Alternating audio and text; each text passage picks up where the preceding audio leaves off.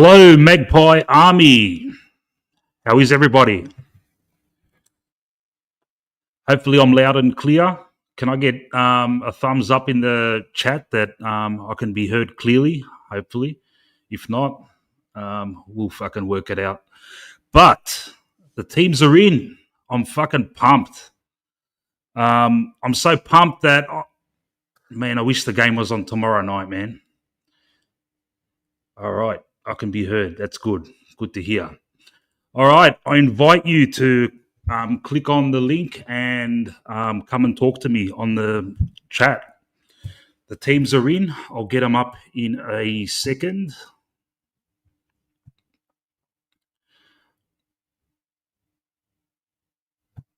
There we go.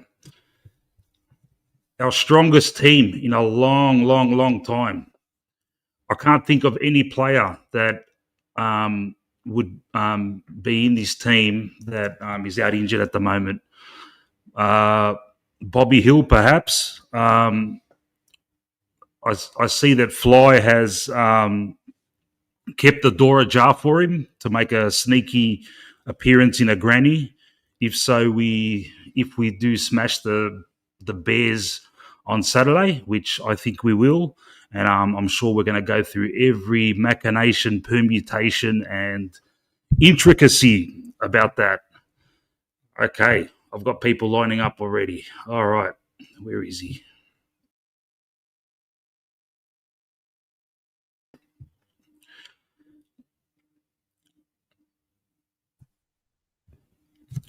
Kev. Hey, mate, how are you? Very good, buddy. How you going? I'm sore, mate, very sore. You saw what? You played basketball? Played me grand final, my ankles are sore, fucking lower back is a bit killing me. Did It was you a win? very physical. Now we lost, but it was a very physical game. Very physical game. Hopefully it's not an omen, man. Hope not, man. I'll be there for Saturday, but yeah, just resting up my ankles at the moment and just giving them a good massage. So Have you got your ticket for the game? I on Saturday? do. Shane Warne stand, level 1, so I can't wait. Oh, beautiful. I'm on level 1 as well, man. I was waiting for fucking ages on the Ticketek app. And when I saw that 30,000th in the queue, I'm thinking, fuck me dead, man. I'm going to be fucking waiting here for fucking ages. But I'll tell you what, it fucking moved very smoothly, man. And before I knew it, I got my tickets and I'm fucking wrapped. Can't wait now. Fuck, I wish it was on tomorrow, but shit happens. Yeah, shit happens. All right, Kev, I'm going to get people are lining up, so I'm going to get them in. All right, Chris Talbot. Chris, how are you, buddy? Hey, Meg. Hey, Kev. Hey, Chris, how are you, mate? Are you pumped, Chris? Yeah, pumped, but not happy. Bobby's not playing. I was so pissed off today. Oh, because of Bobby? Yeah. Oh, well. You know what? Look, I'm gonna say something a bit controversial, but I don't think we need him tomorrow on Saturday night, man. I reckon we've got enough guns and stars there to fucking get the job done. And it's not like he was in lightning form. Look, we know what he can do, man. But it's just how it is, man. I reckon we've got enough guns there to win the game easily. Look, it could be argued he could have played instead of Rowan Steele. Mate, how about that Rowan Steele, man? Fucking playing in the waffle, from the waffle to a prelim, man. He must be fucking stoked. Yeah. Yeah. All right, I'm going to get the legend, Boomer. Boomer! Oh, buddy, legend. I like that. The accolades that precede me. I'm awesome. How are you guys? Fantastic, Hey, bro. You like the team? Well, yeah, it's unfortunate about Bobby, but what I'm going to say, guys, as the Magpie Collective, watching the Adelaide Hawthorn game on Friday night, Eddie Betts was there talking about Bobby Hill. And he mentioned that he's been in touch with Bobby every day for the last month and he's supporting his brother. So I've got to say, from a Collingwood point of view, guys, debt of gratitude to Eddie Betts. I salute you. You're fucking all right, buddy. Although you're a scumbag Carlton player and Adelaide player, Eddie Betts is a top dude. He's helping out a bro, and to me, that is so fucking Australian. So, yeah, salute to Eddie Betts. Yeah. Okay, so that's my first thing I've got to say there. It's a shame about Bobby, but as much as we love our first Aussie players, they do have what we call free spirit. And it's fucking tricky, guys. Like, I mean, we all suffer stress, and Bobby's going through a rough time, guys, and we'll get him back, I'm sure. But Yeah. joke of the week, Yeah. if Tex Walker shot someone, the Adelaide fans would go to the funeral and boo the coffin. Fucking that one. Oh, Jesus. That is so true. That one got to me. But okay, now, guys, just picture this. Go back to March this year. You're walking in the show. There's a little Yoda dude there with a crystal ball, and you walk up and say, and he goes, Collingwood support. And you think, whoa, this guy's fucking good. I don't have any colours on. He knows I'm a magpie. And he says, okay, what do you want to know? An obvious question, are we going to make the grand final this year? And he's going to look at his crystal ball and look in and say, look, I can't project that far forward. But what I'm going to tell you is you guys are going to have the fast run into the prelim. You're going to have a week's rest into the prelim, and the other team's going to be Geelong. But that's about it. That's all I can see. Would you take that? Yeah. And I think I know the answer, guys. We should be fucking proud of this position. I think the league has got the 4 best teams right now. I actually think easy. There's no one who can say they've been ripped off. This is it, mate. Like, we're one of them. Wow. Where we exactly go? Well, what can I say? I'm a magpie, but yeah, go Pies, guys. We would have liked this. You take this all the way. What was it? 14-2, I think we had. 14 games and 2 losses. So, been a good year. Yeah. Okay. All right. Just hold on, man. All right. I've got Anthony. I'm just going to bring someone else in. Anthony B. How are you, Anthony? Evening, boys. Evening. Evening. How you going, pal? Yeah, good. How you feeling, man? Huge week. How you feeling? Confident? I don't know. It's like I was more confident for the Crows game. I don't know about this game. Like it's sort of. I think it's either. I reckon if you weren't a Collingwood fan, you probably have no idea who's going to win. It's very, very tight. But I'm hoping we get up and look. The teams look okay. Howe's back in. Bobby Hill, very unfortunate. Very unfortunate for his sake. But Rowan still stays in. So well done to him. An amazing story. But yeah, look, it's a huge week. I feel like we should win this game due to our experience. We are the home side, MCG, but it's whether or not we can win it because the Lions are going to throw everything at us. And I think it will just come down to if we give Lions the corridor, they win. If we defend very well, he'll win. I think that's all it will lead to, yeah. Yeah. I'll say this too. And that we're one of the best defensive teams in the competition. So if we can restrict Brisbane's ball use through the corridor, the way that they play, and force them to play slow, long kick down the line, it will suit us to perfection. But I do think because of the inexperienced midfield without Lockyer there, I think it hurts them a lot more than it does against Collingwood. It's different playing against Gold Coast because they got Brown, Anderson, and they've got players that aren't experienced in playing in finals. They've just got that, Gold Coast. With us, we're more experienced. We can put Bon McCreary in there. We can put John DeGoey in the midfield. We can put Ned Long in the midfield. Josh Dacos. So we got options where we can put Nick Dacos in there, Perriman if we need to, Houston on the wing. So I think for us, I reckon it's a battle on the midfield. I reckon our forward line is a lot better than Brisbane's forward line, but their defence to our defence, we're about even. So I do think that it will be the battle of the midfield and our defensive structure, but we can't afford to have it too quickly because if we do that, that's when it opens up and that's where we get exposed a little bit more than what we normally would. So we really have to play really well just to beat them. Yeah, I've been I've been saying like all week, even before the teams were named, we just have to halve the midfield and fucking go off the charts with our forward pressure, man. Really fucking rattle the bastards so they can't get the ball out. Look, it's obvious we're gonna Cox is gonna be on fucking what's his name, Andrews. Yeah. So I expect Probably, Checkers, Jamie, and fucking Membry. Membry's overdue for a fucking 2-3 goal game. They're going to be very important, man. Yeah. You know what I All wanna right. see us Yeah. doing? I want to see us doing that reactive type of football where as soon as they get it, we tackle. And then that bobbles out. They get it, we tackle. We tackle, then we kick free. We do that. We have got this, and we have got this fucking cup, guys. That tackling, as soon as we lose that aspect of our game, Brisbane get a run on. So, Bruz, doing that double tackle. They need to look at that before the game. I reckon our tackling will win us and get us over the line, boys. Cheers. Yeah. Good one, Boomer. All right. I'm going to get Chris in. Chris is the brother of Pies Footy Anthony. Welcome, Chris. Hello, Mick. Yussel, mate. How are you, pal?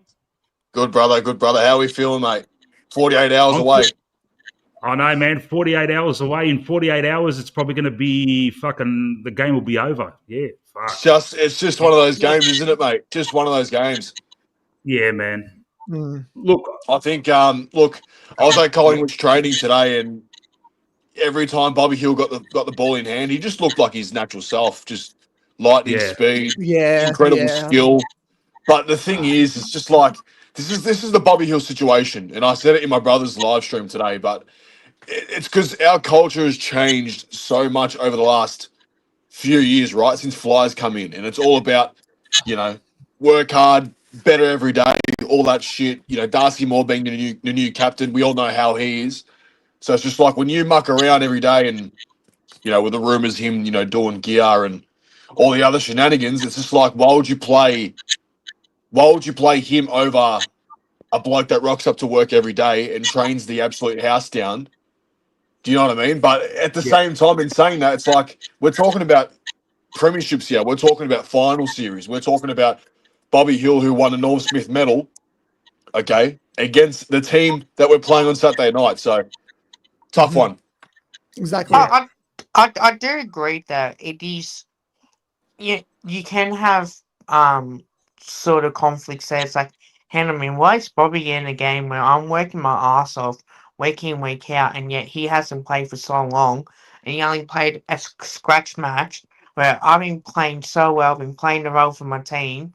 Why am I missing out? So it can feel like that. I think it's a good selection anyway.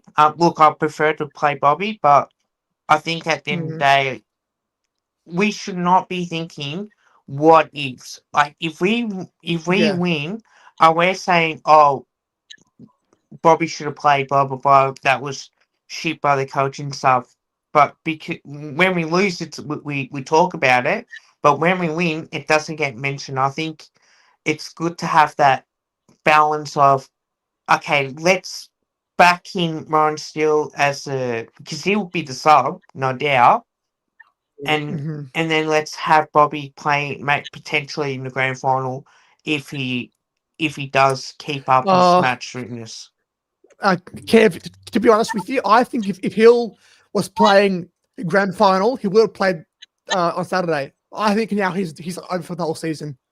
That he isn't playing. That's what I was saying before. I was saying to myself, if he doesn't play the prelim, fuck, what chance is he playing the grand final? Do you know what I mean? But yeah. Unless someone like McCreary thinking, pings a hammy again or something, or I was literally about to say that, Mick. I think it almost comes down to, I guess, someone getting injured. Yeah. Or by, I don't know. Well, you heard Fly himself in the press conference today.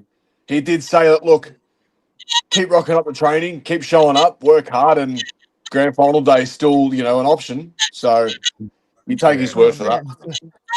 Do you agree with my check? I don't think we often get the choice in selection as we'd all like to be. Like, we all speculate, can we bring in this for that player? But realistically, the god of injuries has far more influence over your selection criteria than just, I don't know, giving Lipinski a rest, which I think was an error earlier, you know what I mean? Like the injury count is really what constitutes our changes more. And if someone pings it, Bobby might get a run. He is a Norm Smith medalist who can kick 4 goals, but can he? That's where Flying have got the dilemma. Anyway, cheers, guys. Also, Tim, what do you think of playing checkers? To me, it didn't look like there was any chance. For me, personally, I don't know about you guys, but I would not have played him this week. I'm just worried that if my check is injured the first 5 minutes of the game, touch wood it doesn't, but if it does, whether or not a fit Dan McSay would be a perfect matchup for him. I know checkers. We've just got to trust the coaching staff now, Kev. We can't do anything, mate. I did see. I was watching Checkers at training today.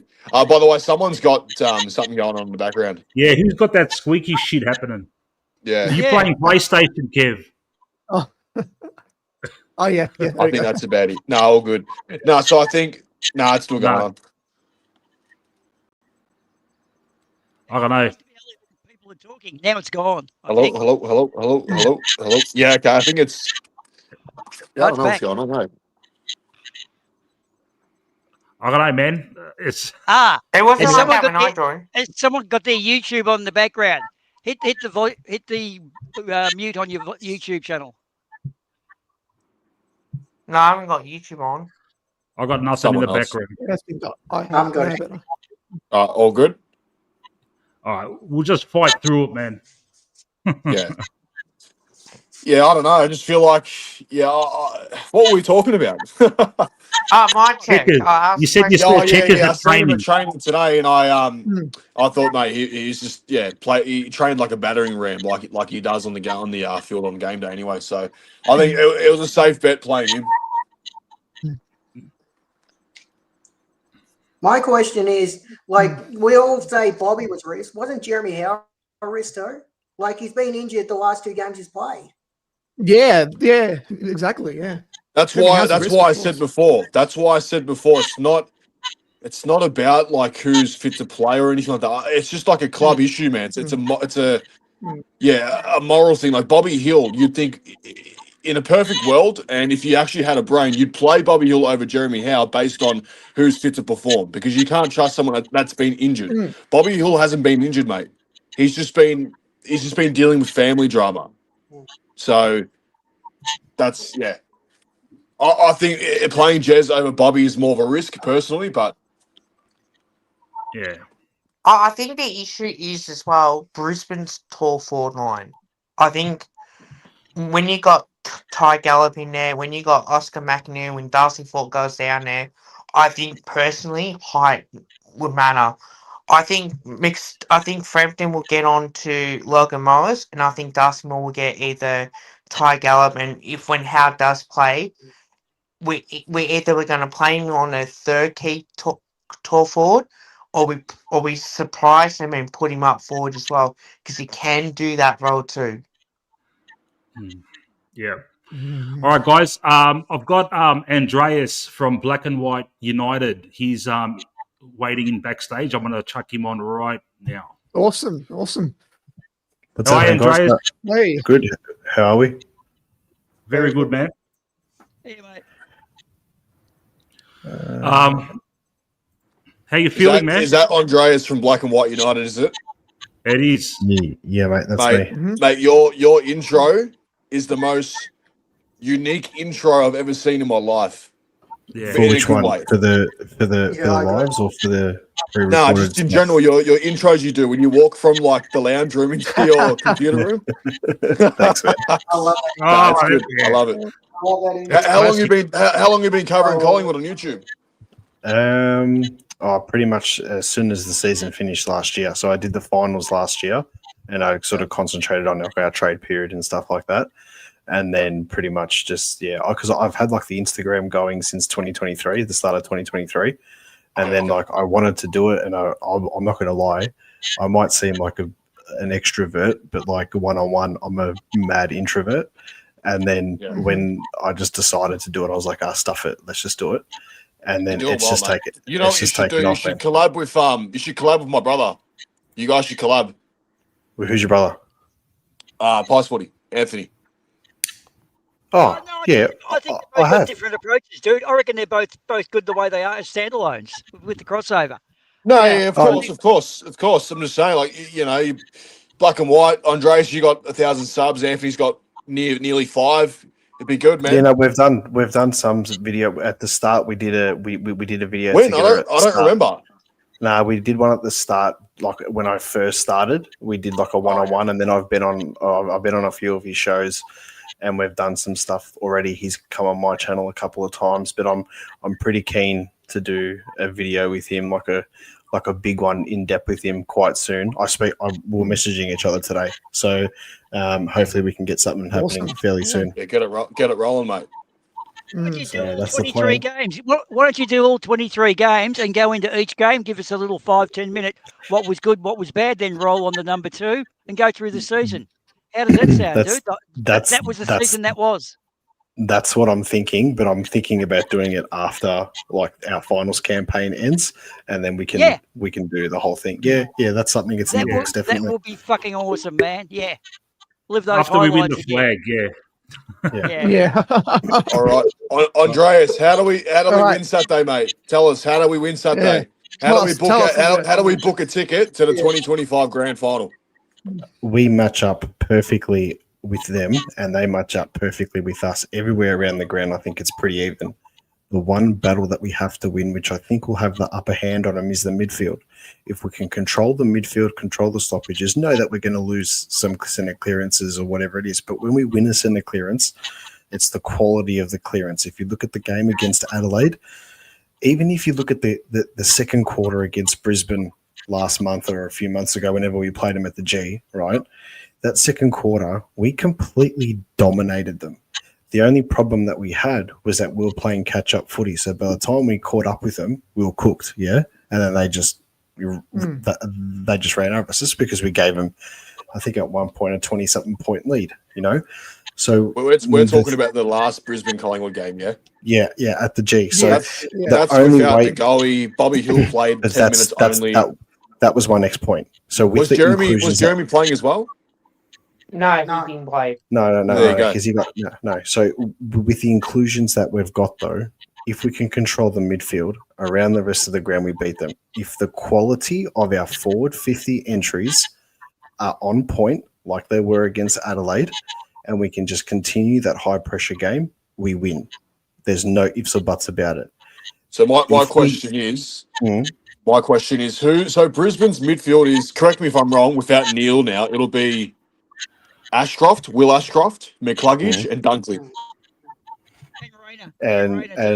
And Rayner will rotate in there. Yeah. All right. So you tell me if this midfield is capable of beating that midfield. Ned Long, Bo McCreary, Nick Dacos. So far, what do you reckon? That trio against Will Ashcroft, McCluggage. And if we get our hands on the ball first, because you can get your hands on the ball first and not win a centre clearance, yeah. If we get our hands on the ball first, quick with the hands, mate. That cunt's really quick with the hands, mate. That's what I've noticed about Ashcroft. Yeah, well, I reckon their best player by far is McCluggage, not Lockie Neal.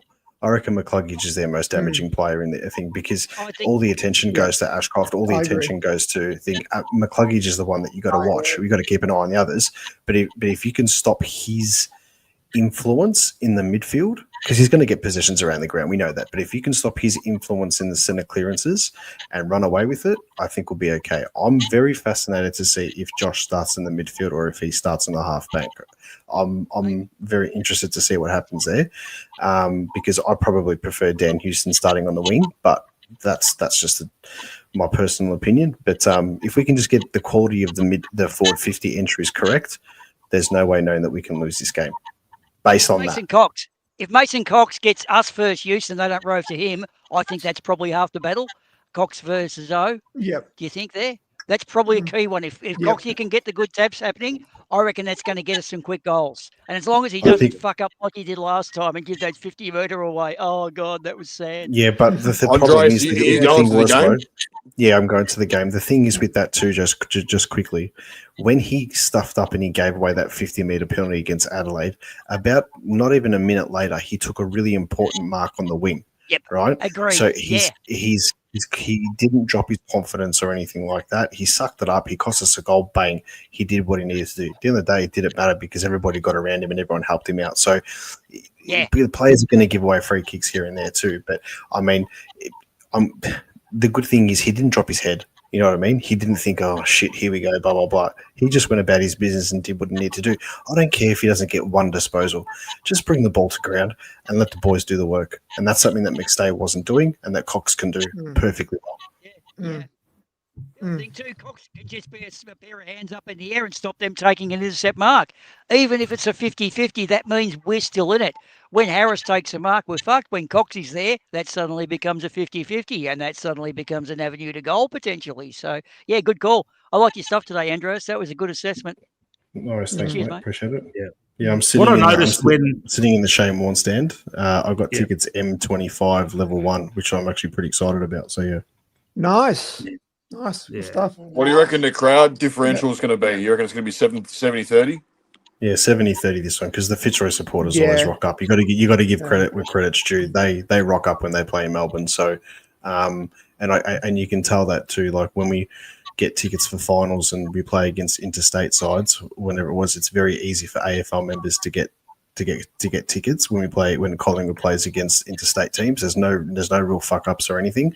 When we play against Brisbane, it's like you're battling with another Victorian team for AFL members tickets because the Fitzroy supporters are there and they're there pretty passionately, which is really good to see. But it's just a massive battle for tickets.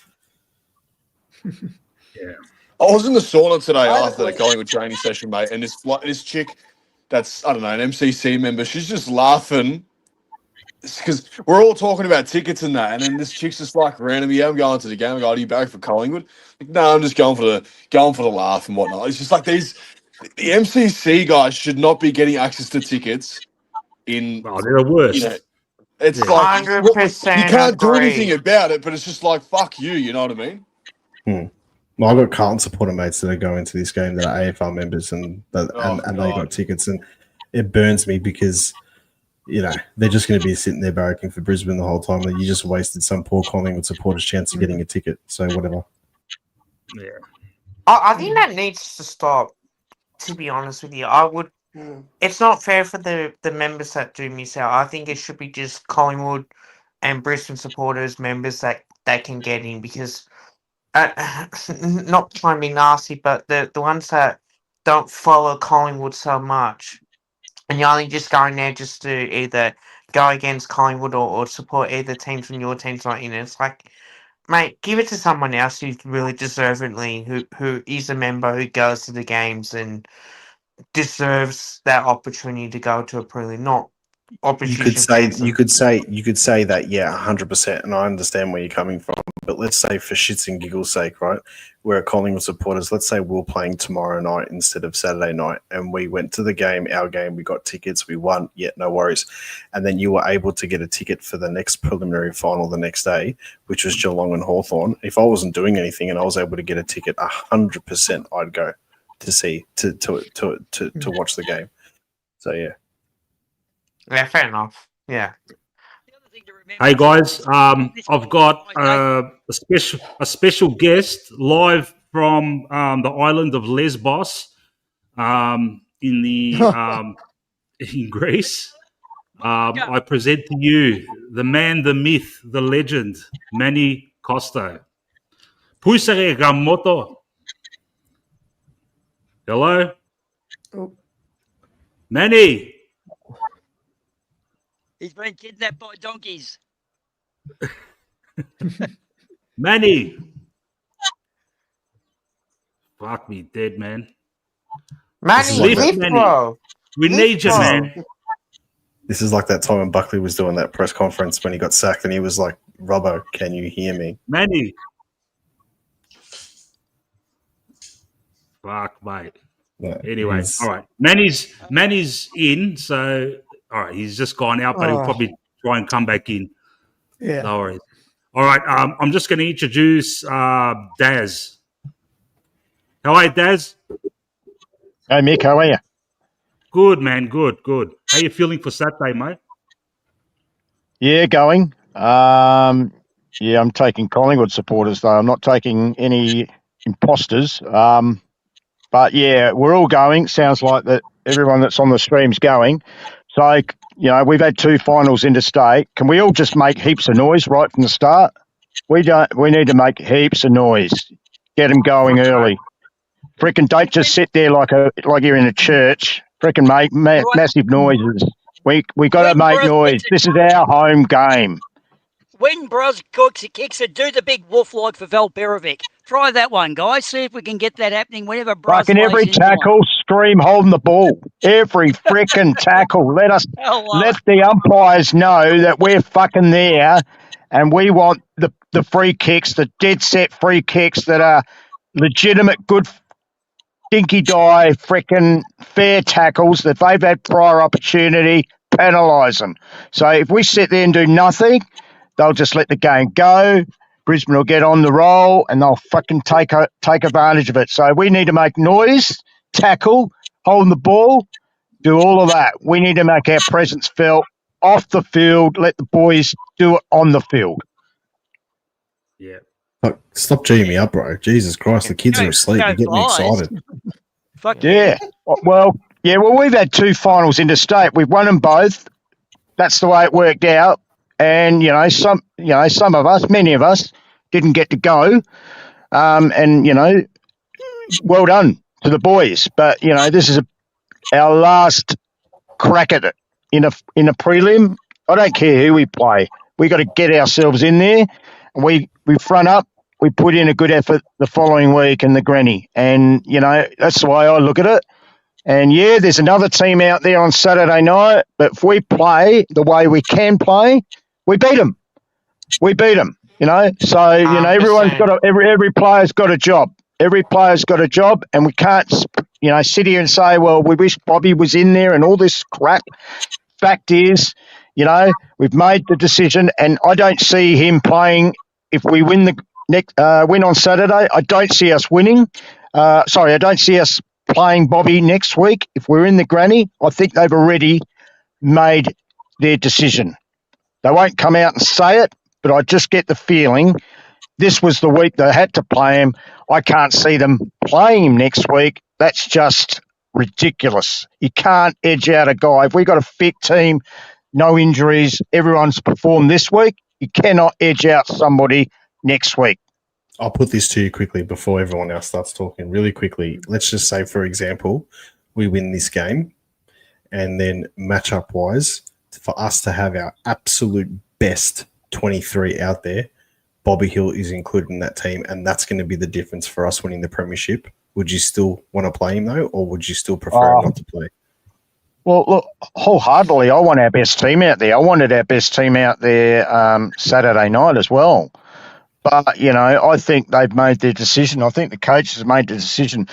You want my honest opinion? I think Howie's more of a risk in this game on Saturday than Bobby was 10 times, because Howie's had that history, I'll rule out the concussion bit because that's just bad luck. There's a guy that's just put his body on the line and, got cleaned up.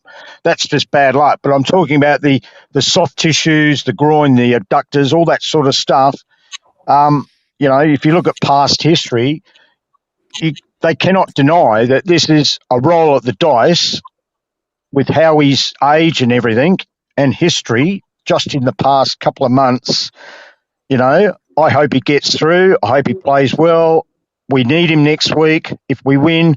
But if you really line it up, this bullshit about, Bobby being, fit to perform or fit to play, I can't work that. I can't work that situation out. To me, you pick and you play your best team in finals. And if they do the training, and I don't care. I mean, let's look at Bobby. He's a forward. He might be a 10 possession player. He might put on 2 or 3 really decent tackles that turns the ball over in our favour.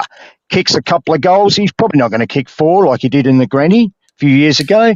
But if he turns the ball over with his sharp tackling, with his very fast hand and foot skills, in that inside that 50, I think he's a definite advantage. But the coaches see different. They see different things. They've got this moral situation that I think that they want to stick to with our captain. Somebody said it earlier. I think we've turned the boat around that far that morally we don't want to go back to where we were some years ago. We want to be this culturally strong football club no matter what. And no matter who you are, if you don't do the right thing during the season, you got to make, you could do a lot of hard yards to get back in favour again. And I think, my answer to you would be yes, I'd love him in this week. I hope that he was in this week. But the fact is he's not, which makes it difficult for him to go in next week unless, like a Jamie Elliott or a Bo McQuarrie or some small gets injured or rubbed out or concussed, and I don't want that to happen either. But it's got to be like for like next week. You don't suddenly put Bobby in and eliminate somebody else that's been in most weeks. I mean, can you see Brody Myercheck? Can you see Brody Myercheck losing his spot if he doesn't do anything right this week, and Bobby coming in next week? I mean, like for like, yes, he's a forward, but he's a different type of forward. I think if they had an injury, and I agree with everything you're saying, if they had an injury, though, they would have that option of potentially putting in Steele on the field and then maybe putting Bobby in as a sub for the grand final. So there is that sort of good point. With the sub there is that sort of option to do that. But having said that, though, if a backman goes out, right, then if we have another backman available, you're going to want to put the backman directly in for that. If there is a midfielder out, well, then you're going to want to do a like for like. So I understand that point, but with the sub position there, I think that just leaves, like Fly said, the door slightly ajar that there is something there. And you never know, they might think that he is ready to go, but they just maybe, I think also too, it could be that they want to see how he handles not playing mentally, really put him through the rigor and then see how he trains next week, because then if he does shit next week, then that gives them the opportunity to say, you haven't trained up to standard, you're not playing. But if he turns it up and dominates and he's there and he's happy and stuff like that, and he's in our best for a grand final, you have to pick him. You have to pick him, and if it upsets people, then that's fine. Yeah. I can live with one of our players being disgruntled, whether it's a Parker or a Steele or a Hosky or a McStay or whatever, being pissed off. If we've got our 17th premiership, that's fine. I don't care about that. Can I just say one thing? Yeah, I agree with that. But do we want it to be a circus next week? What does the media want next week? They would want Bobby to be selected and play, and it's going to be all about him. They got the big parade and everything like that. Instead of talking about the whole team, it'll be all about Bobby. And I don't want it to be like that. This should be about the team. This should be, and the added pressure as well, I think, could work either one way or the other. If Bobby didn't get selected, the fact that Collingwood, if we win and Collingwood's in the grand final, there's going to be headlines regardless.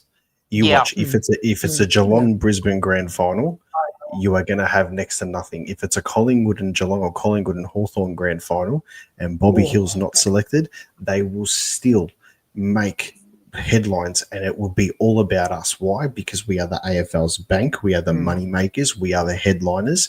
We are, and I'll tell you now though, I'll tell you one thing. If we do happen to get up, and if Hawthorn happens to beat Geelong, right, which I think is a extremely likely scenario, if that happens, this will be the biggest grand final since like Pandemonium and stuff like that. This will be the biggest grand final probably since, I don't know, maybe Essendon and Carlton in 93. I think, with the build-up to two big Victorian teams. When have you had that? Collingwood, St Kilda. St Kilda aren't a big side. They're a Melbourne-based team. Actually, Andreas, that came up on your stream the other night. That guy, was it Matt Moore from Brizzy? He said it goes back to 2011, but Melbourne played Hawthorn only a few years back, and I got a feeling the Tigers might have played Geelong in a grand final. So there's been a few Victorian. No, we haven't played Hawthorn in the grand final ever. We haven't. We haven't. With Victorian teams, he said the last Victorian side was. No, so Melbourne played Bulldogs in 2021. That was in Perth during the COVID. And then we played Geelong in 2011. the only time we've played Hawthorn in a final series has been a prelim final in 2011. No, 2012 qualifying final. But didn't we play didn't Geelong play Richmond in one of Richmond's 3 where Paddy Dangerfield chopped that dude up with a Richmond? Oh yeah, that was 2020. Yeah. 2020. COVID. That was in Brisbane. COVID. Yeah. So there have been some Victorian, but a Victorian grand final. They are few and but few and far between. But I'm talking Melbourne like teams, not Geelong. Geelong are a surf coast thing. The thing go like on your bike sort of thing, but like Geelong for me are an interstate side, like really. But if you want to talk about like Melbourne-based teams going at each other, but that's a hard one because Geelong and Melbourne were the first 2 ever VFL teams, I think. So it's a bit harsh to disclude Geelong. I mean, the Pivotonians have been here since Jesus played fullback for Jerusalem. I'm saying, okay, well that's the way you grade it there, but I look at Geelong as one of the originals myself. Yeah, look, I understand where you're coming from 100%, but when you've got players like Ollie Henry who misses his mum and has to go home down 40 minutes down the highway, then they're in the interstate side. So I'm being a little bit facetious. That's so crazy. He isn't planning up through all that, man. Yeah. Here's a good one on Ollie, right? It's only happened once before in history where a player has left the eventual premiers to go to the defending premiers. Only one other player in all league history has done the Ollie. So Ollie's very special there. He went from one team to another and didn't miss the flag. I thought Buddy Franklin might have done a similar thing, but he actually won a flag. He hasn't even won a flag with Sydney. Yeah, and he swapperooed the years that Sydney and Hawthorn. Yeah, so there's been a few do that, but Ollie's was a bit of a good one. But yeah, he's flopping a bit too. He won't be lining up, will he, for their game? No. Is Ollie Henry falling on his face? And don't forget too, Geelong get handed everything. Yeah. Let's they do. Yeah. Yeah. Let's not deny the fact that they get handed everything. Their coach and Bailey Smith can get away with abusing journalists and all that. But soon if it's Collingwood or someone or a player that did that, he would have been suspended. Absolutely. Yeah. I agree. All right, I'm going to introduce. Sorry, guys. I'm just going to introduce Adrian, a regular. How are you, Adrian? Good evening, Woodsman. How are we? Yeah, I love that introduction. Every time you come in, it's good evening, Woodsman. I love it, man. How you feeling for Saturday, mate? Oh, mate, it's a big game, this one. This is our biggest test of the year, I think. You can make the argument for the Adelaide game a couple of weeks back and the Adelaide game a couple of weeks before that too. But this is the proper test now. This is against the reigning premier on our home ground. And we're sort of been out of form and they've sort of been here or there. They've gone the long way. This is absolutely set up for an absolute, I can't even describe how well positioned we are for this game, considering what sort of happened the last month or so. So yeah, really, how I'm feeling. Look, not as confident as the Adelaide game, but the same thing I said a couple of weeks ago. We have no excuses. I just think that any preliminary final, your confidence just drops no matter who you play against, mate. Even if it's against even if we were to play North Melbourne in a prelim, you just get nervous, mate, no matter who it is. Yeah, I'd be nervous even if we were playing against Gold Coast. I'd still be nervous, but my confidence would be would be so much higher. That's prelim finals for you, mate. Yeah. They say this is the hardest game to win, and I really believe that. And you only have to look back at a lot of our prelims that we've sort of been in. They've all been hard fought, really. And really, the only one where we sort of got away from any team was that Geelong one in 2011, Sorry, not 2011. What am I talking about? 2010. 2010. So, every single one since then's really been a grind. So except for 2018 where we smacked the Tigers. That's true, but they got back within 3 goals. So it just shows you how hard they are to win. Was that at the start of the third quarter or midway through the third quarter? They started. I reckon I reckon it was 5 minutes into the last. They got within 3 goals. Okay, I remember they got a bullshit free kick and Goldsack was fucking ropeable. I've watched that game a million times, man. But then Grundy fucking broke their hearts.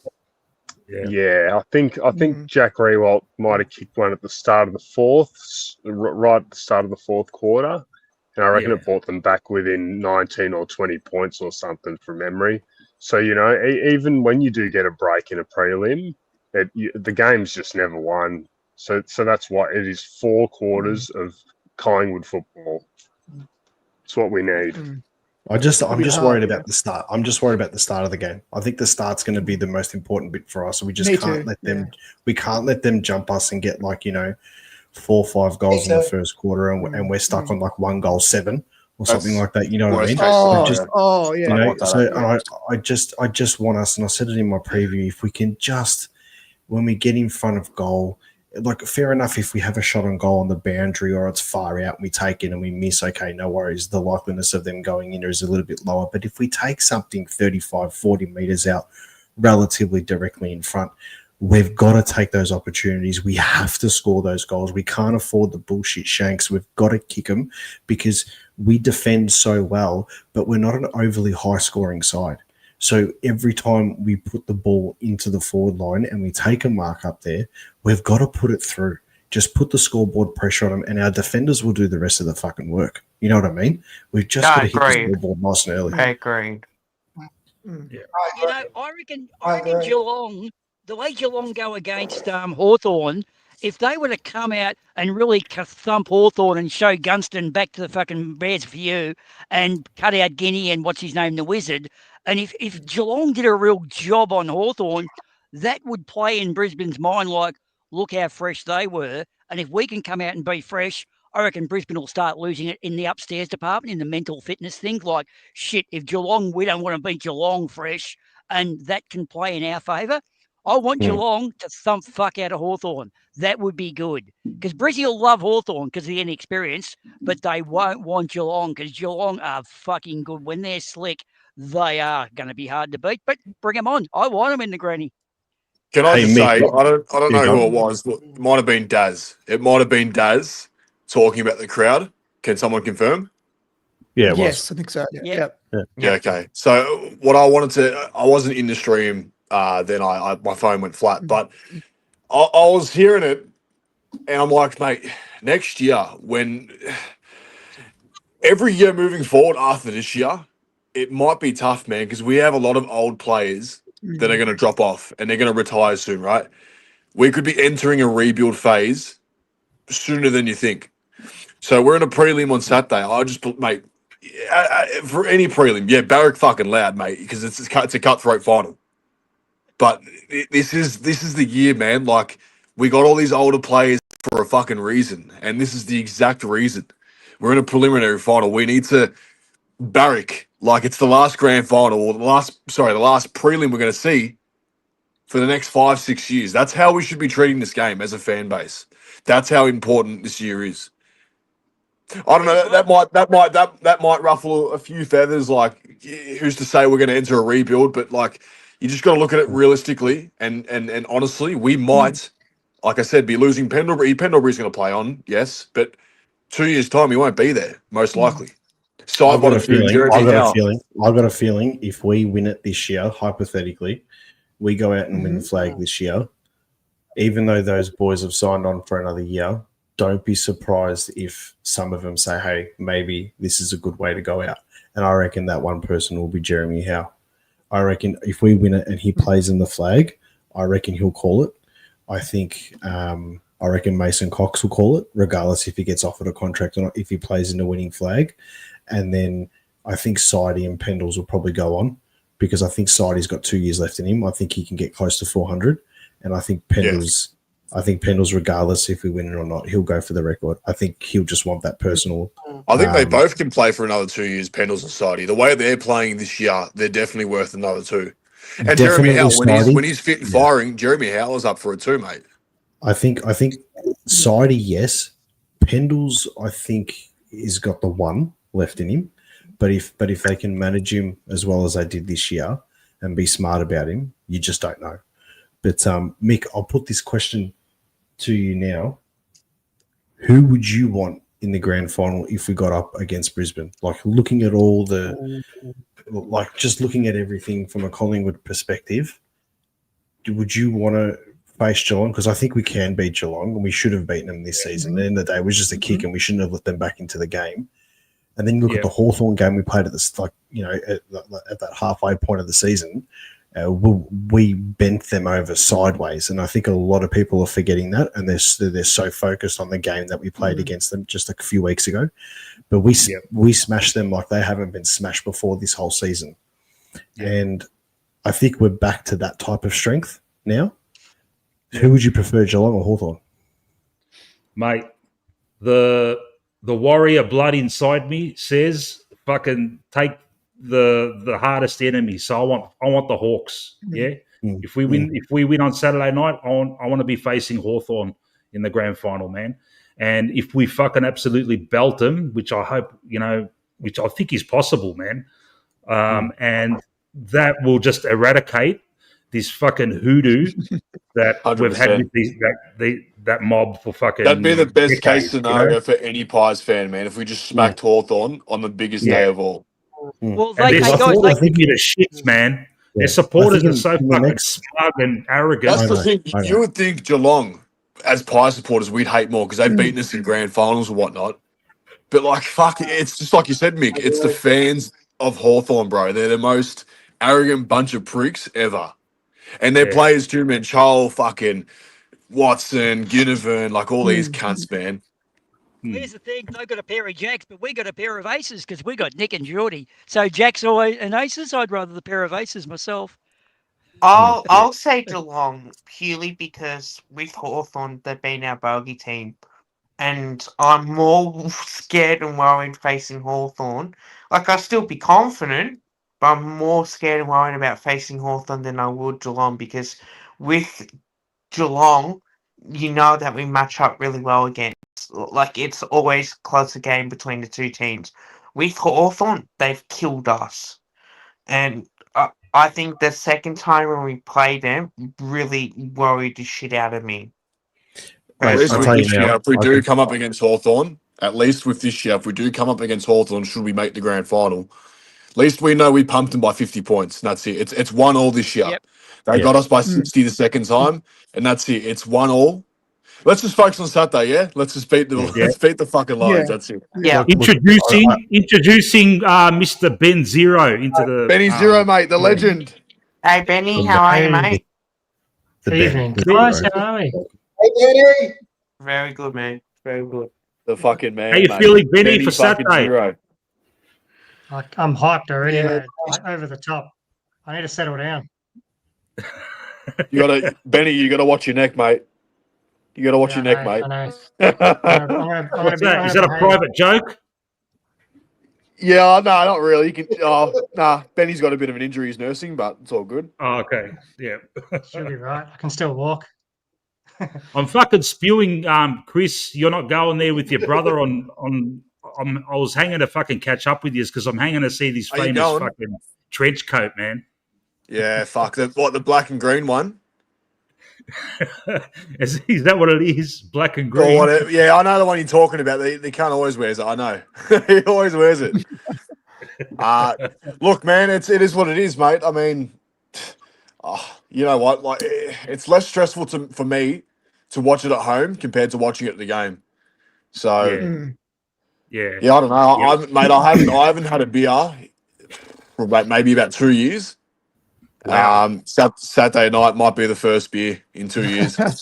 Yeah, Chris, I met your brother. I met your brother at one of the games. I think it was the first Carlton game this season, and we met in the Hayden Bunsen bar at the AFL members downstairs. And right. I knew your brother was tall, yeah. Like I can tell he's a tall kid, yeah. Yeah. Now I'm not overly short. I'm like 5'8", you know, maybe 5'7 3/4. So I'm not a midget, but average I'm not size. Tall. Yeah. Average, yeah. I'm only big where it counts. And your brother, I swear to God, if he wanted to play footy and he was half decent, would have been the perfect height and physique, like just like to play footy. Your brother's massive, like tall wise. He's huge. Chris. No, like I've seen photos of Chris. I know. I've seen photos of Chris. I know, but Anthony's tall. Like, no, he's tall. Anth's got the height. I've got the size. But I mean, in saying that, man, with size of my brother, he's wide. He's got a wide physique too. Very broad. He's very broad. Yeah, he's broad like myself. Like like he's got. Look, I've always told Anthony he's got potential, physique wise, but he's always going to be that lanky guy, man. Yeah. But, I was going to say something just on me not going to the game. I was just like, mate, this whole season, man, 2025, every single Collingwood game was a snooze fest, mate. We were winning everything.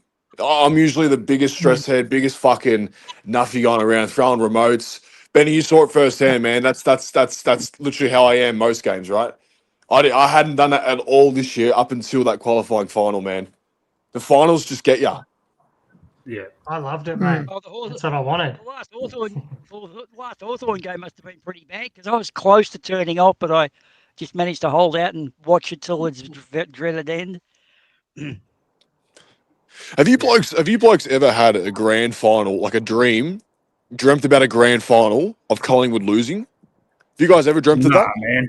No, but I've dreamt the memory of like in my head, I've had the memory of Dom Sheed kicking that goal, and I've dreamt it over. Like it's a memory within my dream. I've dreamt multiple winning grand finals, but I remember I think it might have been like last year or something. Who was it that beat us in the grand final, man? In my dream, I think it might have been Carlton. I think it literally might have been Carlton. I think they smashed us. I think they smashed us. Shots. Security, get him out. Security, get this one out. Honestly, that would be like, and no one can fucking argue with this. That would be the worst ever thing to happen to Collingwood, is to lose to Carlton in the grand final. That would be, mate. I'd have depression for like a long time, mate. A long time. Mick, you're probably at the age where you can tell us about there, because I wasn't born when we lost to Carlton in those grand finals in the 70s and 80s. I'm not that old. It wouldn't be as bad. But I don't remember him. But okay, growing up in the 80s, that's all you heard from young Carlton supporters. And I used to go to fucking school with the Whitmore family. Like there's two brothers, Lance and his brother Shane, and they were the worst, man. Their old man played for Carlton as well. That's all you heard, and they were winning fucking premierships, and it was just fucking leave me alone, man. And I'm fucking spewing a lost touch with them when we started winning flags. Go Boomer. I was going to say I've still got PTSD from 1979, guys, and the Wayne Harms punch from fucking 3/4 over the ground. I saw him fucking punch it back in and turn around and buy a pie off the fucking pie lady. It was so far out. But anyway, that's it. That's gone. My dad swears that ball hit him in the head. He was sitting right there. He swears it hit him. That's about right. Yeah. Mind you, we did fucking. They were out congratulating him at 3/4 time and all that shit. So we kind of did ask for that. But I've got to say, though, we got rid of all that bullshit later. We saw it off. Mind you, the worst thing is, each time they beat us back in those days, we were fucking ahead in each of those games. I reckon we were ahead at 3/4 time. 1970, 79 and 81, we were ahead each of those games. It's just ridiculous. So Mile Man reckons that during those years, even 77, home and away games, like during the season, we were, in that era, the best football team, no matter what. But just in grand finals on the day, we couldn't get it done. Yeah. 77, we should have fucking smashed that one. Phil Carman fucking belted Michael Tuck in the prelim. And fucking... hang on, though, if he played, we would have destroyed him because he kicked like 100 goals that year, man. I don't know who the fuck There's is one where anyway. Tommy Hafey took over and coaches from a wooden spoon.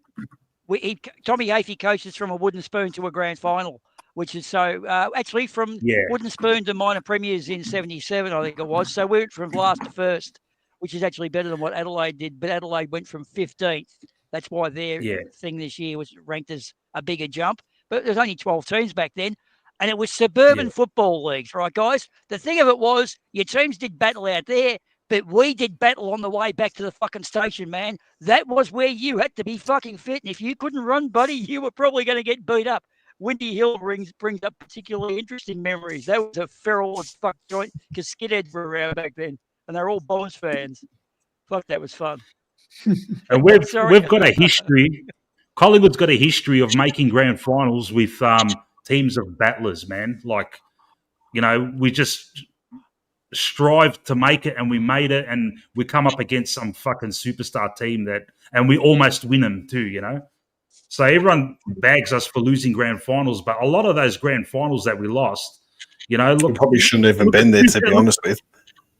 Say that again, sorry? Like, we probably shouldn't even been there, to be honest with some of these grand finals. Like, and in my opinion, like 2002, we had no right to make the grand final that year. Like, we had no right to even way ahead of time, wasn't it, Andres? We were a pub team. We were a country suburban football team full of big, heavy battlers that would just played really good together. In 2003, however, we went from being a battling team to being an absolute elite football team, and we should have. I think we should have won the flag in 2002. I don't think the Rocker suspension in 2003 was the make or break for us. We were shit on the day, but when you take out someone like an Anthony Rocker, and you have to play someone like what was his name? Tristan Jason Clark. Instead. Jason Clark was the year before, but when you take out Anthony Rocker and the way he was playing that year, your structure is completely gone. And then that alone is 3 or 4 goals missing. So let's just say that's like 24 points of the 53 taken off that we could have had. You know, so then it becomes a bit more of a battle. We wouldn't have won that game. Brisbane were better. The 0-2 one was the one that we should have won. But speaking of which, I know we're off the topic here from facing Brisbane in the Prelim. We'll go into a million tangents tonight. Don't worry, mate. But there is one thing that I have been dying to talk about, and I don't talk about it on my show, and I haven't, and I've always remember. I need to bring it up. The one year that we should have won the premiership was 2007. Forget 0-2, forget 0-3, even 11. Forget it. Even though we were the best team of the year in 11, we got pants on the day. That 2007 season, when we beat Sydney in the elimination final, we beat West Coast in extra time in the semi. We had beaten Geelong in that game, which will go down as one of the greatest prelim finals of all time from a neutral perspective, and the ball finished in our forward line and we could have won. If we had won that game and gone against Port Adelaide in the grand final the next week, even though Buckley did his hamstring that game, they still would have played him. They would have left him at full forward. We would have beaten Port Adelaide by just the amount that Geelong beat them by in 2007. And I think that's the year where we could have pinched the premiership that year. And my dad says he had the very same feeling in 1992 when we lost to St Kilda in that elimination final. There was a flag for that group in 2007. Yeah, fucking. I also remember that. We lost your Kev. Kev's phone's probably dead. Playing too much PlayStation. Is that the year Geelong won the flag and knocked off Port, or was it a record? Yeah, Geelong knocked off Port 119 points in a grand final. I actually went to that grand final. Where was everybody, and what was everybody thinking and feeling when we lost the 2018 grand? I walked back from the MCG to. Do you guys get me there? Yeah, I walked back from. Hello. The MCG. Yeah, I can hear you. Yeah, all good. I walked back from the MCG to Crown Casino, and I cried. We can hear, bro. He's trolling. Boys, you got me? Yeah, man, we can hear you perfectly, Chris. Maybe he can't hear us. Point the wax Anyway. Do I got you again, Jim? Do I need to repeat the question or? Nah, it's all good, bro. We heard you. No, you said where were we? 2018 grand final, yeah. Fucking how were you I've feeling? eradicated that Final from my siren. How were you all feeling? Final siren. Yeah, look, my biggest memory of that grand final was they were all over us in that last quarter. Other than the first couple minutes where we sort of kicked those couple of goals, we didn't touch the pill after that. It was about the fifth minute mark. We were hanging on by the literal skin on the top of our nails. Like that's how much we're all over us. We couldn't win a contest at all. I was sitting. Where was I? It was the Shane Warne stand, but I was right on the division of the West Coast supporters and the Collingwood supporters. And I just remember I got chatting to one of the West Coast fellas. He was a nice guy, but I just turned to him and I said, "You've got us." I could see it coming from about the 10th, 11th minute mark. And then, the fact that we held on for as long as we actually did in that grand final was actually admirable. But I mean, I don't dare watch it back, but we probably should have got done by 4, 5, 6 goals in the end there. You know the turning point in that grand final? After we got 5 goals ahead. It was just after we got ahead 5 goals, mate. It was just comeback footy for West Coast. A slow comeback. That's all it was. So we scored those 5 goals in the first quarter, right? They ended up scoring 2 goals right before quarter time. So Kennedy's or Darling has put one through. And then one of the Indigenous boys, I think it might have been Willie Rioli, had backhilled one over the goal line on the Ponsford stand. Like it was a common play or whatever, and he sort of kicked it over, and it was a goal for... I think it was almost accidental. I think that was flying Ryan. Yeah. When he scored that, and I just felt like, fuck, like we had them, we were choking them out, and that just gave them just that little bit of a sniff. And then all game, they were just creeping back. And then the sad part was we'd score a couple of goals, or they'd score a couple of goals, and then we'd score just that one to give us a little bit more space. But by the time the end of the last quarter came, we literally had nothing left. And we can go back and look at Treloar's kick into the forward line. We can look at the contest with Barney. We can look at the block at Maynard. Anyway, honestly, it felt like a death in the family. Sorry, Andres. Manny's in the house. Manny, mate. Hey, Andres, lift, brother, lift. Andres, sorry for cutting off. Hey, bro, I had to get back on. I was having bad luck feelings, bro. I had to try and get some fucking internet to get back on. And I was having bad luck feelings. You climb the mountain, you jump on the donkey, climb the mountain up to the top and put your phone up in the air, bro. You get the reception from T-Mobile. No, I couldn't get on the fucking. I couldn't get on there. I got bad luck for it. I was going to lose the game before I can get on for 2 minutes. So you know what I done? Walked up to the goat. He's got a big bell on him. Walked up to the goat and just power slapped him. The goat, big goat. I just power slapped him across the head. The fucking come with big horn. Manny,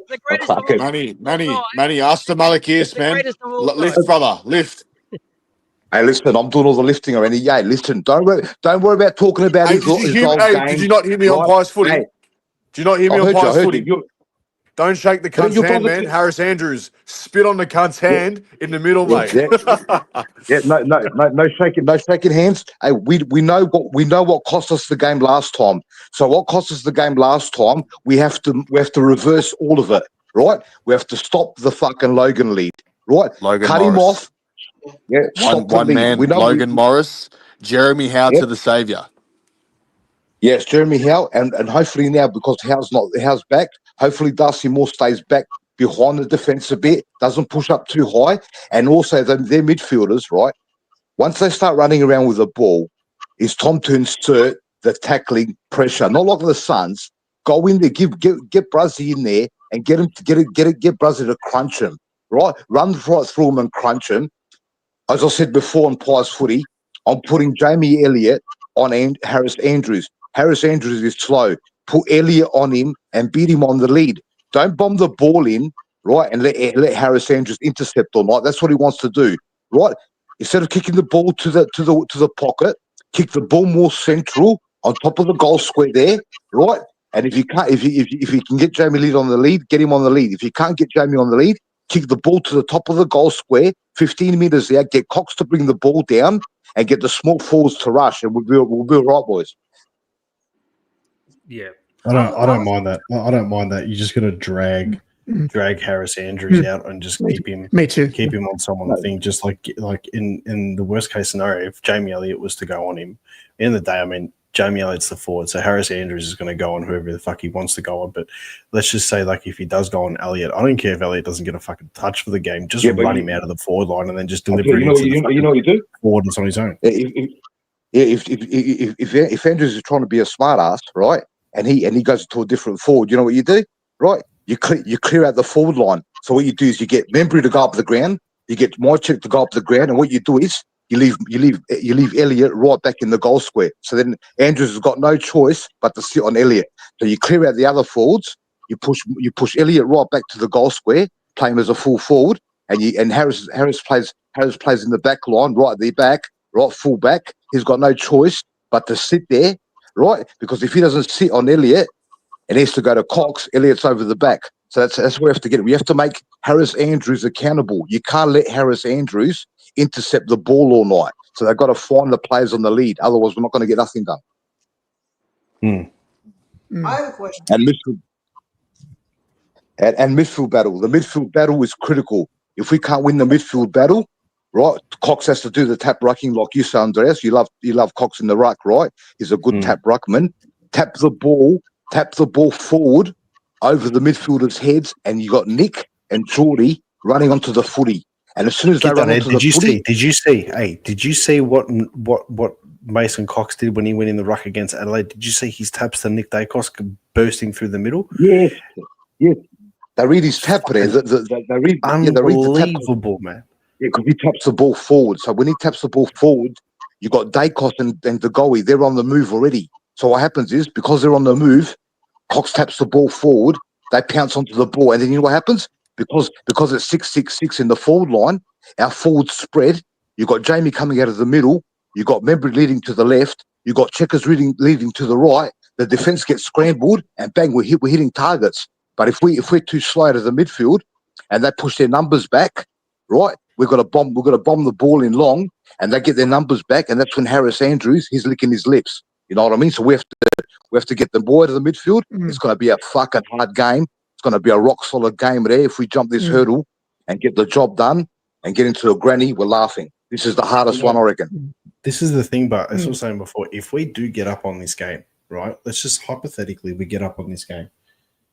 If I honestly believe that Hawthorn's going to beat Geelong. I've never been so certain of anything before in my life. Yeah, if Hawthorn beat Geelong, by the time we get into the grand final against Hawthorn, they're going to be fucking battered, tired.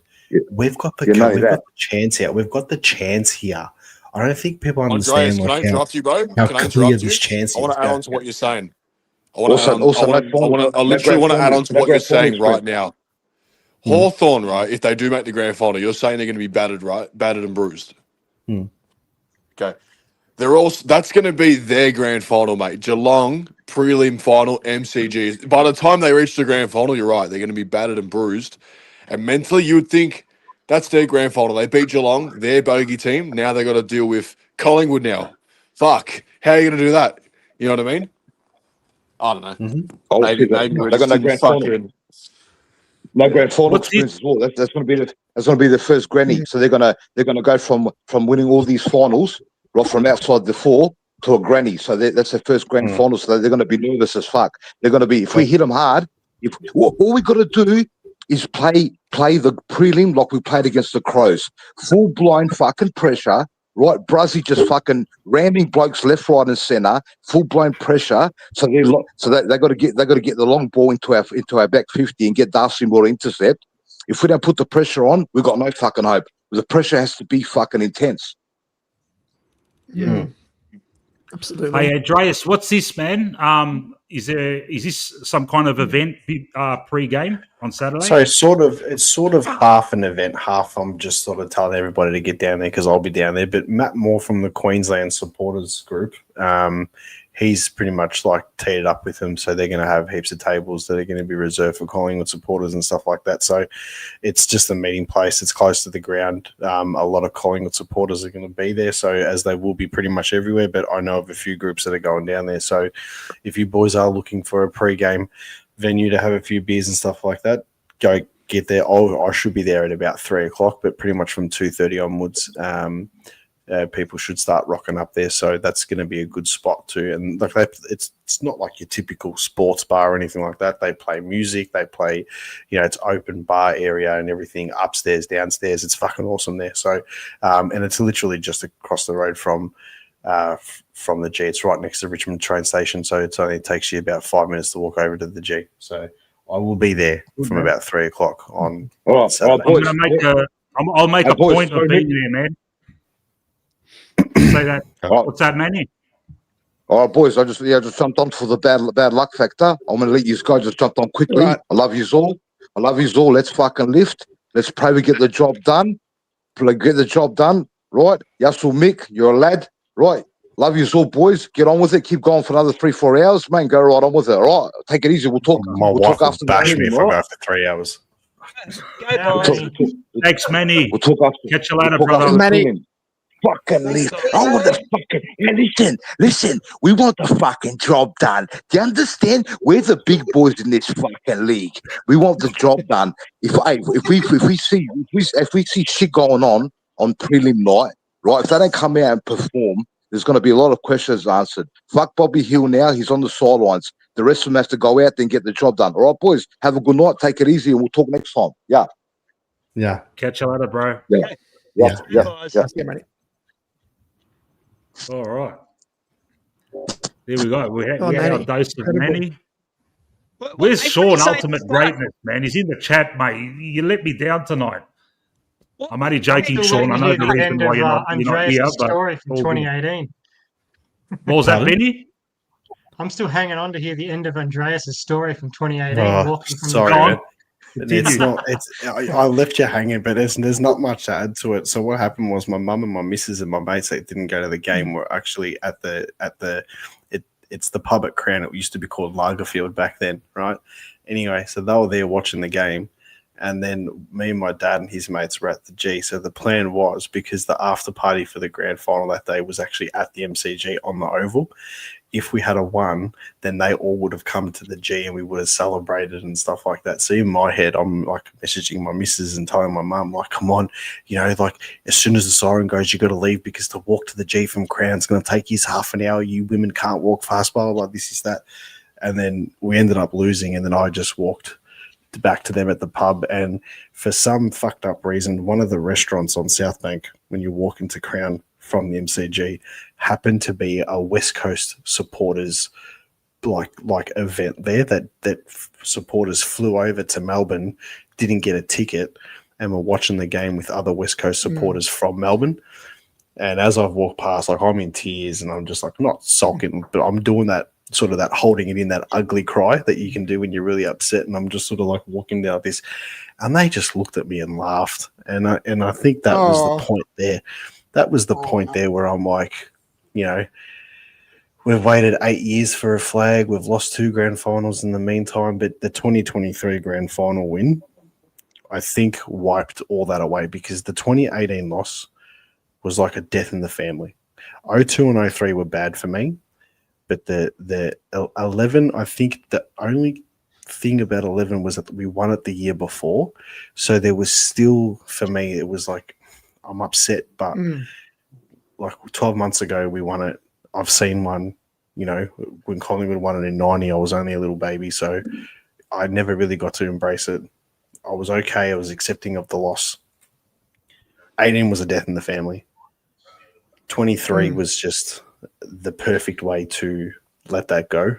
And that's why I think now, if we can get it this season, and I'm looking ahead again, but if we can get it this season, it puts us up there with, I think it puts this group up there with the other groups that have won the 3 premierships in a row, or the Richmonds. It puts us in the conversation. It puts us in the conversation of being, because the last, out of the 4 preliminary final teams, 3 of them are the last 3 premiers. And I think that's massive. Yeah.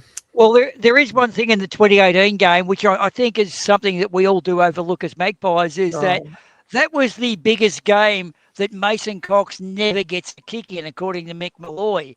Now, us beating Richmond that year, would Richmond probably have beaten West Coast? And my answer is yes, and that would have been 4 on the trot, and that's our record. So we kept Richmond from taking 4 in a row. That's something we can take out of 2018, guys. I'm pretty sure still had Mason 4 Cox on the kicked trot. 2 goals in the grand final. I'm pretty sure Mason Cox kicked 2 goals that grand final. One of them was in the last quarter that sort of put us in a... The prelim, yeah, Mick Malloy. Remember Mick Malloy saying, this is the biggest game Mason Cox will never get a kick in. Sorry. Before it, yeah. I was quoting Mick Malloy. That was the famous quote because Richmond were on the run for 4 on the trot. Yeah, sorry, I thought you guys realised that. Because Richmond had their town hall lit up in colours that year. They had already pre-won the grand final, according to them, and they got that fucking old Collingwood fan of ours to unplug them.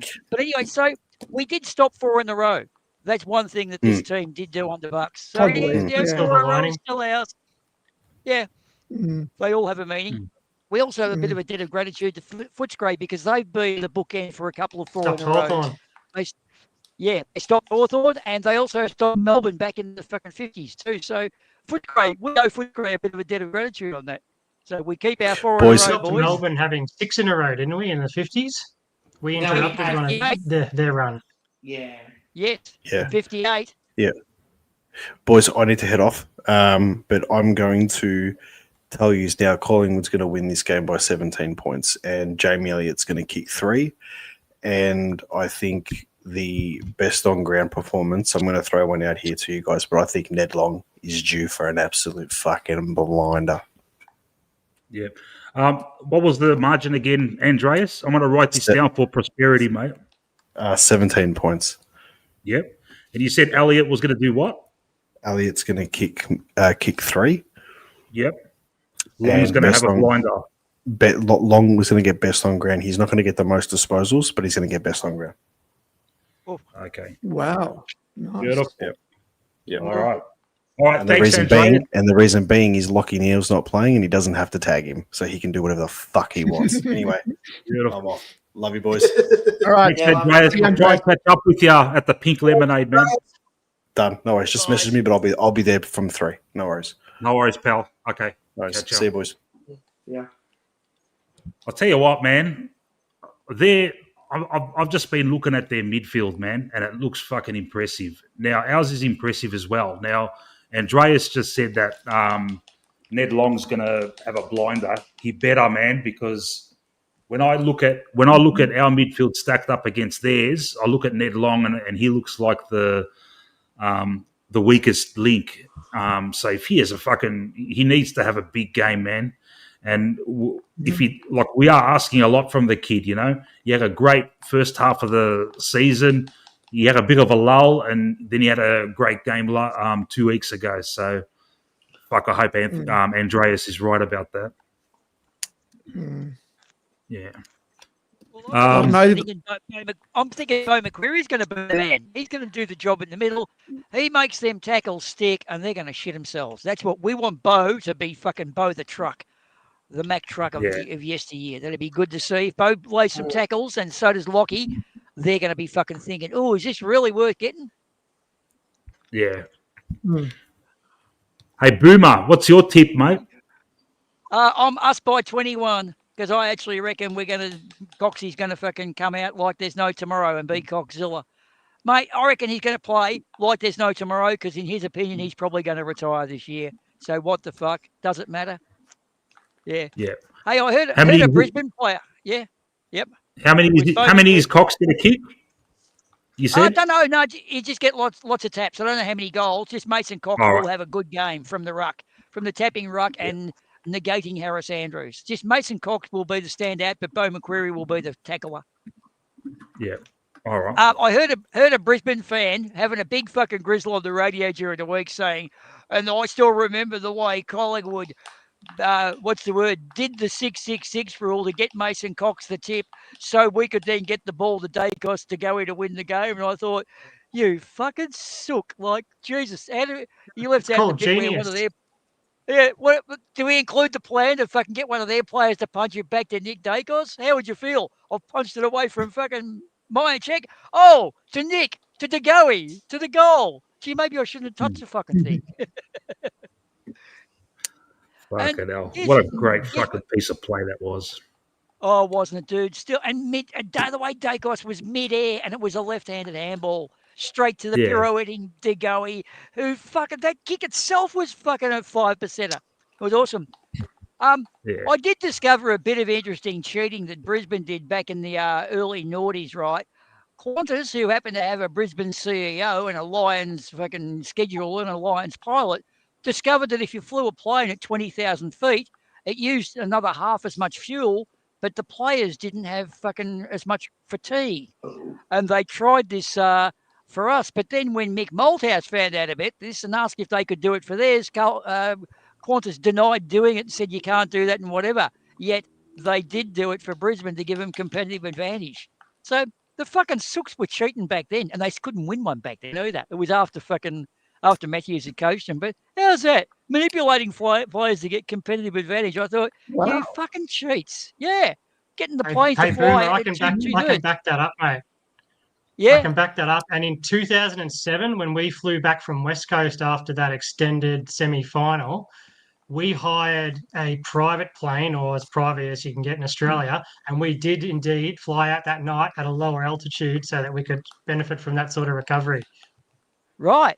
Yeah. So there you go. Yeah, but it cost us a lot. It cost us a private sort of fee, though. Yeah.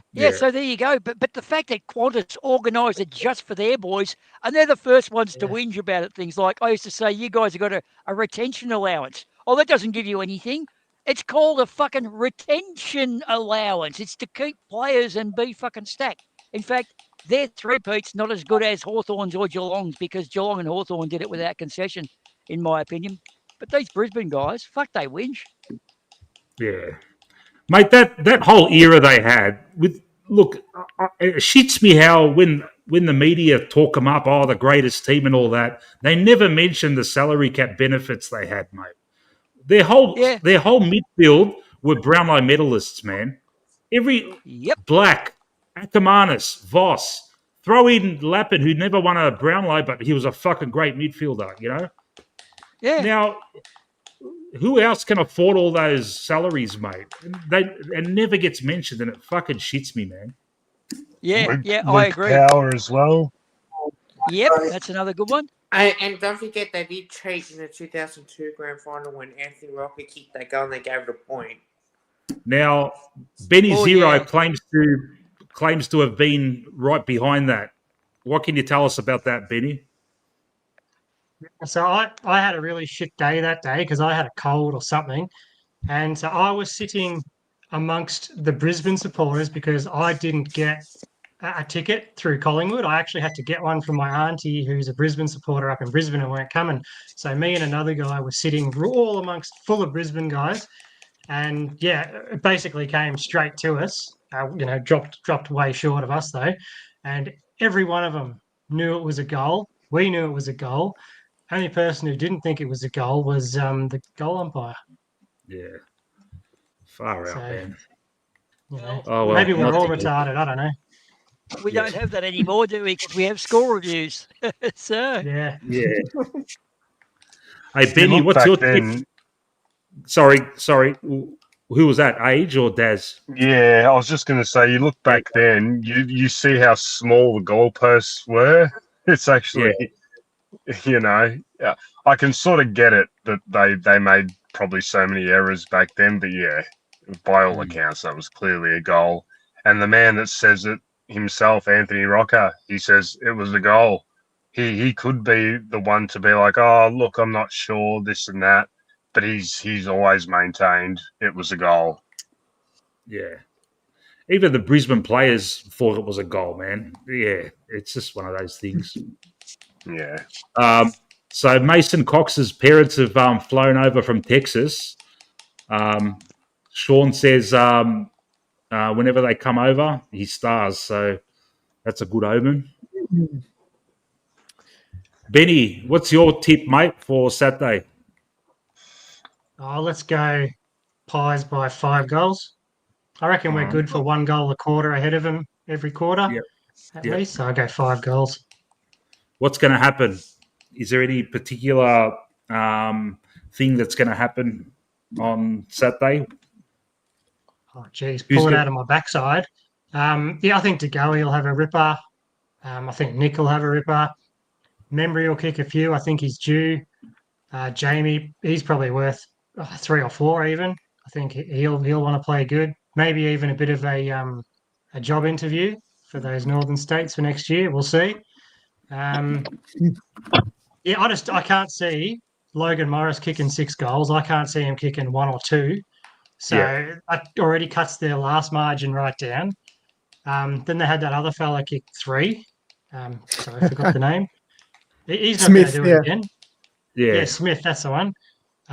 So I think if you take all that into account, we were shocking. Players were down.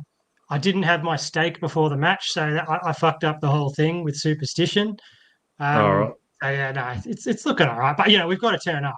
Got to absolutely turn up against these guys because they know what they're doing and they'll punish us if we don't. But I think we can almost repeat what we did at the start of the year, probably not that extreme. Yeah, look, it's hard to see us losing if we rock up, same as we did against the Crows. Yeah, I reckon if we're thereabouts at 3/4 time, it's ours. We've got to win it, mate. And I reckon we'll just put the afterburners on in the last. I'm tipping us by 36. All right. I was on the Forever Rivals show last night, and I kind of all their negativity. They were just fucking bombarding me with negativity. So I tempered my tip to back down to 24, but I'm going back up to 36. That's how I've always been feeling. And I reckon we're going to fucking absolutely fucking smash them, yeah? And we're going to be up by about 50 points, and we're going to put the queue in the rack halfway through the last, and they'll probably kick the last 3 or 4 goals to make it a 36-point win for us, and it'll put us in good stead for the granny. And I reckon Lockie Schultz is going to be the man. He's going to put on an absolute tackling and forward pressure masterclass. Okay. I'm also tipping Howie. Howie's going to dominate. He's going to be raring to go in this game. He's just going to go nuts and take intercepts, and we may even see a specky. We're going to see the golden fist fucking spoiling everything they kick up forward, because I don't think what's his name, Logan Morris, he had a field day on Charlie Dean. There's going to be no Charlie Dean on Saturday night. He's going to be up against Howie, who we didn't have to deal with the last time. So, yeah, Howie's going to go nuts, and Schultz is going to put on a tackling masterclass. Pies are going to win by an even 6 goals. That's my tip. All right. Just say Darcy Moore sticks to his form and starts grabbing it and not doing double-fisted punches, like marks the ball. Who in Brisbane's team is actually going to outmark him? And I'm see they're going to have to fly over and jump high. And as we know, tall blokes don't get short, but short blokes do get tired. So I don't see them winning the marks. I think Darcy Moore's going to have another fucking cut him to shreds contested mark game, in which case that's game over. That is, If Darcy Moore and Howe fucking fire up, that's going to be the unstoppable, irresistible force. And that's where we're going to kill them. Yeah. They're going to miss Joe Daniher. Oh, yeah. Daz. Yeah, mate. You there, mate? Yeah, you there? Can you hear me? Yeah, mate, perfectly. How much are we going to win by, mate? Yeah, I've been listening to all of that, mate. I know I muted myself, but I've been listening because I've had a pizza in the oven. I've cleaned up all the pizza. The wife's gone out to watch a girls' movie, so I'm here alone. So I think you nailed it on the head with all those potential match winners for the Pies, Mick. Hopefully Howie gets through the game unscathed. That's the first hope. He's had so much bad luck, obviously. But I love you thinking about Lockie Schultz. It'd be good if he could just nail a couple of goals too, because, we need, with the ball on the ground and all of that, I think, Jamie was great in the Adelaide game. 4 goals.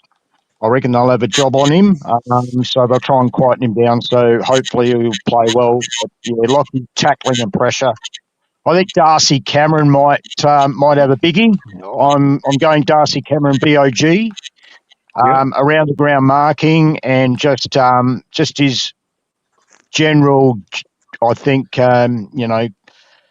classic, marking, whether it's behind the ball in the forward 50 for the opposition, or even if he looms up as a bit of a danger for the opposition, kicks 1 or 2 goals for us, that would be great.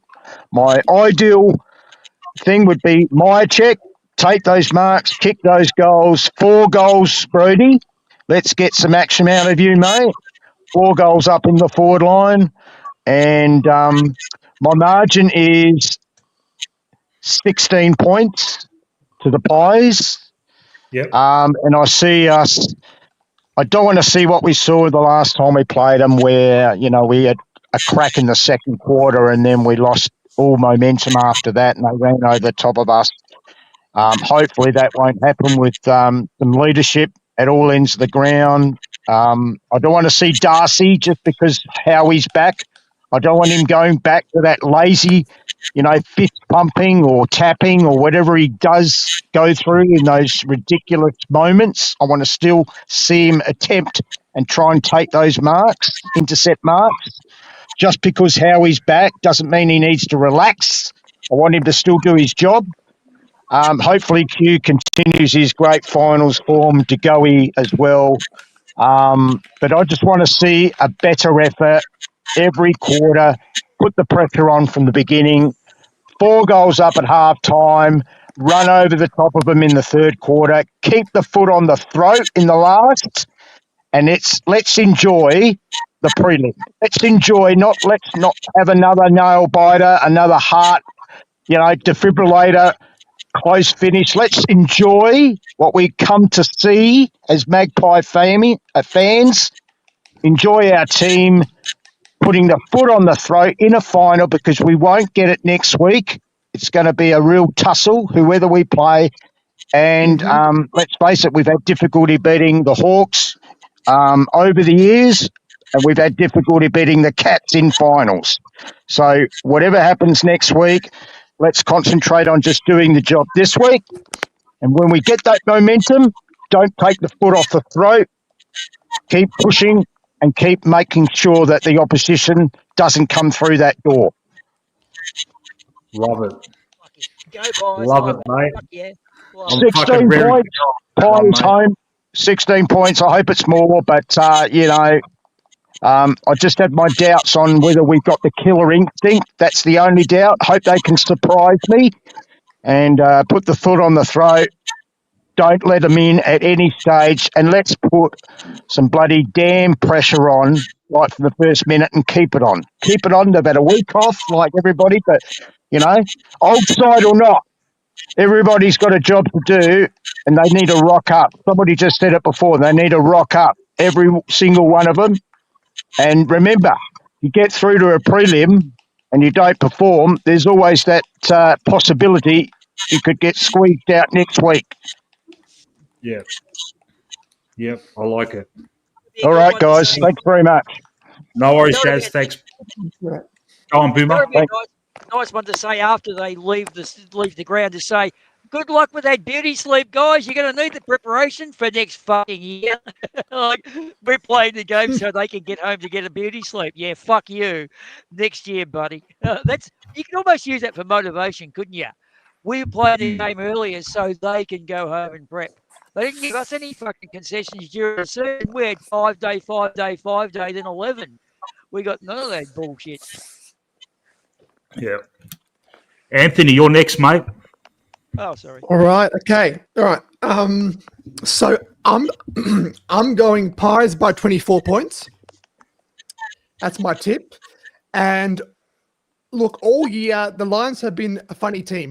Like one round they smash a team, the next round they're shit. So honestly, it's hard to judge where they are at. Like, are we playing the Cats v Lions team, or are we playing that against the Suns? I think the Lions, on paper, aren't that close to we can be. I think our best clears them by a lot. And I think we are going to bring our best on Saturday. So I'm saying 24-point win. I think the key to winning this game is the corridor. This will determine if we win or lose. The Lions are going to go all-out attack in the corridor. That is the only way they can win. Against Gold Coast last week, the only way they scored was in the corridor.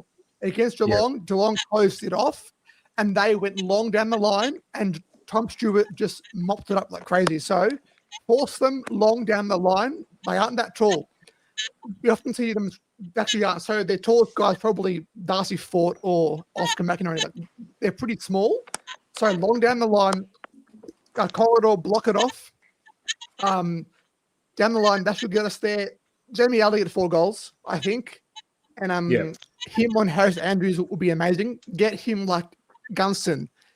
Lead up with the ball, use his pace, and you leave him like Keane. Keane got destroyed last week, so just do it. I know it's hard to do it. He's a good player, but Elliott on Andrews 4 goals. Jordan, the Gobby 2 goals, plus 2 goals, 25 plus. I think they're going to tag Nick. So that will leave Geordie to run right, pretty much.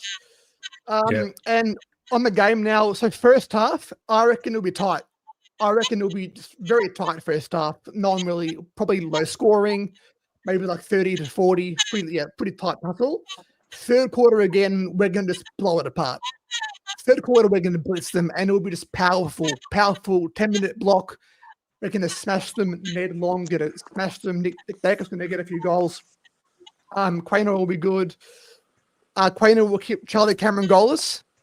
That's a big one. Keep Charlie Cameron goalless again. Yep.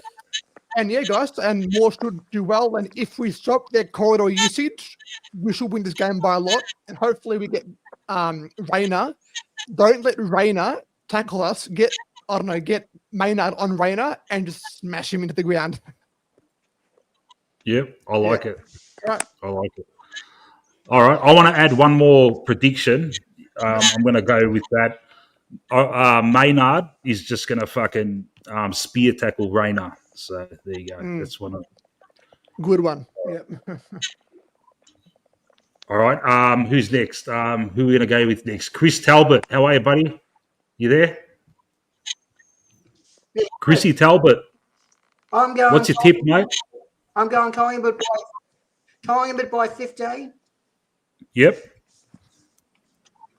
DeGoey and Nick to have over 20 disposals and kick 2 goals. Bruzzy and Darcy Moore to keep their guys goalless. All right. Good call. Yeah. I like it. All right. Who else we got here? Santa Claus wish list there. Kudos. Adrian. Yeah. You know what I want to see, Mick? I want every player, when they first walk out there to their Brisbane opponent, to say to them, I hope you've bought your running shoes today. I want to see us outnumber them at every contest.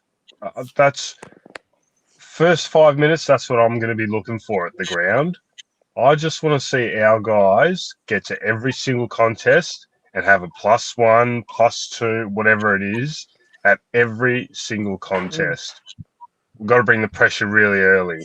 Now, look, 3 goals is my standard sort of thing. I think we win by 3 goals. Now, I can see it being tight up until, that third quarter sort of thing. And then we just got to have a quarter out of nowhere, a 10, 15 minute sort of passage of play where we just absolutely just take it away from them. In terms of who I think is probably going to be the best sort of performers, I think I keep looking at Quaynor and Maynard as the 2 that have really important roles off that half back. I want to see him looking in the middle. I want to see him sort of looking for positive football. I don't want any of this wide crap. I want to see them take the options on through the middle. Even if it means we've got to, cough up a goal or 2 along the way. I just want to see us always just looking forward, looking positive. because we really have to play that style of game this week, and then obviously going into next week, it's a completely different story. But we've got to get our game in order. I think for the last 2 or 3 months, we've been playing other teams' games. Last week or 2 weeks ago against Adelaide was the first time in a little while it looks like we've played our game again. So I just want to see that again. I keep thinking of that handball from Quaynor. He did a 25-meter bloody handball to like back in the middle a couple times, and I just thought that's us, and I just want to see that again. So, Maynard and Quaynor, I reckon, will be our two best, and Pies by 3 goals. Beautiful. All right. Yep. Nice. Nice. Who else we got here? I think everyone's done it. That's on the chat. Oh, Kev, you there, mate? Yeah. Collingwood by 20 points. Jordan De Goey have 27 disposals, 6 marks, and a couple goals. And I reckon he'll break a few tackles tonight on Saturday night. So, all right. I'm really looking forward to seeing what Geordie does, because we all know Geordie at his best, when he's at his best, we win. Yep. Beautiful. You know what else I want to see? I want to see that fucking Zorko. Oh, I better not swear. I want to see Dane Zorko. I want to see him get fucking cleaned up. The first opportunity we get to line him up, I want someone just to fucking flatten him. Because that little prick, he's the one for them off that half back. He gets that overlap handball and he takes those kicks through the fucking middle. I want someone just to lay him out, make him know that we're not going to fucking put up with these bullshit kicks. I want to see Maynard be able to line that little cunt up. Bow, just to give him fucking one to remember. Absolutely right. Yeah. No, hey, true. what I want to see. Always... Go on, you go. It's always Dane Zorko is their sole score source from their backup. So we've got to just stop him. We've got to block the corridor off, and it's a win. Let's go. Yeah, you know what I'd love to see in about the first 4 minutes of the game, guys, would be the ball gets kicked into our forward line and Jamie Elliott launches himself up over Harris Andrews and does this beautiful one of those marks that's right up in the air and swings around and basically teabags fucking Harris Andrews. So the guy comes up knowing exactly what Magpie salted nuts fucking taste like. And that sets it. And then Jamie goes back and nails a goal. That would be fucking awesome. The teabag of the century for Jamie. I would love to see him get teabagged. It'll be so fucking funny. All right. I'm going to get Chris back in. And he's going to give us his predictions. Hello, Mick. Yeah, I want to jump on and give my prediction before the stream ends. But look, my gut feel. By the way, Mick, how long are you going for tonight for the stream? As long as possible, man. I've got nothing to do tomorrow, so I'll go on as long as possible. We getting stuck into Geelong Hawthorn tomorrow night? Yeah, why not, man? Man, that's going to be a great game. Great fucking game. Yeah. Just on the prelim, I reckon it's going to be, my gut feel is going to be an arm wrestle. Could go either way, but I feel like if it goes our way, I think, as everyone said in the stream so far, we're going to win comfortably, around 4 to 5 goals, I think as well. I just think that once we get on a roll, if we get a few goals in front, we're just going to keep going because our crowds is going to overwhelm Brisbane, I reckon, if we get that momentum going. I think our crowd, 80,000, 70,000 odd Collingwood fans, in the prelim, I reckon they're just going to will the boys over the line. And we're going to have the biggest grand final of all time next week. Yeah. Ooh, yes. Is there any particular player that's going to absolutely fucking be a gun for us tomorrow on Saturday? I believe the man's Jamie Elliott. Yep. So who am I going to say? I think Jamie Elliott's going to be the man. And then obviously the obvious second would be Jordan De Goey. He's a finals man, that bloke. So, but I'd be going Jamie for a bag. Do you know what? Tim Membry's probably an honourable mention. I reckon he's overdue, man. Oh, mate. I was at training this morning. I was talking to some bloke that I met there, and we were talking about Tim Membry. He's like, mate, I was asking him, what do you reckon we need to get over the line? And he's like, Tim Membry, he needs to pull it out. Yeah, exactly. So man. yeah, no, my pick's Jamie Elliott for a bag of goals, and if it does go our way, I reckon we win by about 30 plus. All right, I like it. All right, everyone's got their tips in. I've written them all down for posterity, and fuck, I'm gonna hold you on to this stuff, mate. All right, let's go, Boomer. What Steele Sidebottom did in the last game too, like that was pretty cunning, him sneaking forward, wasn't it? I wonder if he'll get a license to do the same, because that kind of fucked up Adelaide, didn't it? Steelo popping up like a fucking. Can we? Who's Brisbane's backline? So we know it's Harris Andrews. Who else is there? Fucking Wilmot and the Irish guys, right? Fletcher, Wilmot, Fletcher, Starcevic, Gardner, Leicester. Yeah, fuck. Starcevic would be over the moon. Starcevic is a fantastic footballer. Starcevic would be fucking over the moon. Yeah. That backline, mate. That backline does not fucking worry me, man. I reckon if we have a good night, without Bobby even, we get the job done against that backline. Come on, who's the threat to us? Harris Andrews, but Cox is going to get on him, and he's just all the other forwards are going to run rampant. Like you got Bo McCreary, Schultz, Jamie Elliott. We got all these forwards that genuinely want to win the footy. Yeah. Who's? Yeah, that's. Yeah. And even their forward line, man. You know, their forward line doesn't bother me at all.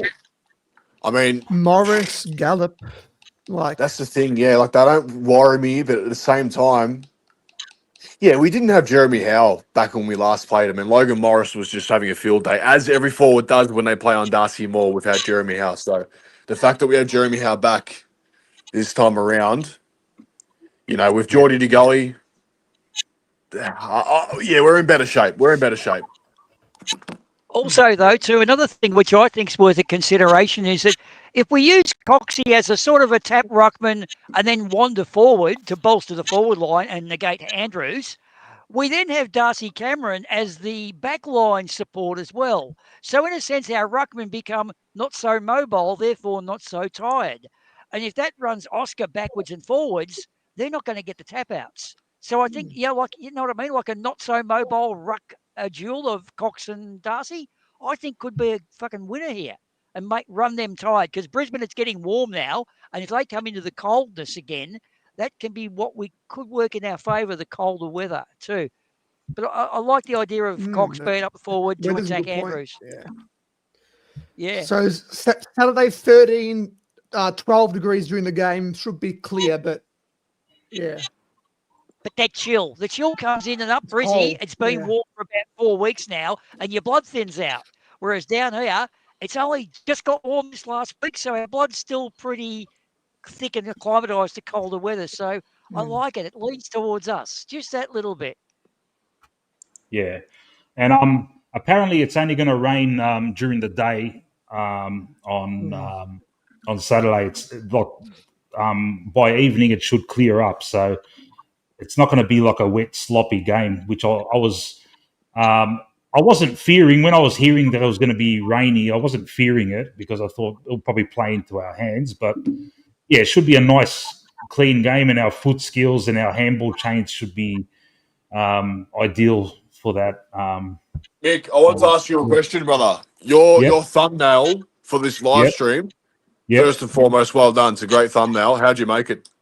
It wasn't me, man. I actually employed the services of a Carlton supporting mate, and his name's Bocek. He works on one of the other channels, and he offered his services, and he did it for me, and he did it through gritted teeth, man. It was very hard for him to regardless of who made it, man. Regardless of who made it, man, it's a good thumbnail. So Good job, mate. Thanks, man. Thanks. Well, Yeah. Tell us, Even I'm on the computer now, working on my own stuff, and I'm looking at your channel right now. I can see your new banner. That's a good one as well. Yeah, he did that too. So do you look at your own YouTube stuff from your mobile and computer, or how do you usually go about your channel? On the PC, man, on my laptop. Yeah, nice. I'm new to all this stuff, man. I've learned so much since I've started this. Like, even it's so, like, man, I got newfound respect for your brother and Andreas, what they do. And yeah, I'm just gonna do live streams and just keep it at that for now. Next year, maybe something different. I might do some videos. I don't know. We'll see how we go, man. Mate, keep doing what you're doing, man. These live streams are fucking perfect for now, mate. You're building up connections with everybody. You're building a good connection and build on it, mate. No, good shit. Dude, this fan cam, you're the only one that includes all of us. The others are actually kind of only one on, one off, and it's not very many. This one is unique, and if you change the format, Nick, I'm fucking out of here. Like, this is the best one right now. Okay? The thing is, I need, like, I can only do this kind of format because I'm fucking hopeless. Like, I've done some, I tried to do some things like where it's just me talking on the thing and doing some. I can't do it, man. I fucking start stuttering. Hey, don't worry about that. Just do it. Do what you're doing now, man, because it's working. The more you do it, you build more. You attract more fans, and that's it, mate. Keep. This is your. You don't need to copy everybody else, man. Everybody, you can do something different, mate. Yeah, and it's good. No, what you're doing is good, man. Keep doing it. Yeah, everyone's helpful. I definitely said the same thing because like it's good that we do have like fan cams. We've got like other content creators. You'll do well otherwise, regardless, mate. Like just because people talk by themselves and do what my brother and Andreas doesn't mean you doing live streams like this isn't going to do well. Like it's already doing well. You've already gotten 141 subscribers. You get 6+ people on every time. Just imagine what it'd be like, if you keep doing it, moving forward. Yeah, and I'm always learning too. I've got some ideas on what to do in the future, and we'll see how we go, man. Yeah. Thanks, Chris. Thanks, bro. There's always stuff to look for too. Like you can go and check what they're doing, what Kane's talking about, and think, well, he's a fucking idiot, and do it our way, and that way it always comes across. Like a little game. I'm going to this to you. Yeah, boys, can you imagine, right? Imagine Jack, let's say, should we make the grand final if we beat Brisbane? Imagine Jack Ginnivan kicking the first goal in the grand final against us. Stop. What are you trying to do? You trying to give us PTSD or something? Fuck, man. Just imagine Jack Ginnivan, first minute of the grand final, gets a goal, gets a free kick in the goal square, kicks a goal and starts shushing all the crowd. To be honest, I like. Mate, I'm jumping on the fucking ground, knocking the cunt out. Simple. To be honest, do you know what? I lost all respect, man, when that little shit started taunting the crowd last year in that game where they smacked us. Like, mate, you're a peasant, man. We gave you a premiership. You didn't even rock up on the day, and you wanna pull that shit. Like, come on, mate. Yeah, I know, but you got to remember, I've always maintained that stuff helps us. I don't care what anyone says. All that stuff help.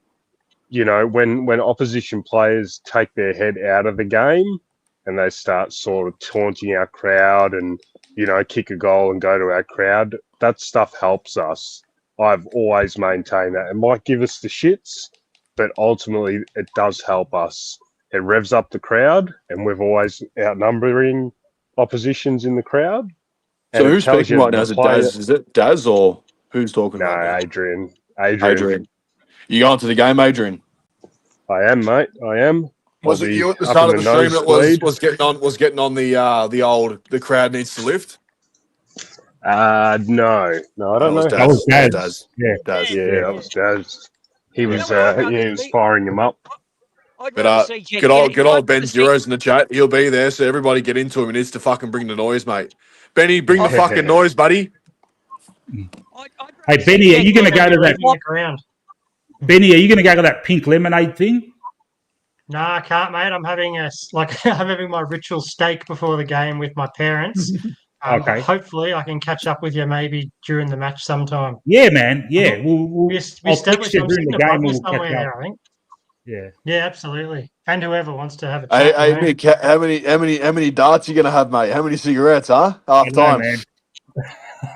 I'm that type, mate. As soon as the mate, if Brisbane's up at half time, you're gonna be having you'll have 5 cigarettes smoked before you go back in the fucking stadium. I'll probably end up watching it on KO fucking from outside the yeah, because All right, guys. I'm gonna get Kynan on. Kynan, we tried to organise a fucking GoFundMe so he doesn't work. If he's fucking working on Saturday during the game, this is a fucking joke. We've got to help this guy out. How are you, Kynan? Yeah, well, you see, I'm only working for 2 of the quarters. Fuck, man. So, oh my god, I'll be able to watch the first and second quarter at home. Then I got to go to work. Yeah. Hey, what's your tip, Kynan? So, how much are we winning by, man? This is a good time to test out whether or not the curse is real. Because if we play well in the first 2 and then they go to work, yeah, then we'll see. Yeah. How much are we winning by? Yeah. Mate. 50. Done deal. Yeah. Put it away. Hey, Kynan, 50. are you allowed to? Do you have the AFL app on your phone or something? I do, yeah. KO? Yeah, I do, yeah. Alright, keep it on, man. You're gonna need it. Nah, I work in a pub. I got it on the big screen right in front of my workspace. Oh, fuck, you're lucky, bro. You are lucky. Yeah, well, I get ripped into a fair bit because I watch the footy by accident and stand still and do fuck all. He gives a fuck if we're winning, man. It's okay, mate. Me and Mick will have a chat to your boss for you. You'll be sweet. Yeah. Steer away. Give him a ring. Give him a ring. Hey, Kynan needs to stay home. Yeah. We'll pop in about midnight and say, listen, Chronicles, too important, mate. Chronicles. Who's going to fucking dominate? Who's going to dominate on Saturday night for us, Kynan?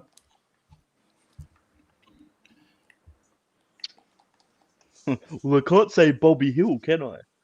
Yeah. Stupid, bro. Oh yeah. I don't know. I'm going to say one more thing about Bobby Hill. Sorry, mate. No, you go, Kynan, you go, mate. No. Stay your spiel. I just think Bobby Hill is the last thing I'm saying about him because I've been rambling on about the guy for a week and a half.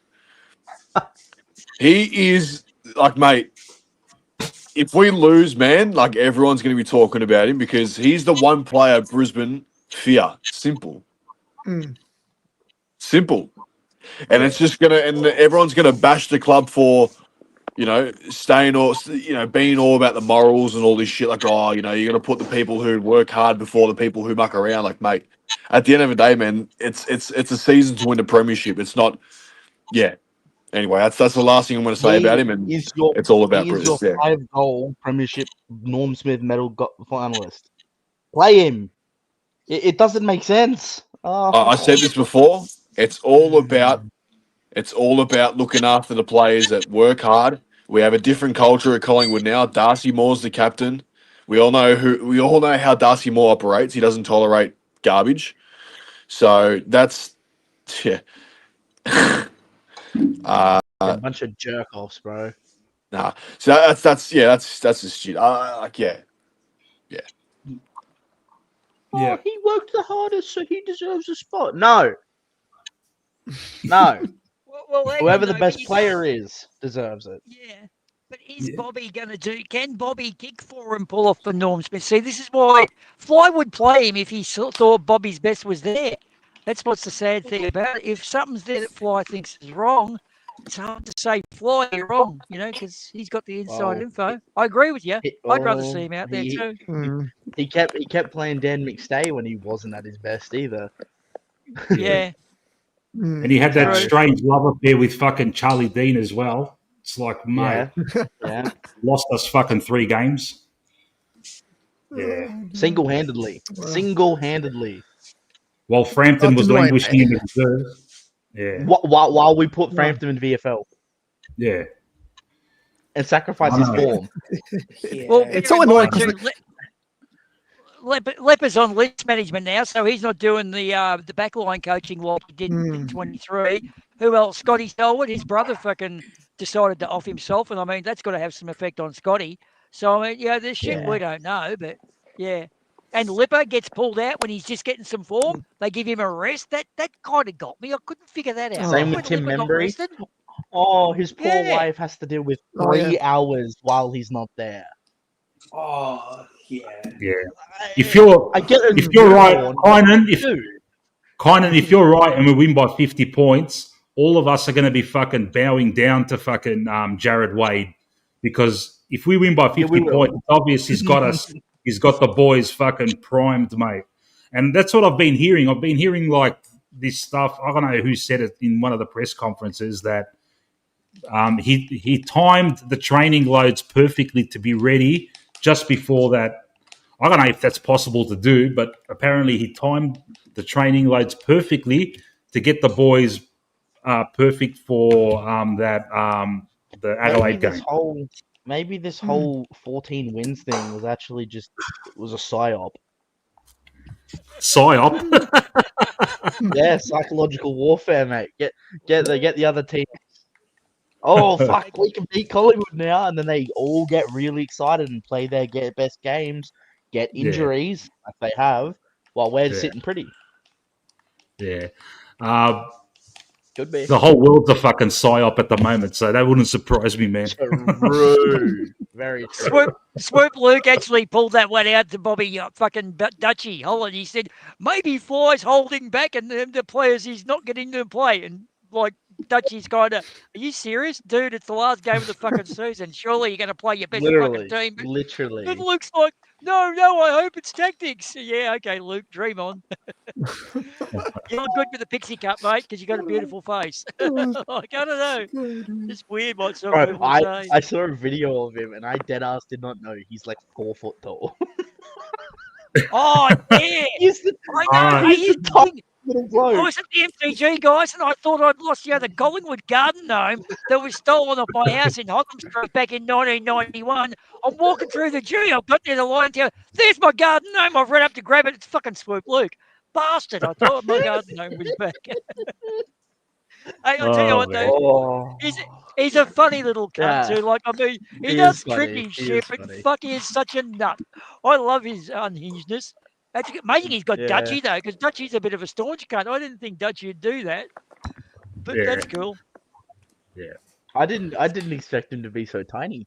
I saw a video of it. He's standing at like 5'2". I'm like, Jesus Christ, he's a small fella. All right. We've got Tyler. Tyler has just joined us from Brisbane, Vegas. How are you, Tyler? I'm good, thank you. Good evening, everyone. Go, Tyler. How you going, mate? Hey, mate. What did you say? Vegas? Is that what you just said? Vegas. Yeah, that's where he's from, Brisbane. I'm from Brisbane, yeah. Oh. How much we winning by, bro? I think it's 11 points. Yep. But optimistic, but not confident. Yeah. Ye of little faith. Who's going to kick ass for the Pies on Saturday night? I think I was listening to you on Forever Rivals. I completely agree. I think it's all Lockie Schultz. Yep. My boy. Yeah, it's going to be Lockie. Oh, my God. Come on, Kynan. You weren't the only one that loved him last year, man. Nah, I was. And all of you motherfuckers were hating on him. This guy right here was my number one. Do you have the same faith in Dan Houston for like everyone's been bagging Dan Houston? Are you keeping faith with him too, like you kept faith with Schultz last year? Hey, he's been performing the past few weeks. We've actually been using him. We haven't just been leaving him to rot on the sideline. We've actually been giving him the ball and allowing him to do what he needs to do. I like him on the wing. Yeah, he's much he better looks on the. better. Yeah, No, you want him I closer agree. to goal, mate. Do Yeah, you guys think he'll play him on the wing against Brucey, or do you think he'll play him in defence? I reckon they'll put him on the wing because He's a tricky one. Yeah, we've got Bruzzy, Q, and Howie back forward, and Howie can play tall and he's mobile enough. He uses the ball well, so I reckon we can use Houston on the wing, man. We've got Josh Stakos at the back there as well. And you know what? It's also going to allow Darcy Moore to play better too. Yeah, and if he's already playing, the way he was playing last week, fuck. It's just Logan Morris kicked 5 on us because we let them run at the ball. Will we do that again? No, it's different. Yeah, it's going to be more chaos ball. Yeah, that's a good point. Yeah. But Kynan, I think the issue is that we underestimated Logan Morris. We're not going to make that same mistake again. No, but that is true. Yeah. But Logan Morris is not a great footballer, to be honest. Oh, he's not. He only got that many goals because we just left him be. Yeah. We had no We backline. genuinely just. Yeah, it was literally Darcy Moore versus the world. And, oof. What else? Who's going to be the sub? I'll be Rowan Steele. Rowan Steele. Yeah. Let's just hope he doesn't get subbed off in the final. Yeah, it will definitely be him. But do we know why Parker was dropped? Straight swap for Howie, man. Yeah, but how come? I would have thought that the smarter decision would have been to keep Parker on as a potential in case something happens to Howie. Well, the smarter decision would have been to get Bobby back in, but we won't talk about that. I think Actually gives me a fair bit of confidence that they think Howie's 100% right to go. That they haven't named an emergency backup, for him. Yeah. You're right, Manny. Fair enough.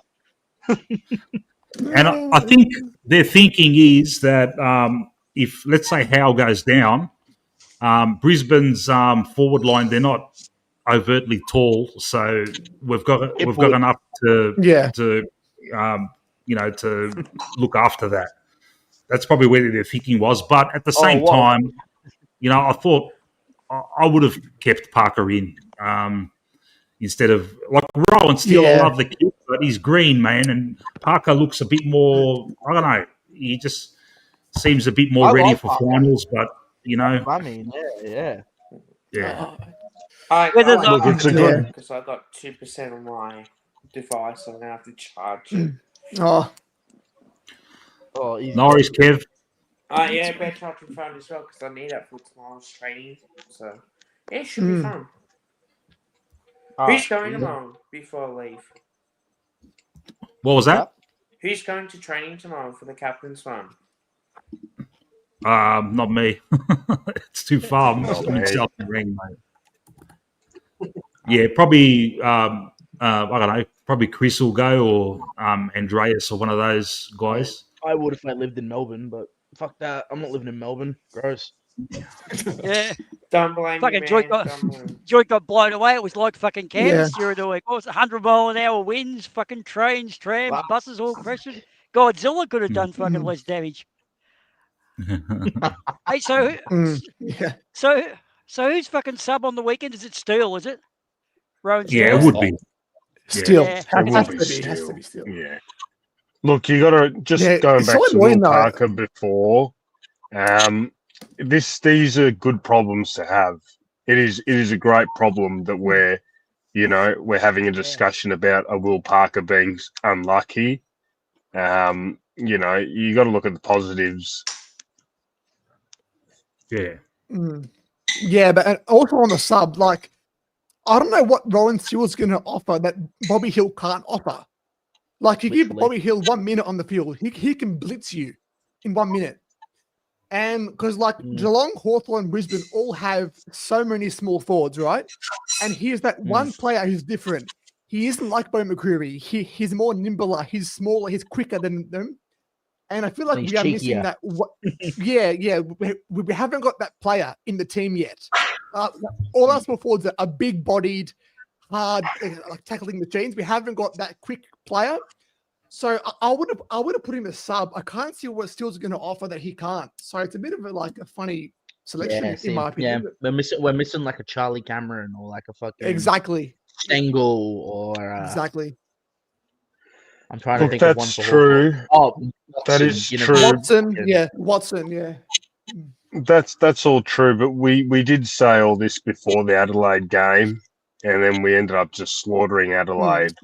So I don't know. I feel like Jamie can play that role, that quick and he's pretty fucking light on his toes. I would agree. Yeah. Jamie is not even Jamie knows what he should do best because he's a brilliant mark and a brilliant fucking run on. It's just which one does he do? I always find that a problem with Jamie. He's too good in both areas. That's the problem with a hybrid. It's a good problem, but it's a funny problem. What do you play? I've always thought, I always thought he plays better when he plays tall in, even though he's not a tall, but when he plays tall, I always find those are his absolute best games.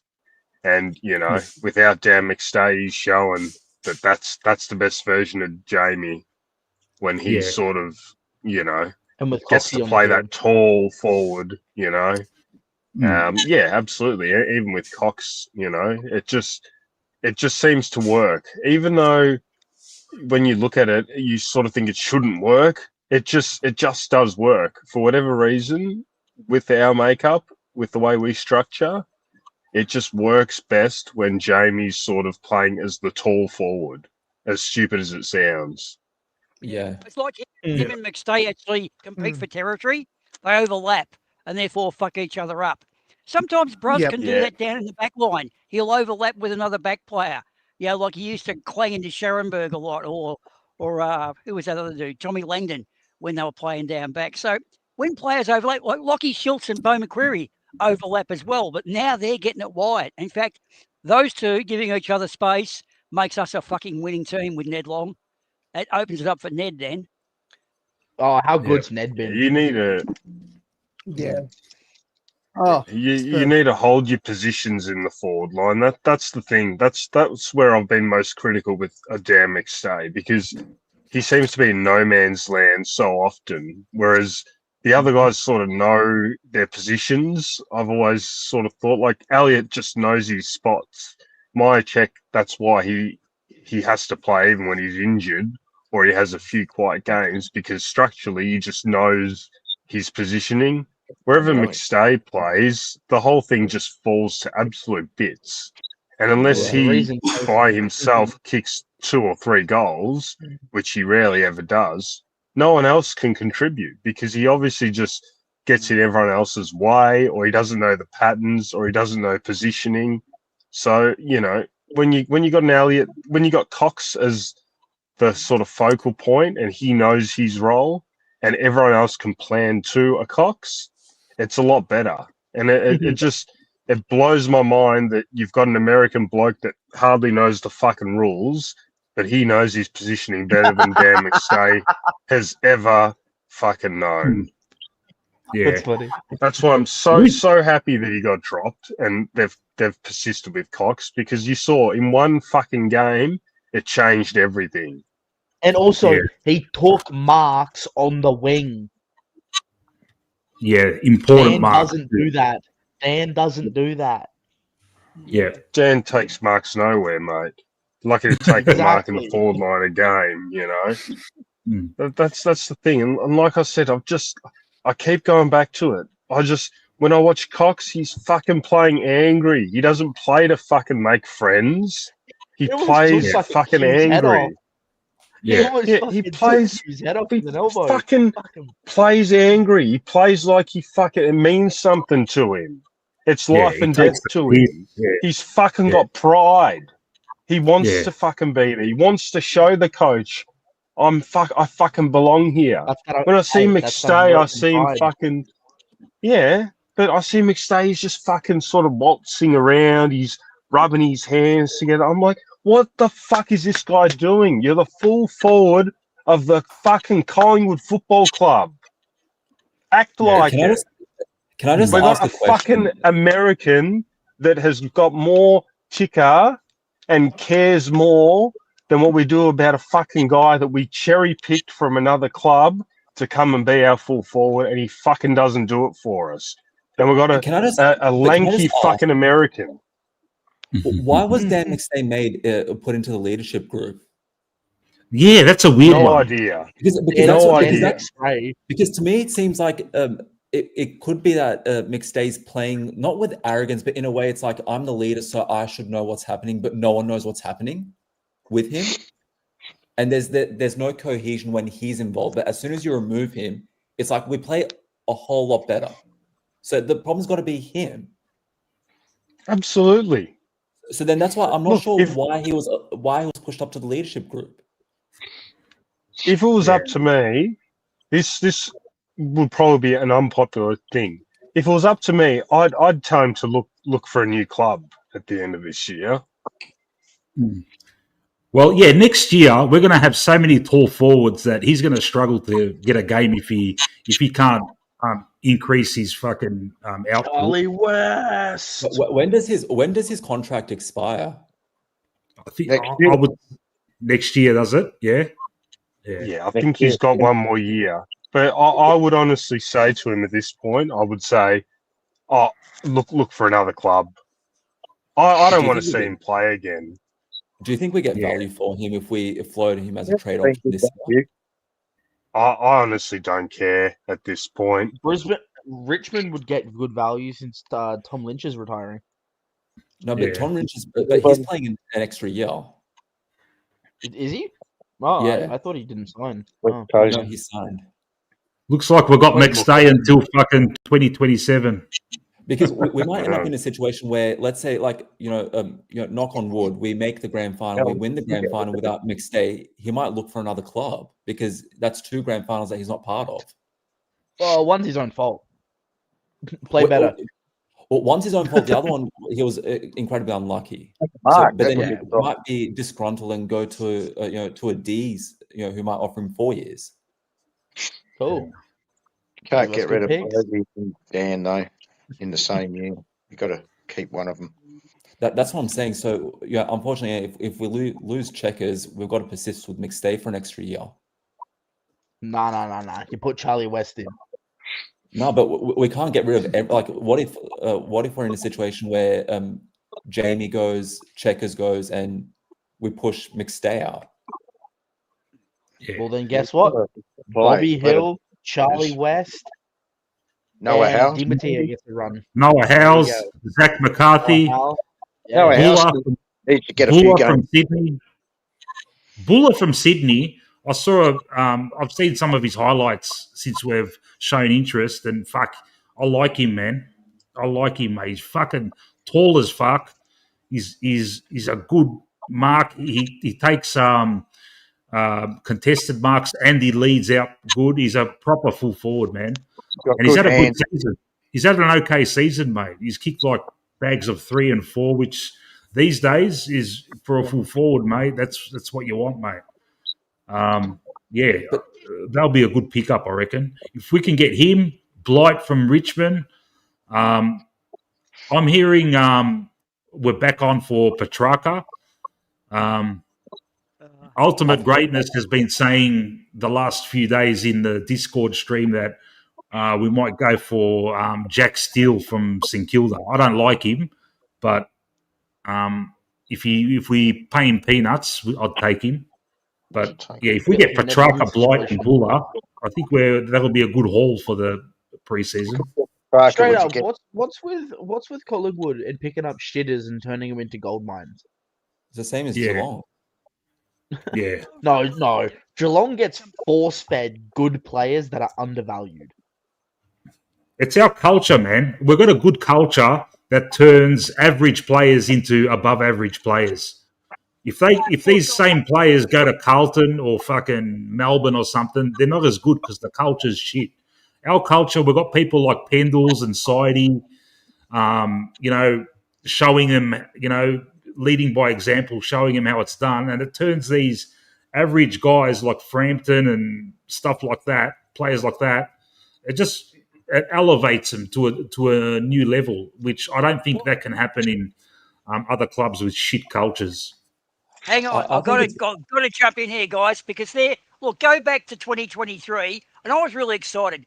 We recruited Bobby Hill, Titch, fucking McStay, and fucking Billy Frampton.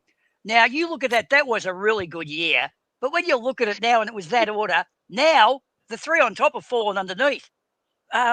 Billy Frampton is the best of those four. McStay, well, he's in the wilderness. Wild. Bobby's That's fucking wild. wandering. Titch is gone. That's wild. So those three have kind of toppled down below Frampton, haven't they? Boomer, can I add something to that, though? Because during the season, like we mentioned last week, that during 2023, we realized that Billy Frampton was our most important player when he was playing ruck, when we had DC out and we had Cox out. That Frampton then was undervalued and he was our most important player. People wanted to fucking chop him up and sell his organs on eBay and fucking send him off to the horse factory and all sorts of shit. We wanted to kill him. Yeah. You know what's so funny? Within a week and a little bit, Premiership full forward Billy Frampton might have 2 Premiership medals. Fucking oath. Yeah. Mate. Well, guys, with Geelong, what happens out here? Because I'm in Western Victoria. When you go to the supermarket and you drive along looking for a car park, the sticker you see on the back car windows is Go Cats every fucking where. And all the kids are wearing Tommy Hawkins' number and that. Like, Geelong have just got all of these country boys, half of Victoria, they just want to go in and put their gear bag down at Geelong and play for Geelong. It's got a good culture. It's got a farmy culture. They surf. They're cruisy. It's not Melbourne. It's actually a fucking good club to play for. They secretly give their players land. Yeah, we know about that one, but no one talks about it. Yeah. They pay people under the table. They never get suspended. Yeah, it's good. It's a good culture. Yeah. Okay, guys, prepare for PTSD. Imagine Charlie Curnow with a Collingwood jumper on. Oh, no. They're going to throw up. I know. Doesn't that make you throw up? I'm good.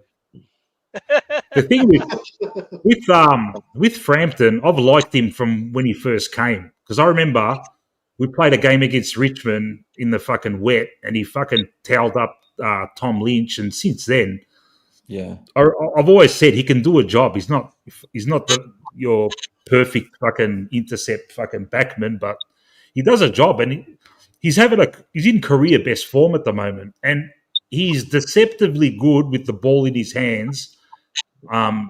He's got a nice long kick. Like that match against Adelaide, he got Lockie Schultz laced out with a 50-meter fucking pass. Not many backmen can do that, mate. So he's all right.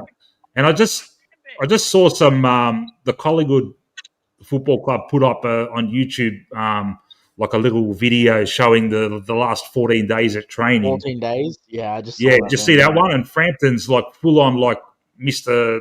Team man, mate, G'ing the boys up, having a laugh. He's a great personality. I met him in Adelaide. He's a funny cunt. He's funny as. Yeah. Got a photo with him. The bastard's like 4 inches taller than me. Yeah. I'm a big tall boy. Like he's fucking huge. Yeah.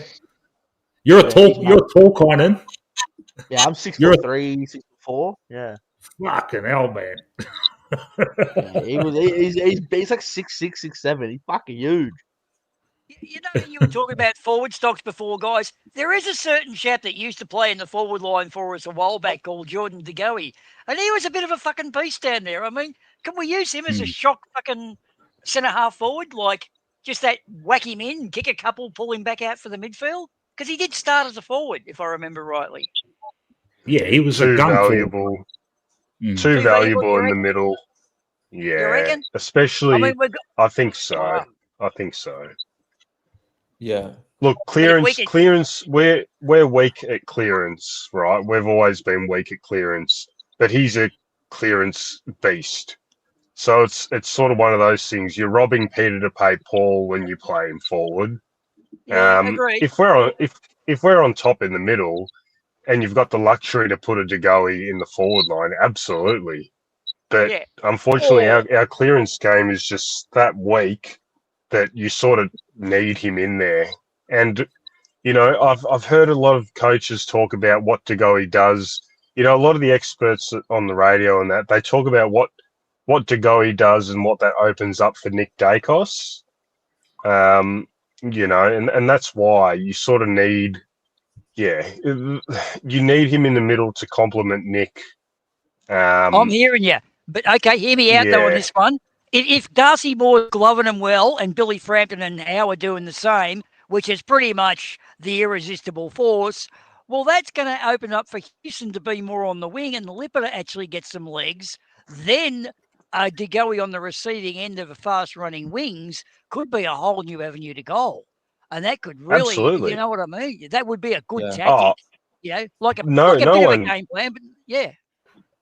No one. I don't think anyone can say that that's not. Geez, in a perfect world, we're always on top of the middle, and you've got the luxury of playing De Goey in the forward line. We would be, we'd be almost unbeatable. Yeah. It's But just, look, I think unfortunately, we're our asking too clearance much game of is Lipper. just weak. And we're asking too much Yeah. of Lipinski for speed, but I think Houston on the other wing now, that's going to split the speed problems up between Lipinski and Houston. And then that's that half a kick. It gets us like it's a 45-degree kick, so we're half a kick closer to goal, so we're not taking our shots from the 50-metre line. We're taking them from halfway in. You know what I mean? I think we're lacking that bit of speed on the wings right now. If we get that right in the next two games, thank you, guys. 17 is ours. If we get speed on their wings, Houston could be a key player upcoming, I think. A silent fucking assassin, maybe. Yeah, I think we just need chaos. That's it. Yeah. Agreed. Chaos ball, mate. Just fucking absolute fucking carnage in the forward line. Tackling pressure, fucking off the charts. Just getting that ball out to your runners in Sidey and Jamie and Geordie. Just what we saw against Adelaide, mate, where they don't know what to do and all their kicks forward are just dumb hack kicks. The only thing is Brisbane is a lot better than Adelaide, man. So we can ask for that forward pressure, but they're probably the team that can handle that. So that's what worries me a bit.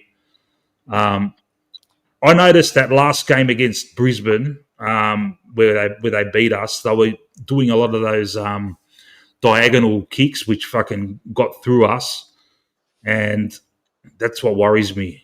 So we really got to put the pressure on to stop them from not getting those, sideways diagonal kicks like Zorko. I remember doing it a lot. So yeah, it's finals now, man. We really got to fucking show them, mate. Yeah, Zorko's the one. You just can't give him those kicks. Geelong did it great against them. They sort of closed up all those avenues, and they just had no answers for him. You just don't want to see those 45 kicks because that's how you'll break us down. If they're starting to kick in the middle and they're finding targets there, we're going to be in all sorts. So we just cannot give them that. Yeah.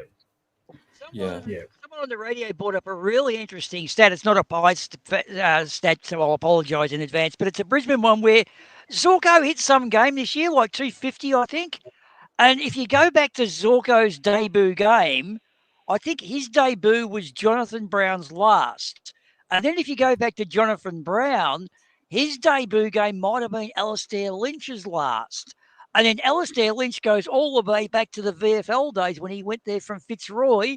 And his debut game was someone like, Mickey Conlon or some Fitzroy. Like there's this sequence of debut retiring players in years right back through Brisbane. It's a really like one of those holy fucking moly stats. You just, it's so unusual it gets spoken of. But yeah, but Zorko, he's a bit of a problem. But De Goey, I think, would you rather De Goey in your team or Zorko if you had to choose? Because I think that's a really valid comparison myself. I'd rather Geordie myself.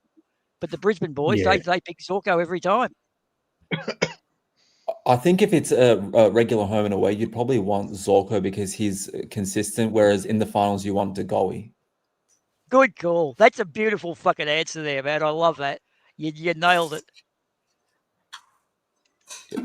Yeah, I think that's what separates the weak from the strong. That we've got a lot of finals players who know how to step up when it counts, and there are a lot of players. Like I'd say Western Bulldogs is one of them, one of those teams where they can play home and away season, but they're shit in the finals.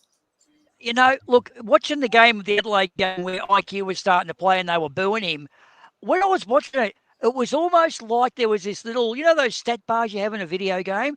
It was like one was coming up called, I don't know, just effort. It was like fading back up again. Ability, placement. He started playing this really good game as they were booing him. And I think IQ actually came out of that game 3 feet taller than he went in with the Adelaide game. Like the booing actually replenished a forgotten energy supply. IQ is going to have a big one. Yeah, it was good to see. And the other thing, we got adventurous at the end of the Melbourne game too. Remember, we started kicking it over into the corridor and running on and then kicking goals. And then we carried that into Adelaide. And now we're going to carry it into Brisbane Saturday. It's almost like when we don't kick it up the line the whole game, we kick goals. Doesn't that piss you?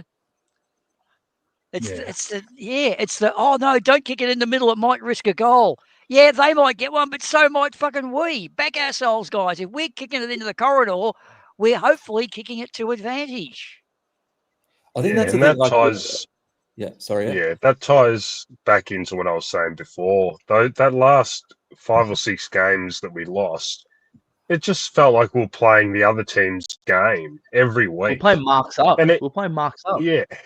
And like that Melbourne game, like I was there live and it was the same thing. We sort of put aside the result that ended up working for us. We needed to win that game by like 10 goals to sort of give us our best chance to make top 4, right? But we came out that game and it was the same crap again. And I just thought, when are they just going to flick the switch? And then they did when the game was just completely just a balls up. All of a sudden we started playing and we kicked goals. And, I know it might not just be as simple as, all right, boys, just go out there and, play chaos. I know that's too simple, but it just, for 3 years, that's what I mean. For 3 years, that's been our best football. The best form of ourselves is the chaos game. And for whatever reason, we sort of drift away from it. And then when we need to, we come back to it and we win games and we kick goals. Well, maybe we don't want teams to figure us out, but then again, it's chaos. It's not predictable, is it? No, exactly. You just, I don't know. It's all built on confidence for me. And I just don't think we can, If we can't figure it out, I'm sure as fuck no one else can. If we don't know what we're doing, it's a good point. Yeah. Yeah. That's a good point that Stefanos has put up here. The last 6 games, we're still ranked 3rd defensively, and overall in the season, we're number 1 defensively. And historically, the grand final winner is the best defensive team in the season. So that puts us in good stead. I still can't.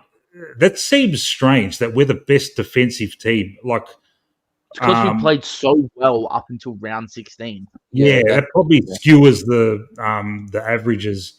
Because like I'm just thinking of that game we got destroyed by fucking Hawthorn and Gold Coast keeping us to fucking nothing, no goals until fucking the 3/4 time. And I'm thinking, how the fuck are we the best defensive team?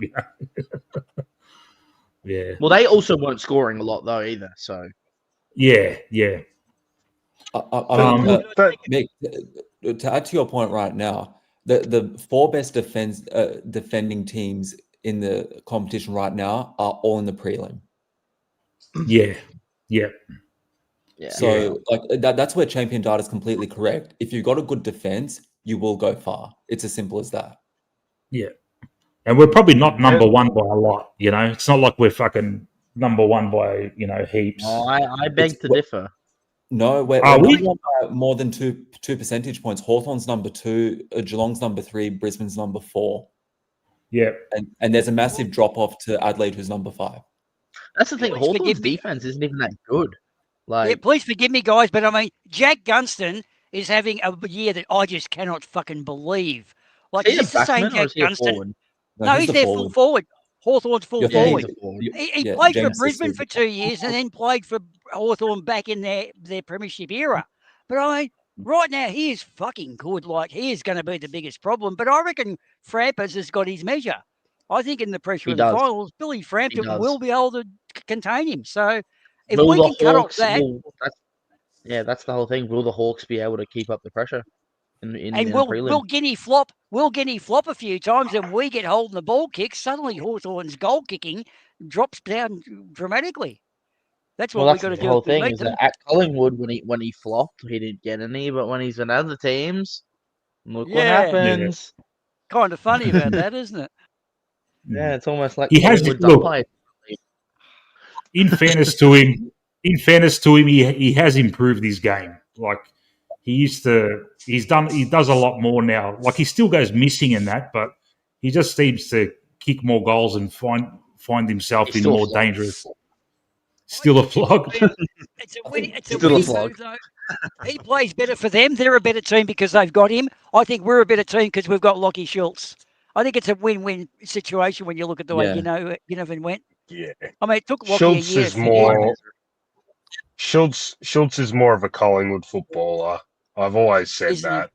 You know, Ginnivan's not a Collingwood footballer. You know, those sort of flashy in and out of games players, they don't really work for us. You know, good point. Schultz is a Collingwood footballer. That high pressure, hard tackle, not compromising, gets to the next contest, just does everything grunt.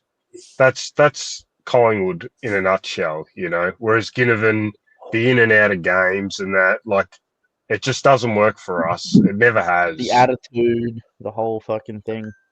But I think Ginnivan was a Hawks player playing for Collingwood. Like he suits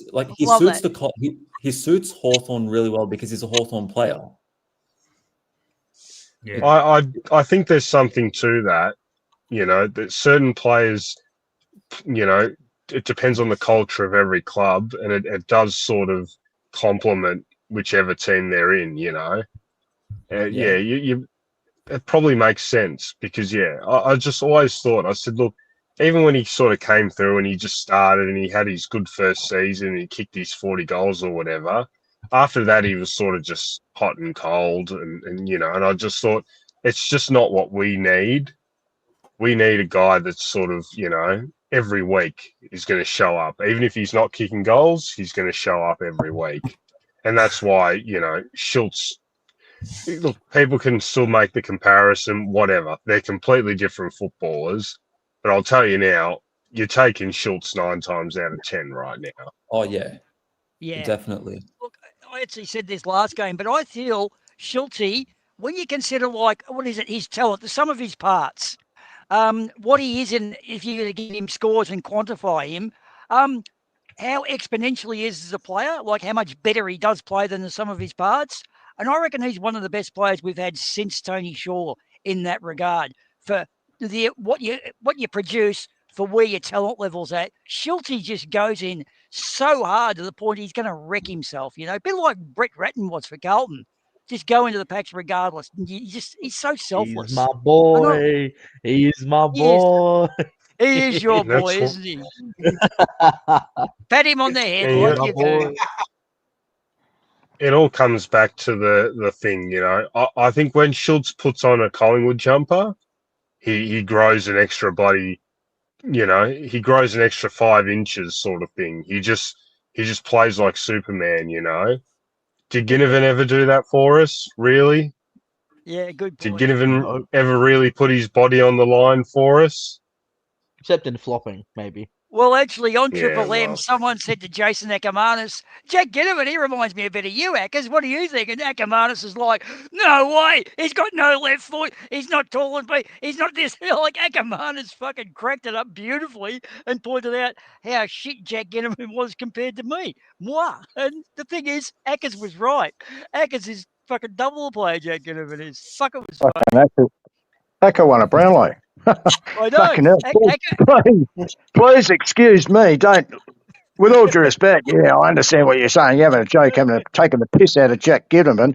But that 2023 grand final, Jack, I'm sick of hearing people say Billy Frampton was lucky to win a medal. Well, I tell you what, take a look at Jack Ginnivan's game in that 2023 grand final. That was made for small forwards, and he just didn't fucking appear. Did not appear, and he was still at the Moonee Valley races, I think. He's the luckiest player I've seen from our Collingwood Collingwood Premiership list to be awarded a Premiership medal. If you look back on that now and look back at what he's done in advance of that and what Lachie Schultz is doing right now, I mean, Lachie Schultz is bleeding for that football jumper every time he goes out there. I mean, yeah, excuse last year, that was just unfortunate, I mean, he's coming over from the WA environment into the biggest Victorian football club wearing the black and white. He's got to feel the pressure, of course. And I know he's not wanting to play poorly, but it took him time. And we're seeing the benefits of that now. And his overall pressure on the ball getter, his tackling and like he puts in the 1%ers. I just say it to my mates every time. You're just going to see those 1%ers. We don't see it often enough from everybody else, but we see it from Lachie. And I think he's underappreciated by a lot of footy fans. I hope footy fans from Magpies understand where he's come from last year to where he is right now, and he'd be one of the first players picked for me. I'd pick him he'd be in the first 4 or 5 picked every week because you know what you're going to get with him. He's a dead set, he bleeds for the footy jumper, bleeds for the footy team, bleeds for the footy club, and I just love him. And all the knockers last year, have a good look at yourselves because, it's taken him a while, but gee whiz, I reckon he's passed back and he's given us a lot more than what Jack has done in that short period of time when he was wearing the black and white jumper. He's a guy that I would always pick first, in the first half dozen. Yeah. Look, the thing is, though, in the Knockers' defence, because I didn't see much of Lachie either, what he was doing was off screen. At the games, apparently, you saw this stuff. Like the same with Checkers. You don't see what Checkers and Lachie Schultz do on the football field, on the screen. You only ever see around the ball. It's what they're doing off it that's the big part of their game. So, yeah, you're dead right. We did underappreciate Lachie to begin with, but that's just the way telly coverage is, unfortunately. We love him now, though. The guy deserves a fucking magpie. I always loved him. Hey, why don't you remind us again? I always did. That was me. I'll put my hand up. I was a knocker. I knocked him last season. I was one of them. But fuck, man, he's redeemed himself tenfold. Yeah. Hey, guys, the man himself, Ultimate Greatness, is going to join us right now. I'm going to put him on. Oh, real estate values are going to drop. There goes. I was going to sell me house now. Ultimate Greatness. How are you, pal? Yeah, what's going on? Good, man. You good. There? Yeah. How much we're going to win by on Saturday, mate? I put in the chat. I reckon. I'll put in the chat that I reckon normally with prelims, if you go back and look at the history, there's always a blowout and a close one. So I'm banking that we've got the blowout. So if that's the case, I'm gonna say 42 points. Yeah. Ooh. Good margin. Like it. All right. Wow. We hope you're right. How's this? I just got a memory reminder. I put a photo on my story of Nick Dacos saying when you kill the boy, he becomes the man. He's back and ready to reap souls. Because that was when he got injured in 2023 and he came back for the prelim. Yeah. Oh, Who are we that's so talking about? funny. Who was that? Sorry, I missed Sean. that. Who are we talking about? All good. In terms of the player. Yeah, which player? What were you talking about? What did you just say, Kynan? Sorry, man. Yeah, I don't know. I didn't understand. I'm pretty sure I couldn't Connor work it went out. off a bit of a Nah, rant for I a bit, just and I said. forgot. Nah, I just said I put a photo of Nick Dacos on my story, Oh, Nick. and I just got a Yeah. reminder on Facebook, and I put, "When you kill the boy, he becomes a man. He's back and ready to reap souls." Because he finally got over his injury fucking 2 years ago, and I got a 2-year reminder of the photo I put up.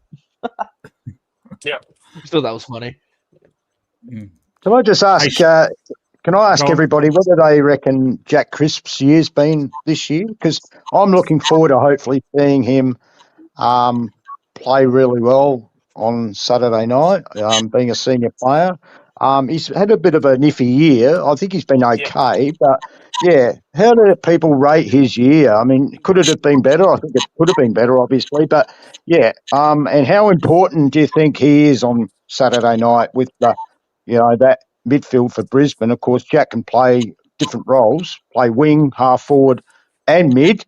Can do a bit of rotating there, and I'm just looking forward to hopefully seeing him bust through, those contested packs. And he's not a bad kick on the run as well. We know what he did against the Cats, of course, unfortunately, but he can kick a good goal as well. But yeah, how does everybody rate his year, and do you think it's possible that we could see something big from him on Saturday night?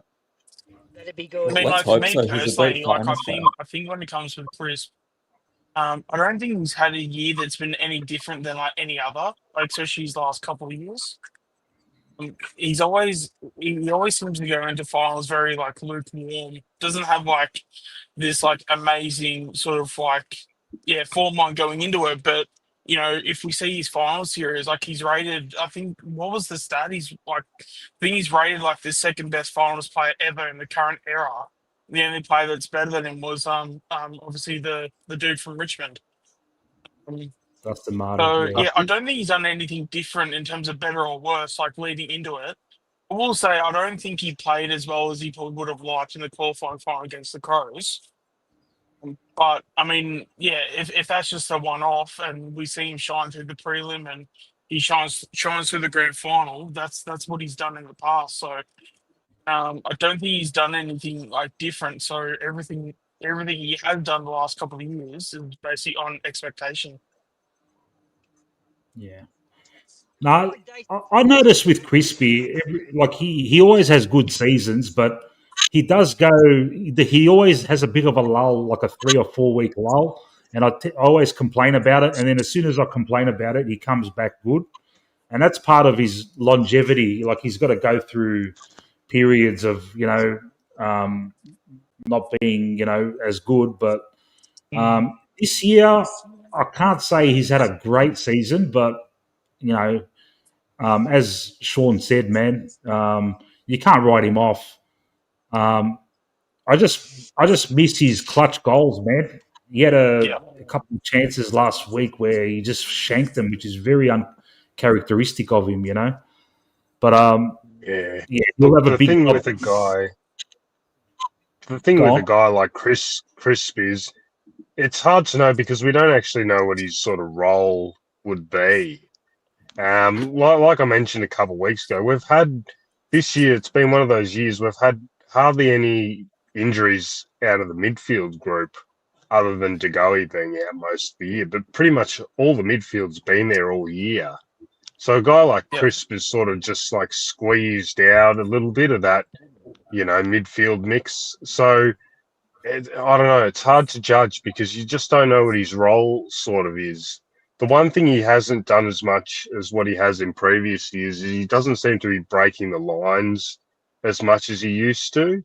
He sort of still takes it on, but you just don't see that run and carry as much anymore. You see it a little bit here and there, but just not as much as he has in previous years. But you just don't know. He could have lost a yard or something, or but yeah, the thing with a guy like that is he's extremely capable. You know, like Sean said, he's a finals performer. So him coming out this week and getting a 25 and 2-goal game or something, no one's really going to be shocked. But no, absolutely not. yeah, I reckon it's something to do with his role. I reckon he's got maybe slightly more accountability to his role in that, and it's not reflecting on his numbers or anything like that. Because I think it just, to me, I always, players like that, I always think, I don't want to be critical because I just think like he's the sort of he's a team player, and he seems to be the sort of guy that if McRae gives him a task, he'll just do it, sort of thing. Senior footballer, ultra fit, squeezed out of the middle a little bit. He could just be playing multiple roles that we just sort of don't know about. I think he's been a bit rushed when he's done his kicks. His place kicking in his handball, up until when he got the record, was okay. And then the last half of the year, as the team form dropped, his did. And I think he just seemed more rushed.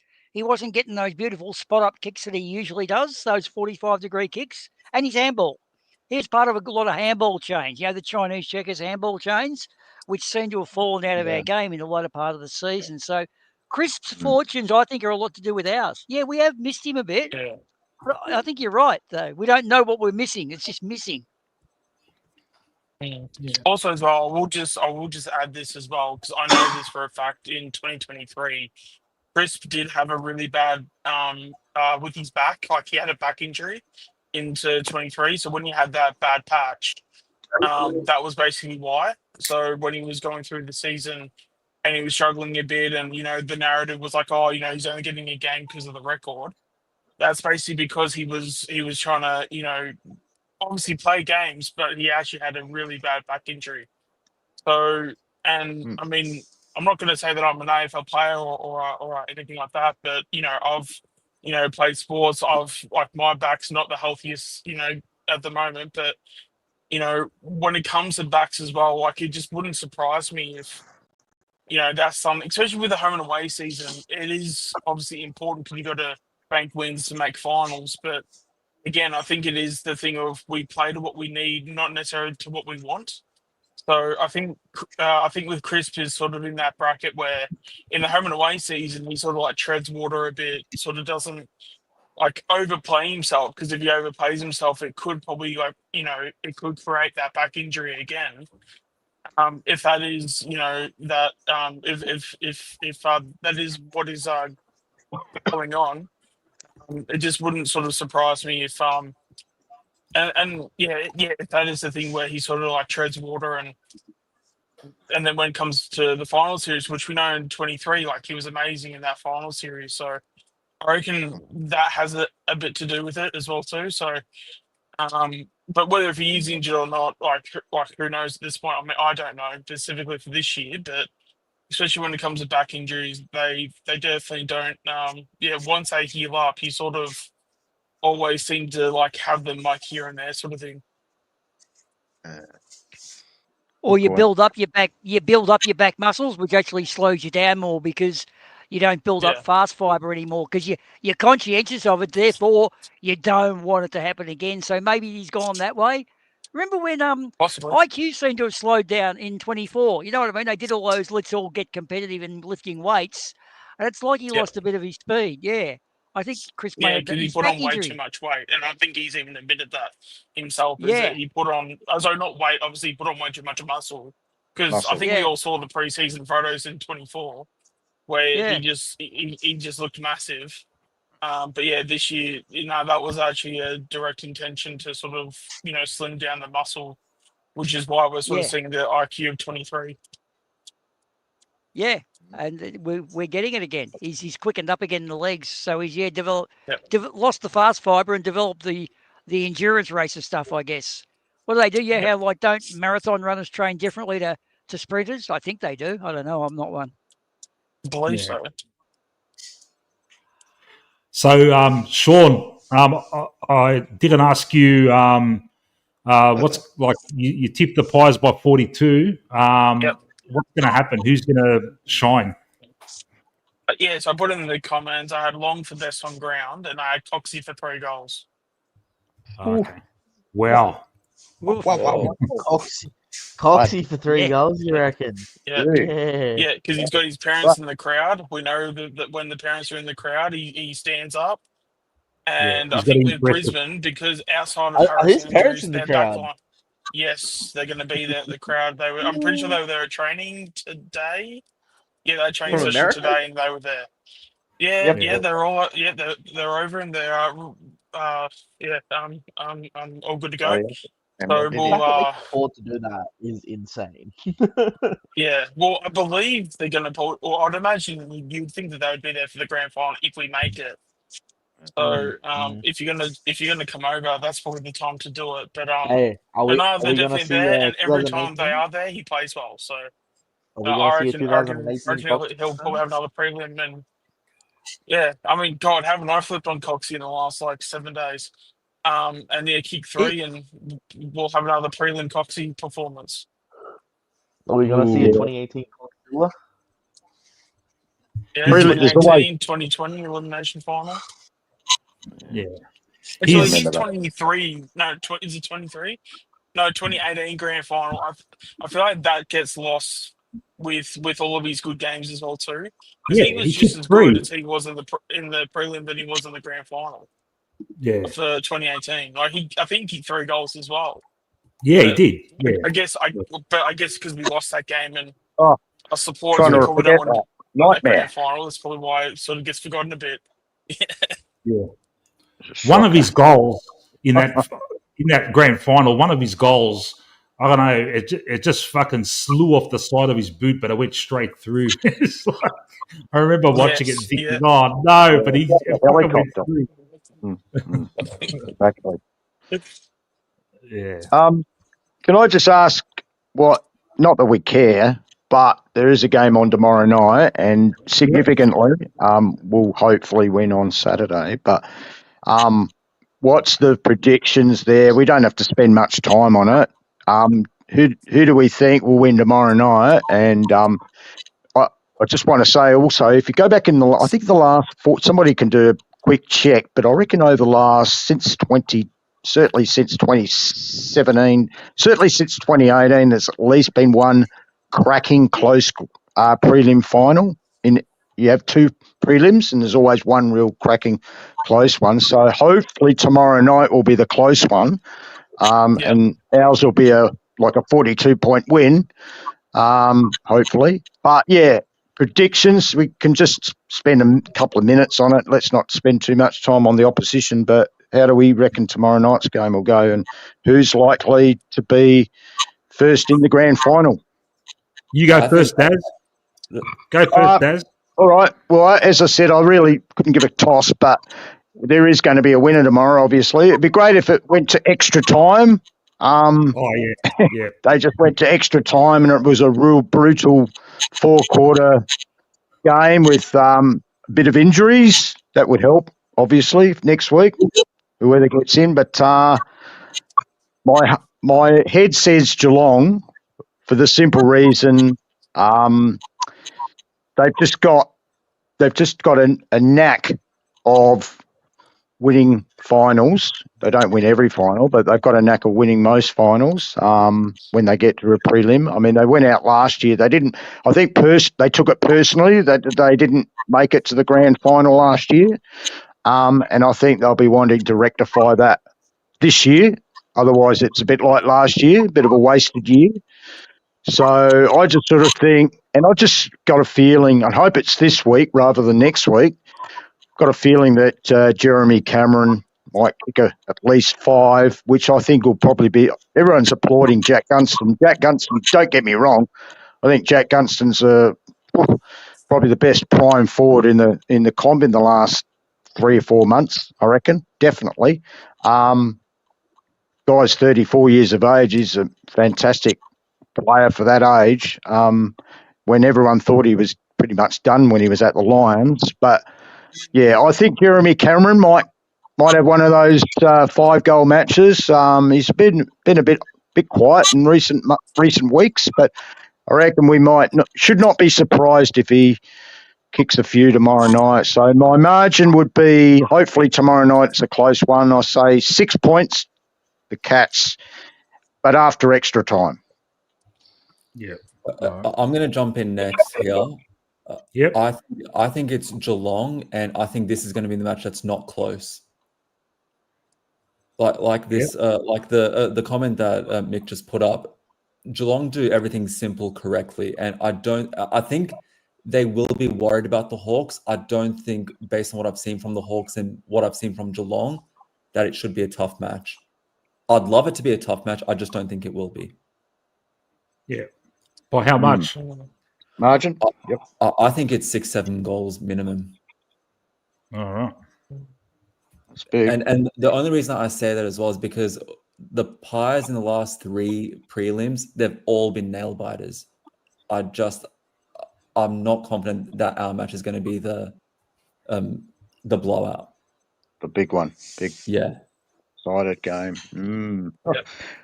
Yeah. I'll go next. I reckon I'm tipping the Hawks tomorrow by 17 points.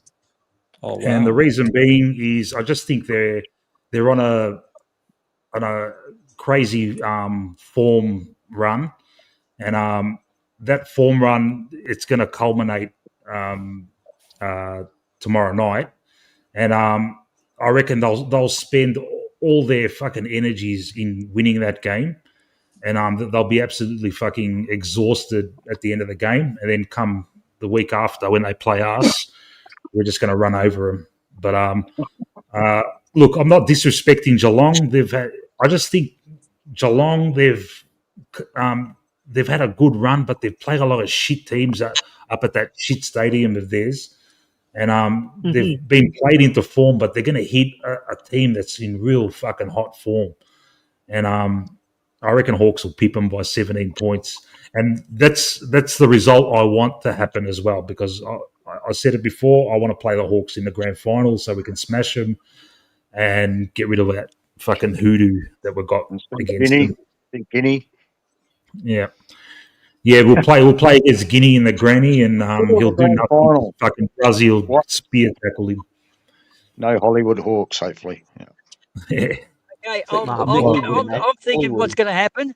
I'm thinking because Geelong pretty much for the last 10 years, have played the finals, that's virtually an extra season they played.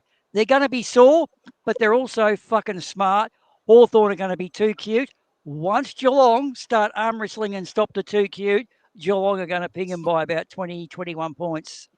And I think we're going to meet Geelong for what is probably the grand final of the century the following week. Yeah. All right. Yep. That's gonna make me feel sick. That's gonna make me feel sick in the stomach. I don't want to fuck that. Oof. I think the problem that I've got with the Hawks right now is that if they've got the momentum, they'll win. But once the momentum stops, Geelong's just way too smart. Yeah, that's what I think will happen. Yeah, I think Boom is correct. Yeah. All right. Greatness. What do you reckon is going to happen? Well, yeah, going off my previous prediction with the Pies blowout, I kind of got to go a close one, right? So, and I really do think that this one will be a close one. I think Geelong will just use their experience to their advantage, and they'll probably win by about 14 points. I also find it very, very interesting. And again, like having played sort of like sports myself and going through the mental and like emotional battles of what you do like week to week, I find it really, really interesting. And I'm kind of surprised no one's really picked up on this.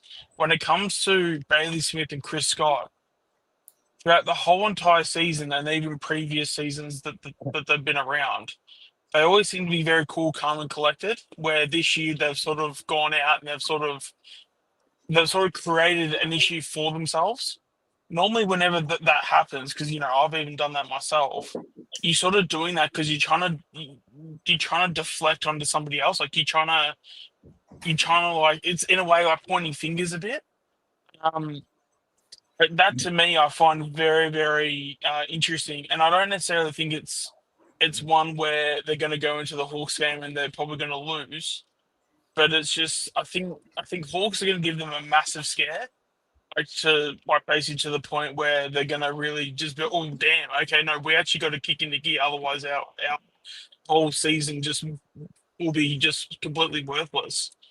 And then when they kick into gear, I think that's when you sort of see them, win by 14 points. But yeah, because if there's anything we know about Sam Mitchell is that he is super, super competitive.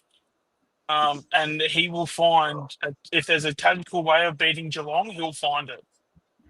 Yeah. So as much as the Hawks are going to be a really good side in the future and stuff, I think Geelong will eventually will obviously beat them just purely off of like finals experience and the fact that they've probably got more guys in that bracket. But yeah, I can just sort of see them sort of just tripping over themselves a bit, like just sort of, I'm gonna be really interested to see the chemistry within the team, because I just think that they're sort of pointing the fingers a bit and sort of, as I say, creating situations that just aren't there. And normally, whenever either I've done that or seen that from others, it's because you're trying to create something that's just not there. Does that mean that they're not going to be focused enough for game day to, get the win? Probably not, but it's definitely going to affect them to where they're not going to, blow Hawks out of the water. And all the Hawks need is a sniff. So, it's just going to be really interesting. But I think, Geelong just has too much finals experience, and recent finals experience as well. I just think that will be the difference in the end, and that they win by 14 points. All right. Chris Talbot. Yeah. I think Hawthorn will win. Yep. I think Hawthorn will win. By how much? By 10 points. All right. 10 points. Okay. Close one. All right. Kynan? Well. Seeing as I hate both of them equally. Who doesn't, need mate? to win. We all hate them. Grand final next week. I like that idea. Nah. Fuck. Well. Fuck, man. I don't want either of them to win. Can they just both lose? Is that an option? Let them have a perpetual draw. A perpetual draw. They just keep fucking drawing. Like, it keeps going to extra time. It's a draw again. Yeah. Let it go for fucking. A thunderstorm. The game goes for 4 hours. Coach is having a full start for thunderstorm the game. With extra time, is it just All whoever their players scores getting first? Is it even if it's a point? Fucking It's 5 minutes each way. Yeah, it's 2 halves. Both ways. Yeah, right. Okay. Now, Well, we're see, lightning tonight. Got to be somebody. See, I think Geelong's going to win mainly because the game that we played against them earlier in the year was closer than the one we played against the Hawks. And I reckon we'll have a better go against Geelong than Hawthorn. I reckon Geelong will win by under a goal. All right. It'll be close, I reckon. All right. All right. We'll see what happens. Yep. Benny 0. Yeah, I have the close one for this one because they hate the shit out of each other, basically. Let's go 2 goals. Cats? Which way? Oh, sorry. Yeah, Geelong, 2 goals. Sorry, mate. Yeah. No worries. All right. Anthony's come back into the chat. What do you reckon, man? Well, I had the same tip. I had Geelong by 2 goals too. 12 points. Yeah. I don't know. I hate both of them, but I feel like Geelong is too hardened. They're too hardened for Hawthorn. I think Hawthorn's peaking a bit early. So I reckon tight game, but Geelong will get there, and that will make us beating them in the grand final even better. Yeah. All right. 51. Also, in fairness, I could even see a Pies Hawks grand final next year. I reckon they're probably just a year too early. Yeah, I reckon the Hawks are picked too early. Especially with Geelong getting 1 year older as well. I think that can play a factor as well. So I could see a Pies Hawks grand final next year. And Josh, sorry, Nick Dacos, the youngest ever premiership captain. That'd be fucking cool, wouldn't it? Oh yeah. He's got to be captain next year. Time to fuck Darcy off. Fuck him off. I'm sick of him. Is that enough time on Geelong versus Hawthorn? That's enough time. Yes, we hate him. We have to give him some. Already. Well, we have to. Yeah, we have to. We have to respect the fact there's a game on before our big one. So yeah, definitely have to do that. And let's not talk about Paddy Dangerfield's ACL either. No. Oh, right. Mate, you know what I want to see happen to Paddy Danger? I want to see Maynard come from fucking left field like a bull out of hell and fuck up. Fucking Can deck him. I ask a question, just like to continue on with what Daz was saying? With Adelaide going out straight sets, does that say more about how shit they were or how good us and Hawthorn were to beat them? I was having the same question too. I was saying the same thing, yeah. Because as soon as the Collingwood match finished, Brisbane was shit against the Cats going back previous final. So I mean, it's on the night or on the day.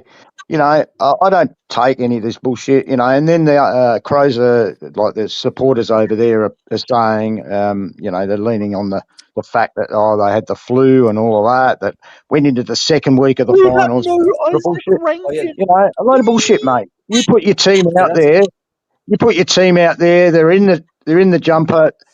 They, as we all keep saying, Fly uses the word. You pick to perform. You're not just picked to play. You pick to perform. And if they want to use that, I'm using that slogan for them. So. They can cry and carry on and say it was this and that, and maybe a bit of inexperience and starstruck with the finals atmosphere and all this sort of shit. They were playing 2 home finals on their home deck, and they couldn't win one of them. Nah, it's bullshit. Stuff the Crows. So I mean, we probably should have won that game by 6 goals. We won it by 4. We probably should have won by 6, and then going back to that previous time we played the Crows when we had 71 entries inside 50, they were lucky to get over the line that time, just because we were bombing the ball on our forwards' heads and didn't have a plan, they were lucky to win that one as well. If we did everything right in that previous game, round 23, we should have won that one by 8 goals. If we had a connection up in the forward line, our mids and our forwards had the right connection, we should have steamrolled them in that one, and we would have gone into that game probably favourite into the final favourite had we rolled them in round 23. But also, I mean, yeah, we would have been won the ladder. I tell you what, though, remember when we won that last game against Melbourne? Then we were sweating on Port Adelaide to win. I reckon that would have played in the players' minds too, because once Port Adelaide won that game, and thus we're in 4th place, we were taught a lesson in focus. And I think in Saturday night's game, we're going to stay focused, because look what happens when you don't focus. You nearly lose your top 4 spot, and that would have been a hard road. Instead, we got the easy road through the finals just by the skin of our fucking teeth. Go Pies, good on you. Good work, guys. Because that's why I think it's really difficult to see the form of the Lions, because I don't take any stock in what happened last week. Because I think as equally as Gold Coast were, somewhat weak, Brisbane always respond after a bad loss. So that doesn't dictate how their form is. It just dictates how angry they were the week before. And because they never lose twice after, a bad loss. They always come back. Yeah. So that's why it's like I can't get a read on Collingwood. I can't get a read on the Lions, but I know it's going to be a good match. Yeah. Guys, I have a bit of a different one here. Would you take Jaden Stevenson back? He wants to play footy again. This is a bit of an outlet No, for that mate, call. no. He's finished, mate. Yeah. I reckon he's as well. Yeah, it's Personally, I actually probably would, Wouldn't make the team. but only if we had that extra list spot, which we just don't have. So would I take him? Yes, but would it be realistic for us to take him? No, because we just don't have that list spot that we can take a gamble on someone like that. Because I think by the end of the season we should only have one rookie spot left, and we don't have Jacob Light yet, which we could get Jacob Light through the rookie draft or even an SSP. How many I think rookie we spots far do you have need a key available? defender. Well, it's hard to know, really. I have done like a little bit of a hypothetical who's going and how does that look list spots wise. The rumour is that Finn McRae's going to get delisted. So, I mean, if you had a choice of keeping Finn McRae or get a reject, and I'll use that term, I loved Jaden when he was younger at Collingwood, but he's not the player he was then.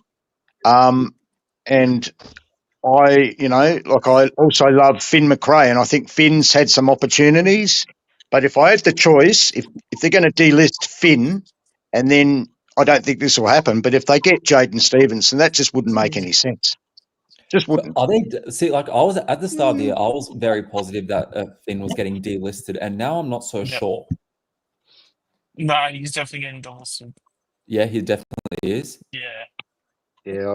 Again, I need to preface this because I need to make sure what I'm saying is opinion, and obviously what I've heard and stuff. But this is my opinion. But yeah, I would be surprised if he stays on next year.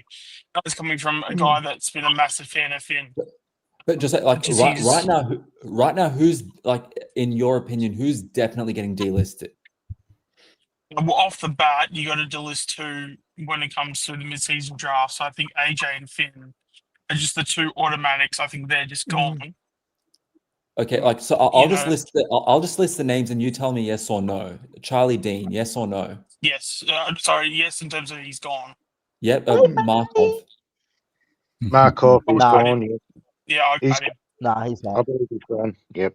Okay, so that's Markov's gone, but I'd love him to keep Markov in as kind of like someone that hangs around the club because he's good for vibes. Okay, so we've delisted. Okay, so Hyphen's out. Yeah, Hyphen's gone. Okay, Titch. Yeah, I think he's gone. Okay, so that's 6 already.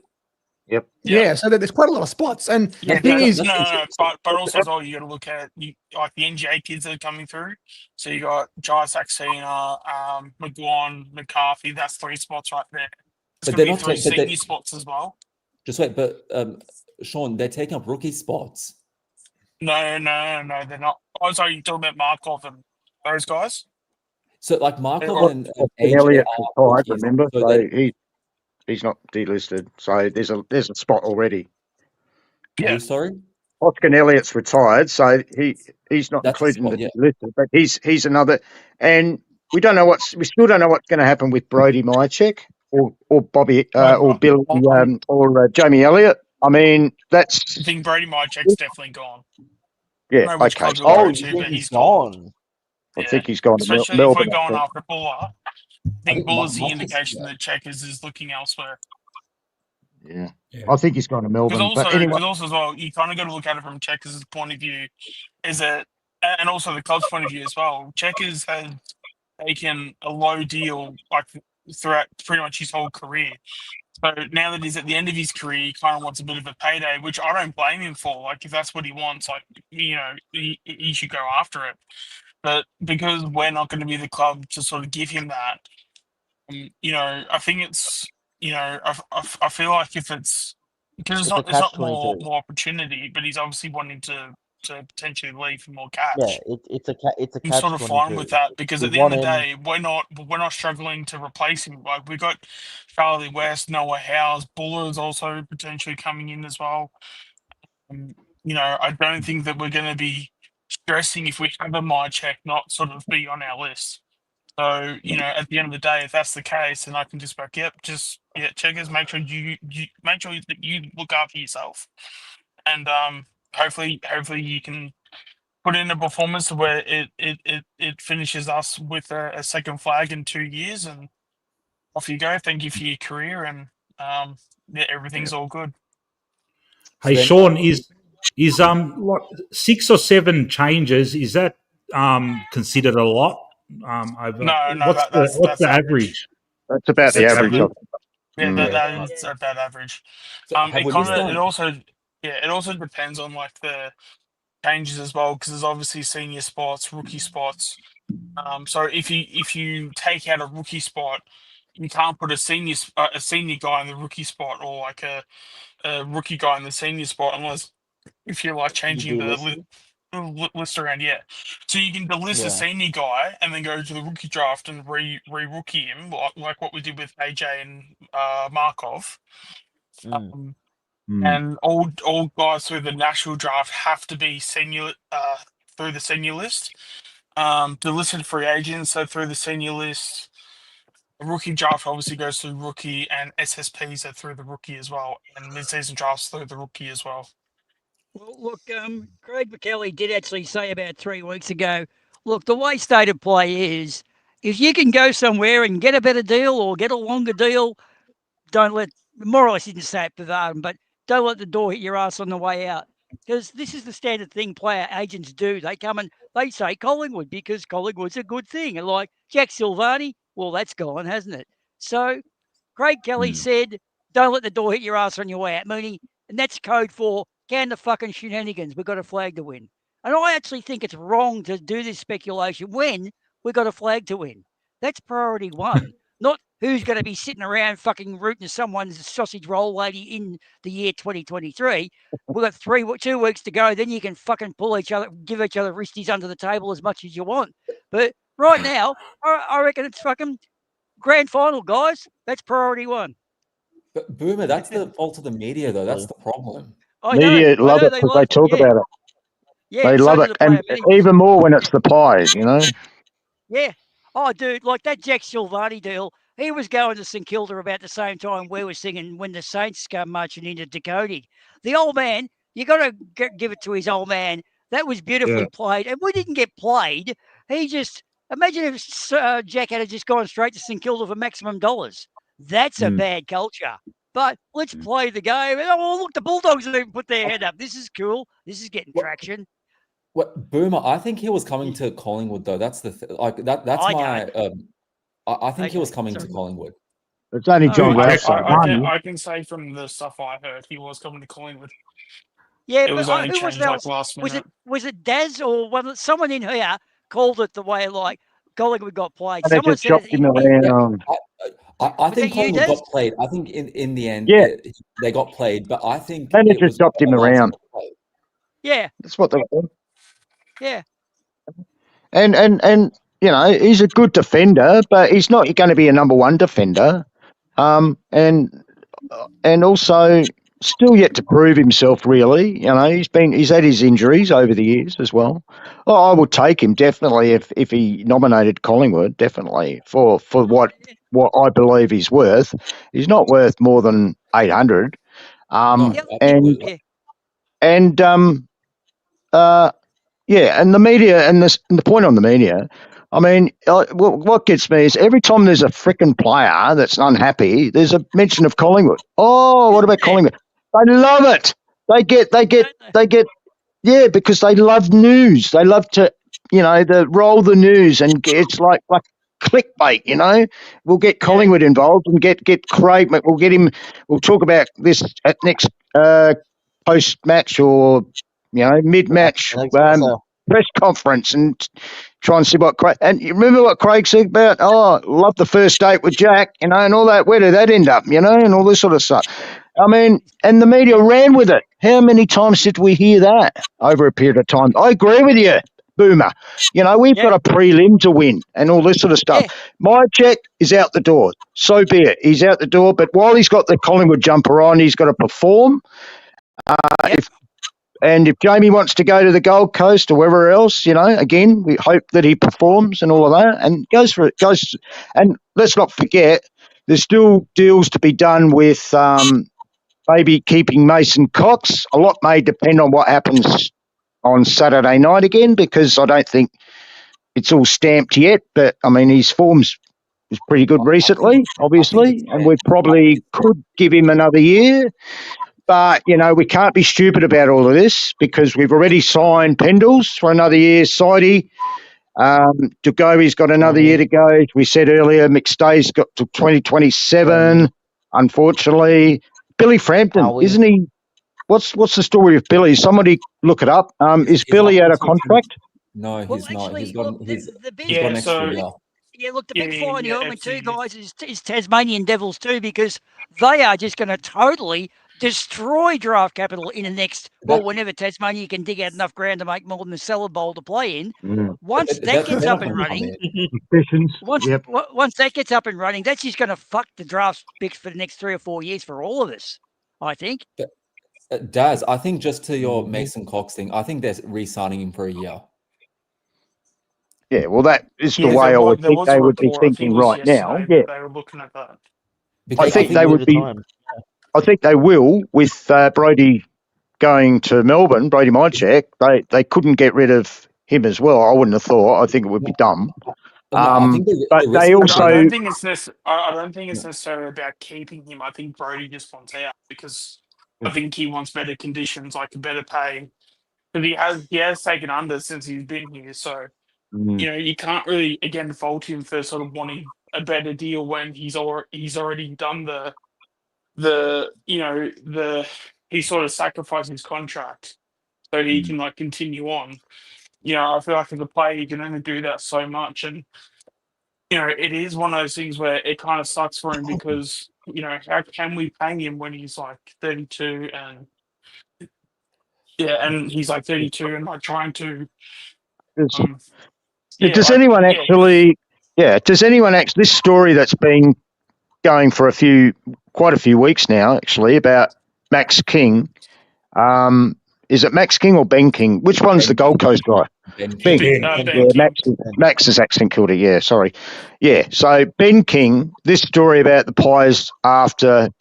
Does anyone honestly think there's legs there? Does anyone honestly think that we could actually attract somebody away from the Gold Coast who've had their best ever year? Do you think Gold Coast will entertain that? And do you think this story is actually a real story, or is it again the media trying to, and because Collingwood's getting mentioned every second day with him? Well, that's an old one. He's been mentioned now for the last couple of years. It's like the fucking sausage roll lady's sister's brother knows him. And the rumours have been coming up for a good 2 years now with Ben King coming to the Pies. But I reckon he'll be a Tasmanian Devil. In terms of interest, it also depends on, because a club can have interest in a player, right? But it's also like how far is that interest as well? Like, I mean, even for me, like I've heard about how there's been interest in Ben King and how we were like trying to get him, but we just didn't have the trade capital to actually pull it off. So we basically waited till he's free agency so we can pick him up, similar to what Raul will be in 2 years' time. And then you obviously got Zach Butters and stuff. So it's I don't know. It kind of depends on how you interpret it because, as Collingwood, because we're always, competing every year, pretty much making top 4 most years, our best pick that we're going to have, best case scenario, is pick 15. And then our next pick is like pick, I don't know, let's just say it's like 35 or something. Pick 15 and 35 is not coming close to getting like a Ben King or a Matt Rao. So you got to wait till free agency, unless if the Gold Coast go, hang on, this King kid, we don't rate him or anything like that. So let's ship him off to another club and we'll sort of try and get him out the door. Because King's not in that position and he's trying to leave at a premium price. But just to add to Sean's thing though, it would be pick 15, assuming that nothing's diluted, which it always is every year. So it ends up being like absolutely, and that's another point too. Yeah, because like pick 15 now, pick 15 in this year's draft, it's going to be like in the low 20s. Yeah, exactly. Because TDK, all these other guys, getting a second. Zach Merritt getting but there's also the academy kids that are coming through too, and like when clubs have to bid for academies. Like I think Sydney have got 2 guys that are getting in the top 15 that like just off Sydney alone. I think Gold Coast have a couple. God, you're just testing the memory at the moment, but no, there's this year off the top of my head, it's the first round's gonna have like 25 to 30 picks. So that's if they all go first round. I mean, Zach McCarthy could also go first round as well. So if that's the case, then obviously we have to prepare for a pick, somewhere around there. So yeah, it's Do we know how much Checkers is getting offered from the other clubs, like the money wise? Yeah, just one sort of number. I think it was 550, 600. And how much is he getting offered here? Oh, I would have no idea. It would be hard to know because not all contracts are public. But the reported figure by the media is 550 to 600. Because from the things which I've seen here is that North are giving him 3 years outright. Melbourne are giving him 2 plus a trigger for a third. And Collingwood's offering him 2. Yeah. So then the smart thing would be then to go to North for the money, for the guaranteed money, right?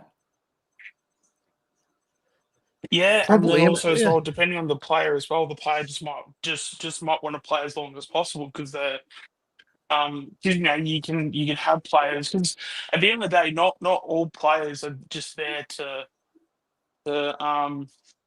be there for the money. Like they just want to play games. It'd be like the managers that they would have. They would be the ones coming in. But I think hey Brody, if you go out to the market and let's just say hypothetically, these are offering you 700K. It's better you take that deal over Collingwood's 550 because at the end of the day, it's the manager that gets the percentage. And if he's one of those managers where he doesn't necessarily care about the player, where he goes, oh well, Brody's like okay with going to Melbourne, even though he knows, Brody loves being in Collingwood. He sort of, if it's a 50-50, the manager's always going to go with the money because that's the money in his pocket. Is that not why he's leaving because of the money? All right, lads, I'm going to sleep. I've got big day. It's sort of hard to know for sure, but again, he has taken less over the time. See you, Connor. I'm like falling asleep, just like sitting there, man. Call in sick on Saturday. But it's a good shift. Well, I'll watch half of the game and how it goes. Then I might call in sick. If we're dominating, then I won't be there. Catch you later, pal. Right. Easy boys. Sick, Hanan. But also, sorry. Yeah, I thought the whole idea was that he's leaving for money, because he might end up in a situation similar to Taylor Adams, where he's got guaranteed a 3-year contract, but he's playing VFL, so he's not getting guaranteed VFL game time. Exactly, which is why the club's too quick to. As I said, which is why I don't think the club's too quick to sort of sign him up to a deal. I don't think the club's too quick to sort of budge on it because they've gone through it with Taylor Adams, they've gone through it with Brody Grundy, they've gone through it with all the players in the past sort of thing. So because we're a club where we're not sort of scared to sort of let players go.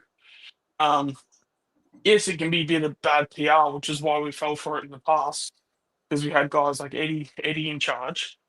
But it's but now we have players.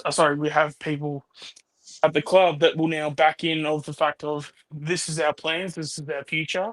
If you want to be part of it, great, but you'll only be a part of it on these terms. If you don't like those terms, then you can go elsewhere. And it's So that's the thing. Like, I mean, yeah, we've seen it in the past. I mean, Brody Grundy's the perfect example. Like $7 million over 7 years, back in 2019, 2020. So, like we're still paying out that contract. Like that's how crazy it is. Like, Fucking hell. Yeah. Like that deal doesn't finish for another 2 years. So basically, that deal doesn't finish till we 2027. get till 2027, which is when we have. She has this might make you feel old at this point. 2027 will actually be the draft. We have Ed Fraser, which is obviously Josh Fraser's kid. So by the time Josh Fraser's kid comes into the competition and he's playing in season 2028, Brody Grundy's contract will be off the books. So we got to wait till his kid to play in the league before we get Brody Grundy's contract off the books. Yeah. That's Eddie Maguire for you. Yeah. Love him for many things, but that was a big fuck up. Here's what a guy did point out to me, but he said, you know how you're going about these players nowadays? Well, what some of them are getting, the numbers mentioned, are about the cost of a house. Now, funnily enough, if you went back to like 1990, Michael Sexton, an average fucking Carlton player, was getting about 40 grand for the year. That's about what a house cost back then, 40, 50 grand. So it's it's almost a similar economic spiral, if you know what I mean. Yeah. Yeah. Well, Can you answer this, Sean? Yeah. Can you answer this? Abdullah asks, what about Tommy McGuan? What pick rank do you think he will be? Early 3rd round pick, late 2nd. Fuck, is he that shit? No. So I thought he was going to be a gun man. So this is how it works. So this is where, and I hate to use this word, but this is where the politics come into it. So the politics in the sense of McGuan is a midfielder, and he's a great midfielder. When he was playing for the Western Jets, he was averaging 34 disposals. And then after that, he's basically been playing like half forward, wing, half back ever since. And his numbers have gone down.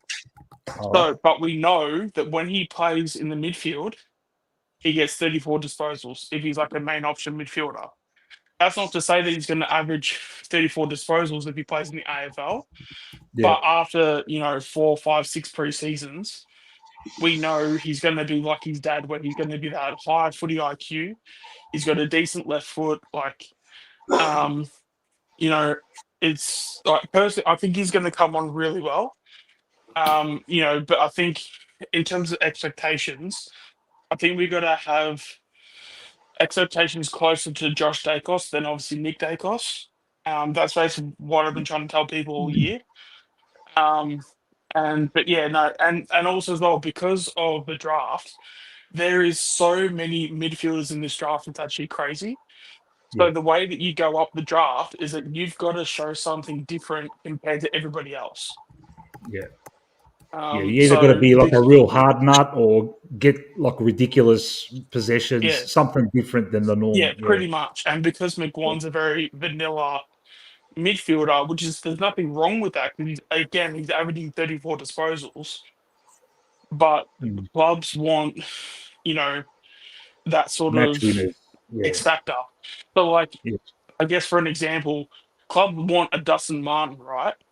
But like a David Mundy is still perfect. I know David Mundy's not in the league anymore, but like if you think David Mundy, just a no fuss operator, you don't really know who he is, but you kind of know as well. Like that's sort of the levels you're going at. You're still happy with what you have, and what you have is still decent. But but because of the draft and everyone's like, okay, well, who's worth the pick one? So, and again, we've seen plenty of times like clubs have drafted late. I mean, Geelong do it perfectly. Like Geelong picked up Lawson Humphreys for like pick 60 odd, and he comes in bang first year playing off halfback and being an absolute gun. So, just because you're not in the top 10 or whatever, that doesn't mean that you can't be any good. Because, I mean, like Tom Langdon was a late pick. Can't think of others. Harvey Harrison was a late pick. Yeah. There's definitely players out there, and I think it's all too. What's that? Sorry. There are whole YouTube episodes dedicated to some of the outstanding pick 23s or something like that, and you'll see this amazing amount of highly skilled and highly talented players come from the low to mid 20s, like first round, one round all the way through. Then they come up, and these are guys maybe I don't know, like Jeremy Cameron or someone like I don't know when, but yeah. So draft picks themselves aren't always a good thing to go by. Well, I think what was obviously with the guy that just recently retired, Nat Fife was a second round pick. And and he's a two-time Brownlow medalist, and Lockie Neal, who is currently playing, obviously, he was a fourth round pick. And it's actually funny because the knock on Lockie Neal was that he couldn't hit a target to save his life. And so that's why he went so low in the draft, and and now we look at him, and the kid can hit a target. Who would have thought? But it's just at the end of the day, there's always going to be players in the kids going into the draft, and they go which way or the other. I mean, I think Nick Larkey was one that went late. You can even look through like the rookie draft, like Dean Cox is probably the most famous person to come out of the rookie draft. Yeah. The best one is this one, mate. Fucking Swanee, pick number 58, mate. You don't know, mate. Yeah. James Herb was like pick 70 something. Off the top of my head, and on top of it too, one thing I will say with our drafting department is that we've actually improved it a shit ton. We hired Shane O'Brien and his crew to do the whole drafting process.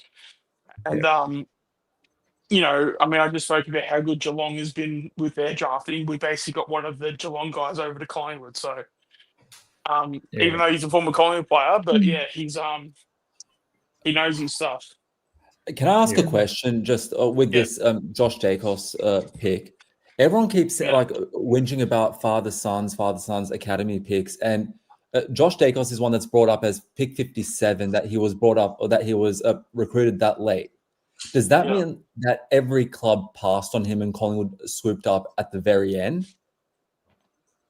So I think for memory, because I have to go back a bit, with that draft, we had one list spot. So even though we had something like 6 spots, because I think we had 4 draftees that year, but we had 6 spots.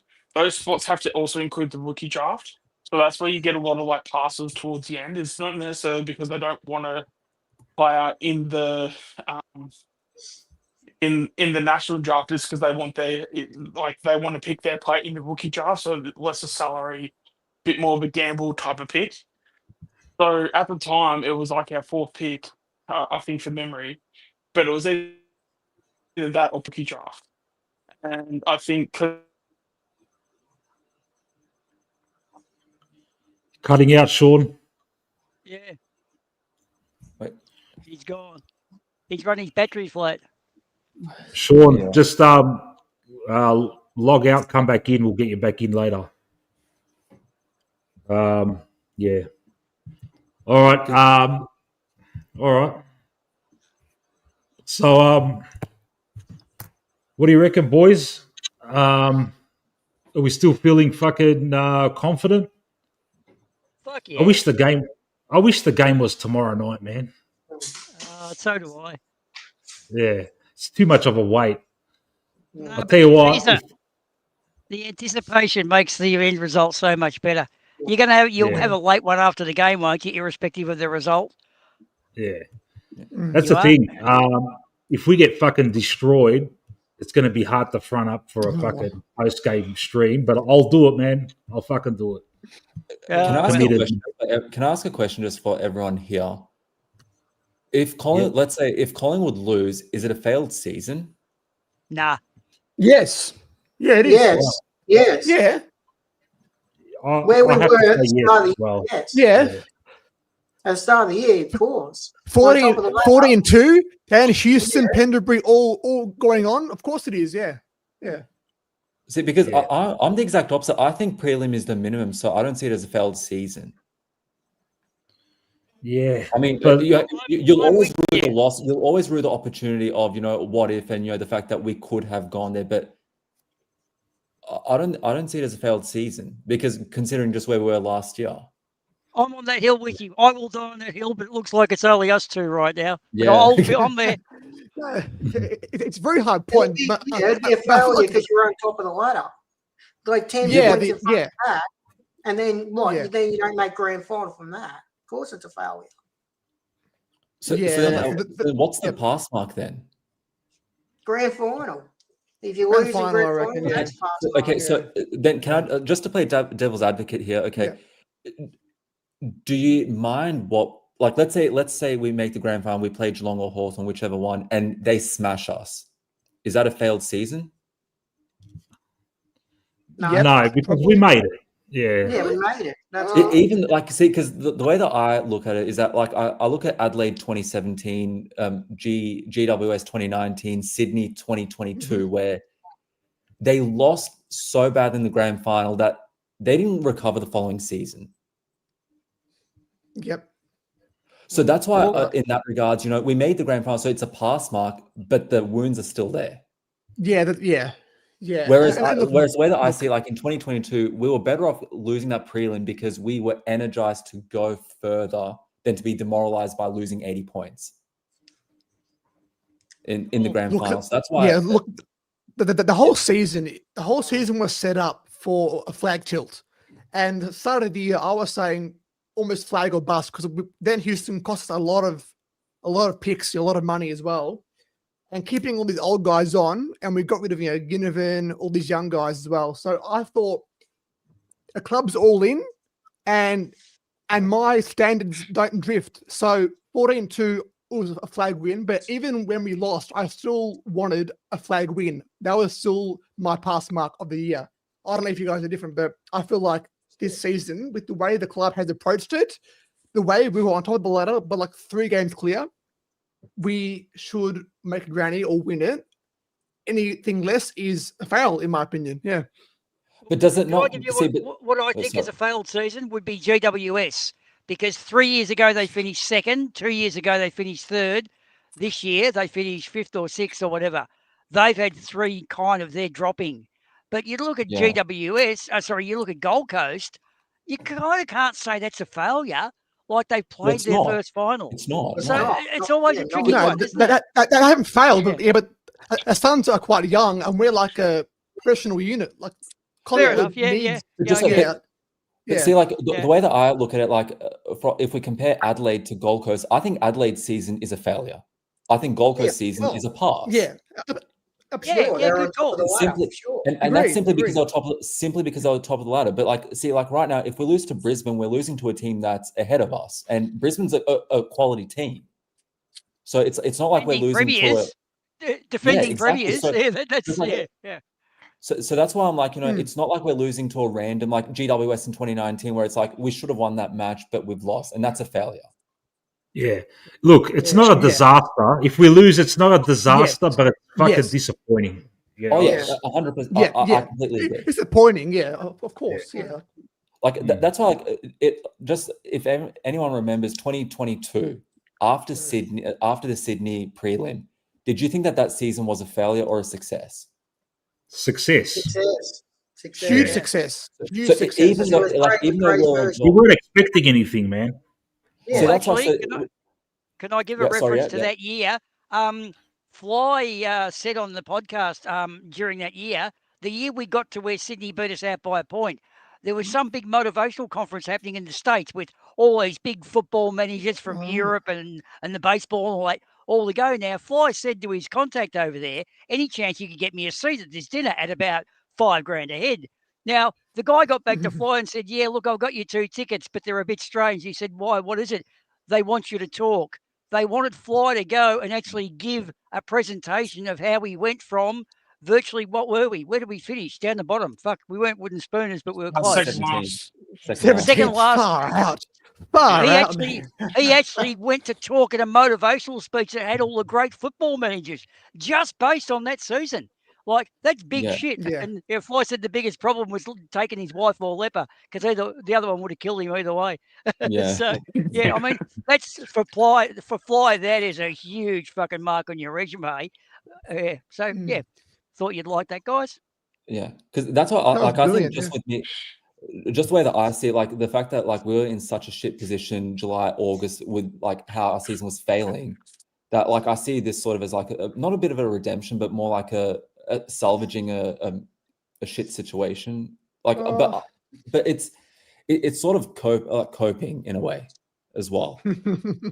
Yeah, I understand it. I understand your point, but the reason why we were in a shit spot is our fault as well.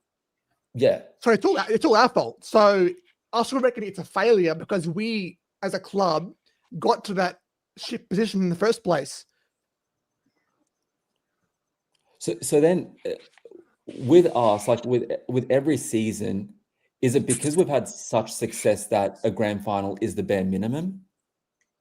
Probably, yeah. I mean, yeah, especially like internally, it would be. Yeah, I agree with that. Yeah. Yeah, internally, it's either grand final or bust. Yeah. Yeah. What would you Like say? when you got the Dacos brothers, the Goey course, you expect you be in the grand final nearly every year. Yeah. Yeah. But that's I agree. but that's where I'm coming from. That to still make a grand final, to still win a premiership, you still need everything to go right for you. Yeah.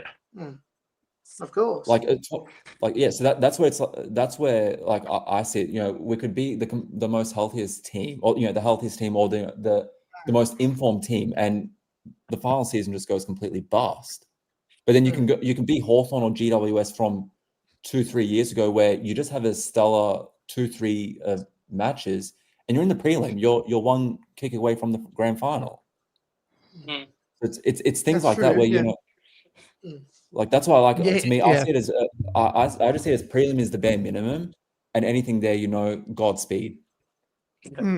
Yeah, the thing is, what I'm fearful of is there's no guarantee we're going to be there again for quite a while. We have a very, very old list. And I feel like this really, like a club went all in. Like this club went all in this year to win a flag. And if we don't get there, look, a prelim is still a good result, right? Like top 4 is great. But I sort of think the benchmark, what we aim to achieve was clearly a premiership. And just, I don't know, next year it could all just fall. We don't know. So just being there, I want to see a flag. We've got to see one last flag, and then next year, if we are garbage, I don't care. Like I'm satisfied with 2 flags in 3 years. Well, I have a question. How many more years do you think we'll be up there? If we do you think we're going to have a rebuild soon?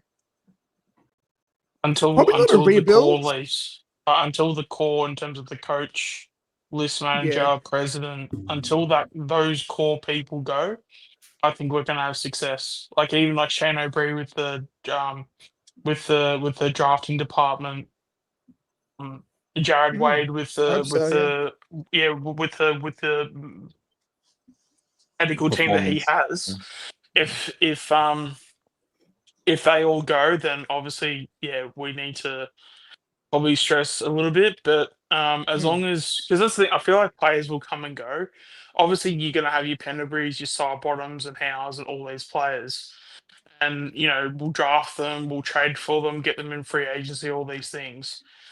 But you need, but that's the thing, you need the club on the same page and going for the same goals. And if you can have the club on the same page, I feel like that's massive. I feel like that's like halfway already to the job of actually even being successful or even winning a flag. Like you look at the teams that aren't like getting there, like look at the ways that they're falling over. Like you look at Essendon and like they're bored, Carlton and they're bored. Like like everyone's saying things, but no one's saying things together. Where at Collingwood, if one says something, everyone's like, ticking it off with approval. If that makes any sense, like we are like again, you look at those other clubs, and it's like, oh, this person said this at Essendon, this person said this at Carlton, this person said this at St Kilda.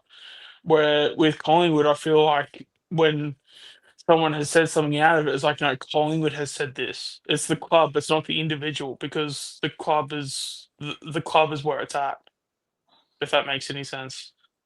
And as long as we can have that as the focal point of what we do driving forward, that's I just feel like we're always going to have success. Like even if you look at Geelong, like Geelong has had a lot of success in the last, I don't know what the exact number is, but let's just say the last 20 years, right? And one of their sort of things is that if you look at Geelong, a lot of the words that come out of Geelong is, oh, Geelong has said this. It's not, even though obviously individuals speak, but the word is always like, the word coming out of Geelong, or the word coming out of Collingwood. Like, and these are the teams that have success where everyone's united and on the same page. I think to add to that, I think a lot of it is also about how well the club is structured, how well the club is run, and how unified the club is. Because from what we've seen with clubs like North Melbourne, and I don't want to say Gold Coast, but maybe Carlton, that you could have any coach there, and it's not the coach that makes the team; it's the club that makes the actual atmosphere. Because like Carlton's in the middle of a 10-year rebuild. North is in the middle of a 10-year rebuild. Collingwood rebuilt. I use that term loosely. Within 4 months. Hang on, could I throw one up? Like, let's just get back to it. The last round of the season, right? The Essendon Carlton game. It was going to be a Thursday night blockbuster. It was $7 general admission. Both teams' finals hope, right? Both teams' finals hope. They'd shriveled up more than fucking Grandpa Scrotum, right? So here's the thing: $7 to get into an AFL game because of Carlton and Essendon. That's shit fucking management, guys. You're like your Grandpa Scrotum. Didn't want it on TV. Didn't Channel 7 not want it on TV too? Yeah, did they? I don't know. No, they didn't want. They didn't option. They took the Sunday matches, the Hawthorn, Brisbane, and Freo Bulldogs matches instead of the Thursday one. That was bruise free football. That one anyway. That classic blockbuster you were talking about, Boomer, Carlton, Essendon, bruise free. I found it more. It would have been more interesting going to the all night dentist. I'm telling you, but really, I wanted to just get back onto what I think might. How do we know where Collingwood will be next year, sitting on the premiership ladder? Yep. We all hope that we'll be somewhere in the top 4. My feeling is we'll probably trickle down a bit, only because I think there's some other teams that are stepping up. They're starting to. We've seen a few of them already this year. Obviously, Gold Coast, Adelaide. I still think the Cats will be there. Hawks look good. They're good for the next 4 or 5 years. You would have to say. I still think the Bulldogs, if they get their list right, which they're obviously working hard to do, be absolutely with everything they're doing now. If they can't make the 8 next year, they should actually make top 4. But if they can't make the top 8 next year, well, Bevo's in big trouble there. But, I mean, there's a few, I've mentioned 5 or 6 that are probably going to, I think, win as many games as they did this year. Can you see Collingwood winning as many games as they've done this year?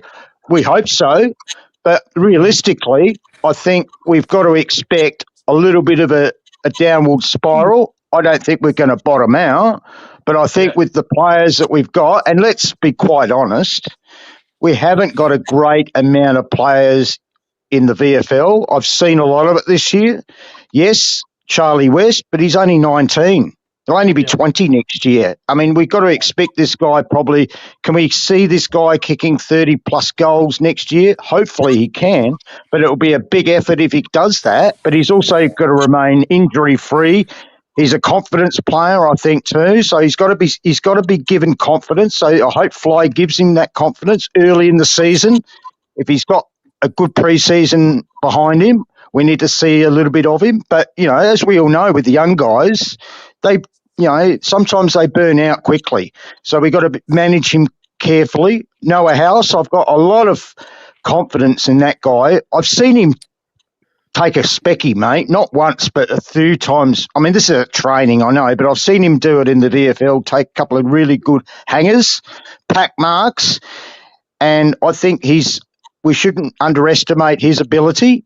But again, he's young, and he's young in experience as well. We don't know how he's going to go if he gets his opportunity at AFL, and it's big shoes to fill. I mean, we can say, see you later, Brody, and maybe Jamie's going and all this sort of stuff, and we've got a slightly different setup in the forward line, but these guys will need to get help in their early days playing AFL football. So it's going to have to be a team effort. It's going to have to be the Membreys and any other forward around him and any other player that's playing in that forward line or in the team.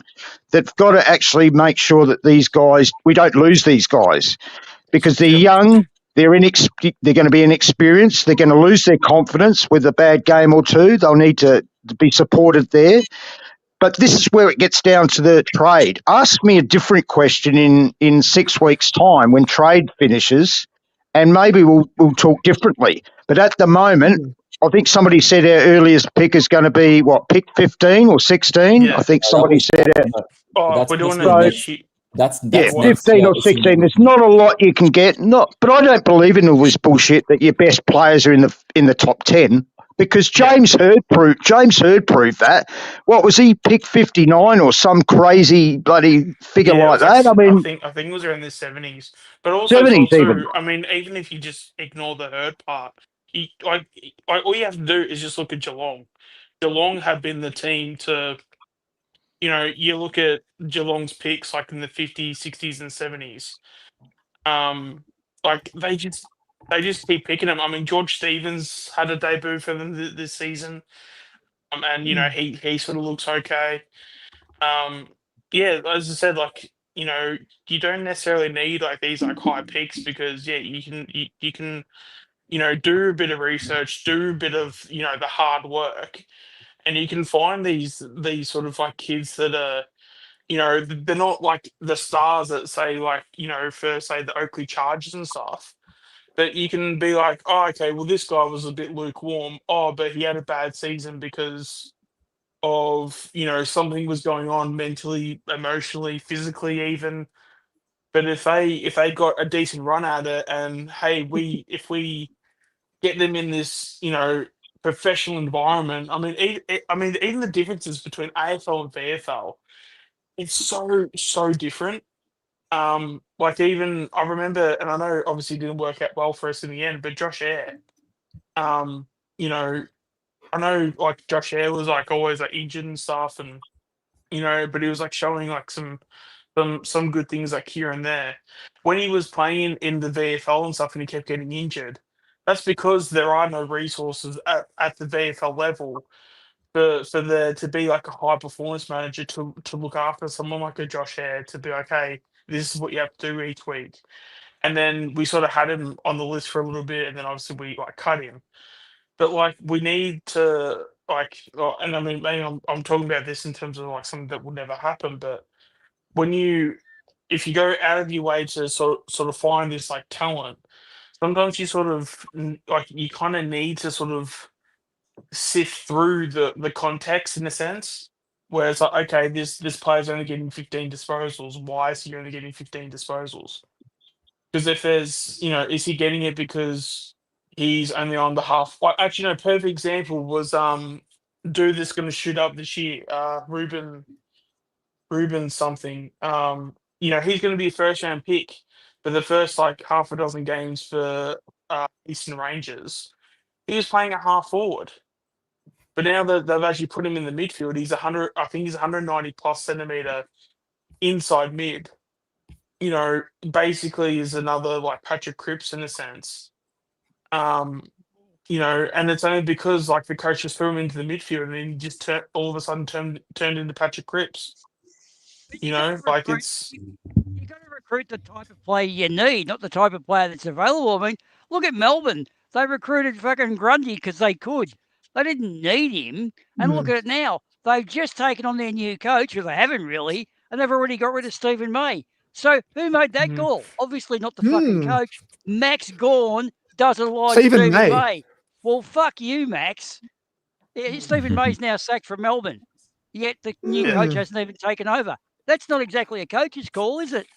So who the fuck did that at Melbourne? They're fucked already if they're going to do that shit. I mean, to be fair, Stephen May's also 33 and is only going to go downhill from here. Yeah, but you got to. Yeah. Yeah, but you're not respecting the new coach. Stephen King's coming in, and they've already sacked someone without. I don't know if they've asked him, but I just don't see that as a good idea. I reckon that's Max Gawn has too much power. He's a player, and he's a good player, but he's not the fucking coach. To me, that seems like Yeah. That has Stephen King written all over it, though. Getting rid of Stephen May. What has what? Sorry. That has Stephen King written all over it. That he's come in, he's taken the keys, and says, "All right, club culture, you're out." Well, he hasn't taken over yet, has he? He's still at Geelong. Yeah. No. Yeah. He's taken over. No, It's both. He's actually there not, now. Like he is there, but he's also. But when it's game day, he'll be over at Geelong still. Like he's doing both roles at the moment. Right. Yeah. I mean, which is weird because Geelong took Mark Neild in 2011, and basically said, "No, you can't be a part of Collingwood's finals campaign in 2011." And he was our coach to the midfield, and I think he left. I think leading into the prelim of 2011. So yeah. But just to add to Sean's point, if anyone watches Pommy's draft analysis streams, he goes all about that. The draft shouldn't be that difficult for anyone that knows the science behind it. So it's not difficult. It's it's not about Moneyball. It's about basically knowing knowing what science to do. And once you know everything, it should be very easy. And he says last year, every club that had a high pick should have been going for Murphy Reed. Yeah.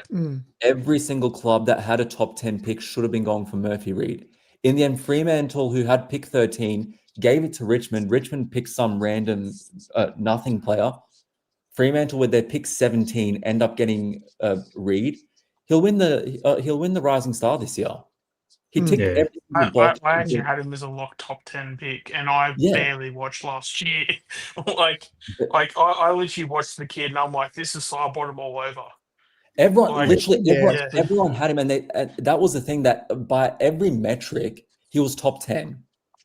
But every single club that was doing their analysis for some reason didn't have him fitting in their metrics, and Fremantle's like, all right, we're going to swoop in, we're going to take him, and what an acquisition! Yeah, because I think it was is it Zero Hanger? They do like a draft, sort of like a mock draft. They kind of update it maybe once a week, sort of thing. But you get sort of like a live sort of like ranking of like, from 1 through to 30. And Murphy was pretty much around like that pick 10 throughout the whole year. So even like they knew that he had a bit of talent. But the thing is that as much as you think that Murphy is like a top 10 pick, you've also got to go, okay, but who are the clubs going to pick up? So if a club's in desperate need of like a key forward, they're not going to go after Reed, right? So there's all these like things that come into play. But I mean, I think there was even at one point where I think Zero Hanger had him in like top 6 or something, even top 5. But again, it's just there's so many things that come into play. You also got to, also have to take into account to some effect, the clubs that have, say, the top 6 picks are the 6 worst teams in the competition. So to expect, those clubs to be, to make the right call, to be competent, well, they're the bottom 6 teams for a reason, right? Yeah, so exactly. So that's also like another factor that we probably need to like look into as well, is that, you get a let's just say Collingwood get pick 18 this year, hypothetically. Collingwood's probably going to have a better pick at pick 18 than, say, a North Melbourne that have, like, say, pick 2 or whatever. But, I think that comes down to more how incompetent North Melbourne is compared to how competent Collingwood is. Yeah, but that was a whole point which Pommy was saying, that how is it that a club like Geelong, who's never at the bottom of the ladder to get these top picks, seem to always nail these pick 50s, pick 60s, or the random time they might get a pick, a pick in the top 10 because they've traded out, they straight up nail it. Like, was it Shane O'Brien? Sean? Yeah, he's at Collingwood. Yeah. There's also another dude, but I've forgotten the name of him. He's also just as good as O'Brien. Yeah. Yeah. Like apparently, I was listening to the guy talk about Carlton's so like the guy that's replaced Sauce doing their recruiting, and he says, "How is it possible that for a club that's so, not shit, but like that has all these high capital with draft picks, how they always seem to fuck up every year?" Because they get way too cute. Like they get a pick 11 and they split it for a pick 20, pick 21. And those pick 20, pick 21 end up being no one when they may as well just risk someone with a pick 11. Whereas, and that's what Pommy's saying, that a club like Geelong, who have 20, 30 years of all this experience, seem to be able to nail it every single year. Because it's not about just looking at with talent like pick acquisition. 40, 55, and like 72. Like it's Because crazy. in the end, yeah, it's a science. It's not a socio type of experiment. It's a science. Mm. Yeah. Yeah, which is With, why I think it showed in the last draft that we had that I think you'll find that Collingwood's going to be a lot better at this in the future. You could probably heavily argue that the form that we've had in the drafts has been probably not great, to put it very nicely. But again, the fact that we've got Shane O'Brien across, and there's another dude that's there that I'm forgetting the name of. He's very, very good at what he does as well. And then you got like the whole group of them together. You'll find that we'll be having like Geelong success with the draft, and whether if it is a thing where we just do a Geelong where it is pick 45, 58, and 72, and we just pick out just random guns. Yeah. Obviously we'll obviously find that in due time, but and then on top of it too, the NGAs that are coming through, we've also put a shit ton of resources into our NGAs. The Peter Dacos Academy. Don't know if you guys know, but I think all the ages of the kids that are under the Peter Dacos Academy, they train like once a week at the AIA Centre every week. Doesn't matter if you're under 15, 16, 17, 18s, like they're training at the facilities at Collingwood. So, they do that once a week. To go back on player selection there. If you look at what St Kilda are doing this year, where they've got fucking Dick Honig and what's his name, Miliara, and now they've got Jack Silvani, right, and of course Ross Lyon himself. That's a huge amount of their salary cap's been taken up by only 3 players now.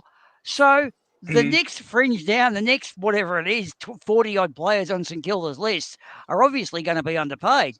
Now, for them, it's going to be really easy if you're in St Kilda's, say, top 10, but below 3, but in the top 10, you're going to get good offers from all other clubs. So St Kilda are fucking themselves up the arse without realising it by pulling in the Koenig and them.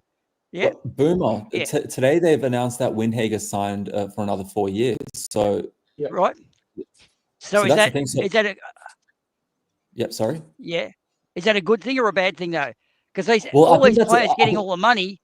Yeah, well, I think the whole idea that I've heard from the Saints' point of view is that basically you lure these big guys in order to show your current players that, hey, we mean business, we want to win. So it could work. Like for example, it could work for a Windhager who's like, I could see success. For someone like Rowan Marshall, he's like, okay, I'm actually going to be second ruckman now. So let me explore my options. Yeah, is it kind of also a play to put bums in seats too? Like you go, absolutely, the intent to go, okay, we're going to pay this guy, we're going to pay this guy 1.5 mil because he's a big, tall, athletic ruckman that you're going to like, and that you can go to the footy and be like, I'm going to put my ass in this seat because I want to see TDK or I want to see Naz or I want to see Jack Silvani or because it doesn't necessarily matter who it is, right? Especially with St Kilda supporters because they'll cheer on anybody. But it's the thing of just trying to. God, this is going to sound horrible, but sort of treating it as if it's like the circus. It's like you got to find those that that are going to be entertaining to the fans because that's why they turn up. Even for us, why do we turn up to the footy? Because we want to see DeGoey, we want to see Nick Dacos, we want to see Checkers kick a bag of goals. Like we want to see Darcy Moore, show his leadership and take the game on. Darcy Moore. Like, yeah. Like, I mean, no, but I'm just saying, like, there's like you got to get Watson's these players. hand. No, but that's the thing. Like, but that's the thing. At the end of the day, you got to get these players to come in and. Hold on though, but my point I'm trying to like, make here. Go back to the 2010 St Kilda side. Brendan Goddard virtually almost tore that flag away from us. It was his good play in the last 3 quarters that nearly fucking saved their bacon. He ended up playing out for Essendon. Which you can actually see that footage and you can see me crying in the background. Yeah, you can actually, you know what I mean? But here's the thing. He ended up playing for Essendon. So, you know what I mean? Like, St Kilda have got this culture. You know, they talk about the culture. I think St Kilda have got what is a corrosive culture, and they're just doing it all over again. Nepo babies. And we're not doing that. I'm glad we're not. Yeah. I mean, like that comment which Mick just put up right now, like I think when you've got such poor list management, at some point you're just going to be like, okay, hey, clubs, who's willing to take De Koning for, like half of what he's worth? Because they've completely fucked up their salary cap. Yeah. Like that's why, like, I think like not to give him any sort of compliments, but Kane Corns is completely correct. Giving these monster contracts, 7-8 year contracts, only benefits the player. It doesn't benefit the club. Yep. It never benefits the club. Like, I would have thought that anyone looking at us with the Brodie Grundy situation would be like, hey, let's not do this. And instead, St Kilda's like, you know what we're going to do? We're going to do it twice as hard. Yeah. Yeah. That was ballsy, though, of Graham Wright to get rid of Grundy. You got to admit, that was fucking a set of gonads. I don't think all of us thought that was the... Yeah. Got to admire the guy. Actually, I'll say this. I reckon it took more gonads to take the Brown brothers out. Because that's also not only pissing off those kids, but you're also pissing off Gavin as well. Oh, Gavin Brown's kids. Yeah, good point. Yeah. Like, I mean, Graham Wright, he doesn't like balls. But do you think that it also took more balls to get rid of Craig Kelly's son as well? Oh, fuck yeah. Oh, yeah. It took him a bit longer, to be fair, but he did do it eventually. Yeah. So that's why, like, I think he probably stayed on about 1 to 2 years too long, but yeah, because I think it took more balls to get rid of the CEO's son or whatever position Craig Kelly has than it was for the Brown brothers. Yeah. Because like you're literally working with the father of the guy that's that you that you're delisting. He was a teammate. Righty and Brownie were on the same premiership team, yeah. As was Kelly. Let's be honest. The Grundy deal, look how many players we lost. We lost Treloar, we lost Stevenson, and it was all because of Ed and Buckley. Yeah. They almost stuffed up the club. Yep. Yeah. But what was the Treloar one? Just I didn't follow the club that well in 2020 because of COVID and all that. Why was Treloar singled out? He was on too much cash. Yeah. And also, basically, he was on too much cash, and I think Gold Coast offered a decent pick. So that basically opened up the conversation of, okay, we can get rid of Treloar. And I think as well, too, because Treloar at the time, like, he was also getting injured a fair bit, yeah? So it was sort of like still is. Yeah. Yeah, still is. But, like, it was sort of like, like a cost-cutting sort of effort, I guess. Because even dude that just retired, James Aish, like even he wanted to stay at Collingwood, but he decided to go for Fremantle because he knew that he wasn't because he knew he wouldn't get his deal if DeGoey and Moore weren't getting their money. But he basically just got to the point where he said, "All right, guys, well, I'll go after Freo so you guys can have your contracts," and which is not his fault and stuff. If anything, I actually praise him for it because it's it just showed how bad it just showed how bad like the Grundy deal was. No, but like, that's why I think with the Grundy the Grundy move, I think was 100% the correct thing to do, and I think the way that they did it was correct. There was something with the Treloar thing which rubbed me the wrong way, where it's like where it almost felt like I like Treloar. Don't get me wrong. I felt sorry for him leaving because it felt like he was absolutely, and that's why, like, I lost a lot of respect for the club with the way that they sort like, and Bucks as well, where I don't think Bucks has the high ground with saying that, I wish Adam would like talk to me. It's like, Like this is he's an adult that you pushed out. Of course, he should feel resentment towards you. Yeah, of course he should. Yeah, he So literally left that club crying in tears. Of course it was, because like that's why, how like, passionate he was about Collingwood. Like he left the club crying. yeah, like I Yeah, don't 'cause the blame him, club because like said- to me, like because that's why like I remember like when they were trying to like put like sort of not push him to or when they were trying to push him to Gold Coast because his girlfriend or wife was moving there, and they were just saying that that was the reason. that was the and in the end, like he ends up staying in Victoria, Yeah, which he just turned proved Victoria. yeah, which Oh sort my of proved God, all their gaslighting to be complete bullshit. Yeah. Yeah, so that's why I just And I he said, wasn't. Yeah. He I said, just- like, I don't want to sorry, go to Queensland because of my partner. Oh, Footscray came for me, and he said, I want to stay in Victoria. So he was happy to stay.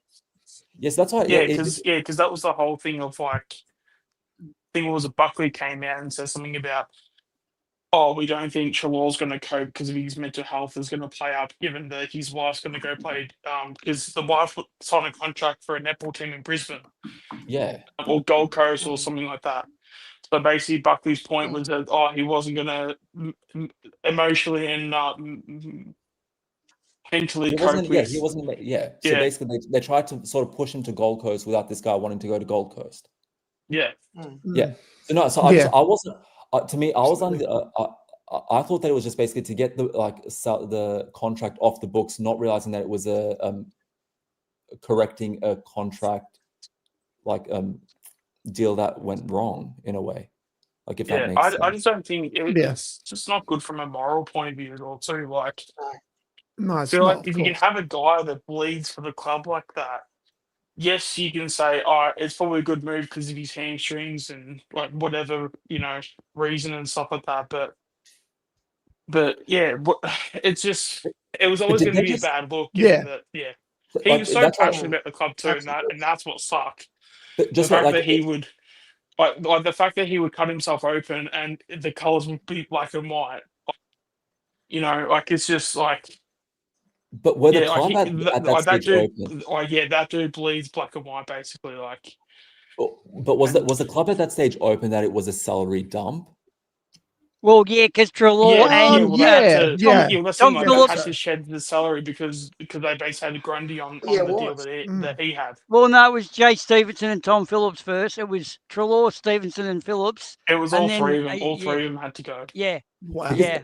Because to me, like that's why it seemed like 2022 And was a bit another different, one, where it was like an Aborigine, wasn't it? Yeah, R2 would have been on stuff all. I think he left for opportunities, to be honest. Yeah, and he's also related to someone we don't talk about. So that's why like it seemed like with the Grundy thing, where it was like sort of like not open, but like it was like discussed very, very openly that, hey, we need to get this contract off the books. We're paying you too much. We stuffed up. So it's like basically like everyone sort of knows, okay, hey, we stuffed up with this contract. You need to go. Yeah, the whole period from like 2021, it was brutal. It was very brutal. But I think to achieve success, every club has to somewhat do this. Like Hawthorn dumped Clarkson. That was huge. Collingwood dumped Grundy, Treloar. But Anthony, I think with the way that they handled Grundy was 100% correct. The way that they handled Treloar, in my opinion, was completely incorrect. That's where like it left such a bad taste in my mouth, where I'm like, oh, like this is not good. And I think, and I'm not 100%. I'm not 100% sure. The Treloar thing happened before Graham Wright, correct? Was that sorry? I think so. Yeah, it was. Yeah. Was it? I feel like he was there, Graham Wright, wasn't he? No, that's because no. So I'm assuming you're talking about the 2020 trade period. He came after that. He came in December, but he came about. So the October would have been the trade period. He came in that November or December. Yeah, he came in about a month after Eddie got sacked. Yeah, so it showed that it was management who handled the Grundy situation a lot better than the Treloar, which was handled like an absolute shit fight. Yeah. Yeah, exactly, yeah. Yeah, and then they threw Ned Guy under the bus. Oh, and Ned Guy, wow. But he was a clown, no offense. He was shit. I'm having all these I don't know, traumatic memories right now. Like, Where did he end up? He's actually working for the AFL now, I think. All right. Of one. Is he? Yeah, I think so. Oh wow! Good on him. Good on him. Oh, So he's working for the AFL, but we're paying half his salary. Probably paying. What was his name? Levi Greenwood too. Did we lose Levi Greenwood at the same time? I think. No, he retired because of the He's retired, did he? Okay. Yeah. I love how with this whole fucking Stephen May shit, they're pushing us again, the media. They always do it, don't they? There's no way we're going to get him, mate, you know? Yeah, no, that's just some clickbait there. Yeah. I got this sneaking suspicion that this Tasmania bullshit, it's not going to fucking, it's not going to come. It's not. Me come too. about. Me too. Yeah. The whole Yeah. thing's too complex, like politics and upper house and lower house and stuff. It's not going. So all this stuff where people are saying Tasmania is going to come in and we're going to miss out on our picks and that, they're probably not. It's probably not even going to happen. So See, that's why I think. But that's why I think it would be smart to then use these next 2 years, like with the future trades right now, while there's the possibility of Tasmania coming in, instead of next year where Tasmania is definitely not coming in. Yeah, but I mean also as well too, like, even for the 27 draft, which I believe is the first draft that Tassie have. Yeah. We actually have about 3 or 4 guys through the NGA system that is actually going to be really good. Like that's like I think we've got 3 NGAs and a father son. So in the end, obviously we're going to need kicks to obviously match the bidding and stuff. But I think we might have dodged a bullet there, because as long as we get to match those bids for those kids and stuff, probably might dodge a bullet. And also, it was funny because Ethan Buckley was counting on the Tasmanian job, but look, I don't like Australia's funny. It's like you have to go through all these hurdles to do anything, like government regulations and council, and I just think the stadium. I can't see how it passes Parliament. Like it's so many barriers in the way. Actually, I can tell you the update on that. Both Labor and Liberal have pushed it through the lower house, but now it's up to the independents and the Greenies and the Nazis and all those in the Senate who have the balance to pass it through. It's going to end up being a fucking Panzer tank training ground that shoots flowers. You know what I mean? Like this is going to reek of fucking hipster meets Nazi. You know what I mean? Like, dude, it's going to be a fucking farce. Shooting blank. The whole government's cooked, man. The whole government's cooked in this country. They're saying it like it's just another thing the AFL stuffed up, just quietly, as if there isn't more things to talk about and sort out, And then we've got another bloody big issue, Tasmania. My God, crikey, let that sort itself out. Can I just butt in? Does somebody remember the Braden Maynard and Brayshaw clash? Remember that a few years back? Do you remember Stephen May saying something not long after that? Yeah. And he actually called Collingwood. He said he reckons he just hated Collingwood. He hated Collingwood, and he said that we were entitled, something along those lines. Does anyone remember those comments after that Maynard situation? That was the comment of we should have smoked them. We're so much better than them. Yeah. In that final. Yeah. In that final. No, there was like a the best and fairest or something, wasn't it? Yeah, it was the best and fairest. It was like some sort of event. Was it? And he just went off. Okay. Yeah, okay. Sean. It was the best and fairest. He had a crack at Collingwood. Yep. Yeah. Yeah, and I thought he said he hated us. Yeah, it was just 5 minutes and just like, oh my God, we're so good and Collingwood is shit. And it's like, pretty sure we won the flag. He was going on a lot of shit now. Wait, but he was going and now he's going to play for us. That's interesting. Yeah, good one, media. That's clickbait. Yeah, exactly. Yeah. 1,000 to 1, mate. 1,000 to 1. I don't want him. Speaking of, if we want to talk about potential players, I'm sort of hearing through the grapevine that Jack Steele's very, very keen on joining Collingwood. I don't like him, man. Is he overrated? Is he overrated? He's another Is Tom that what Mitchell.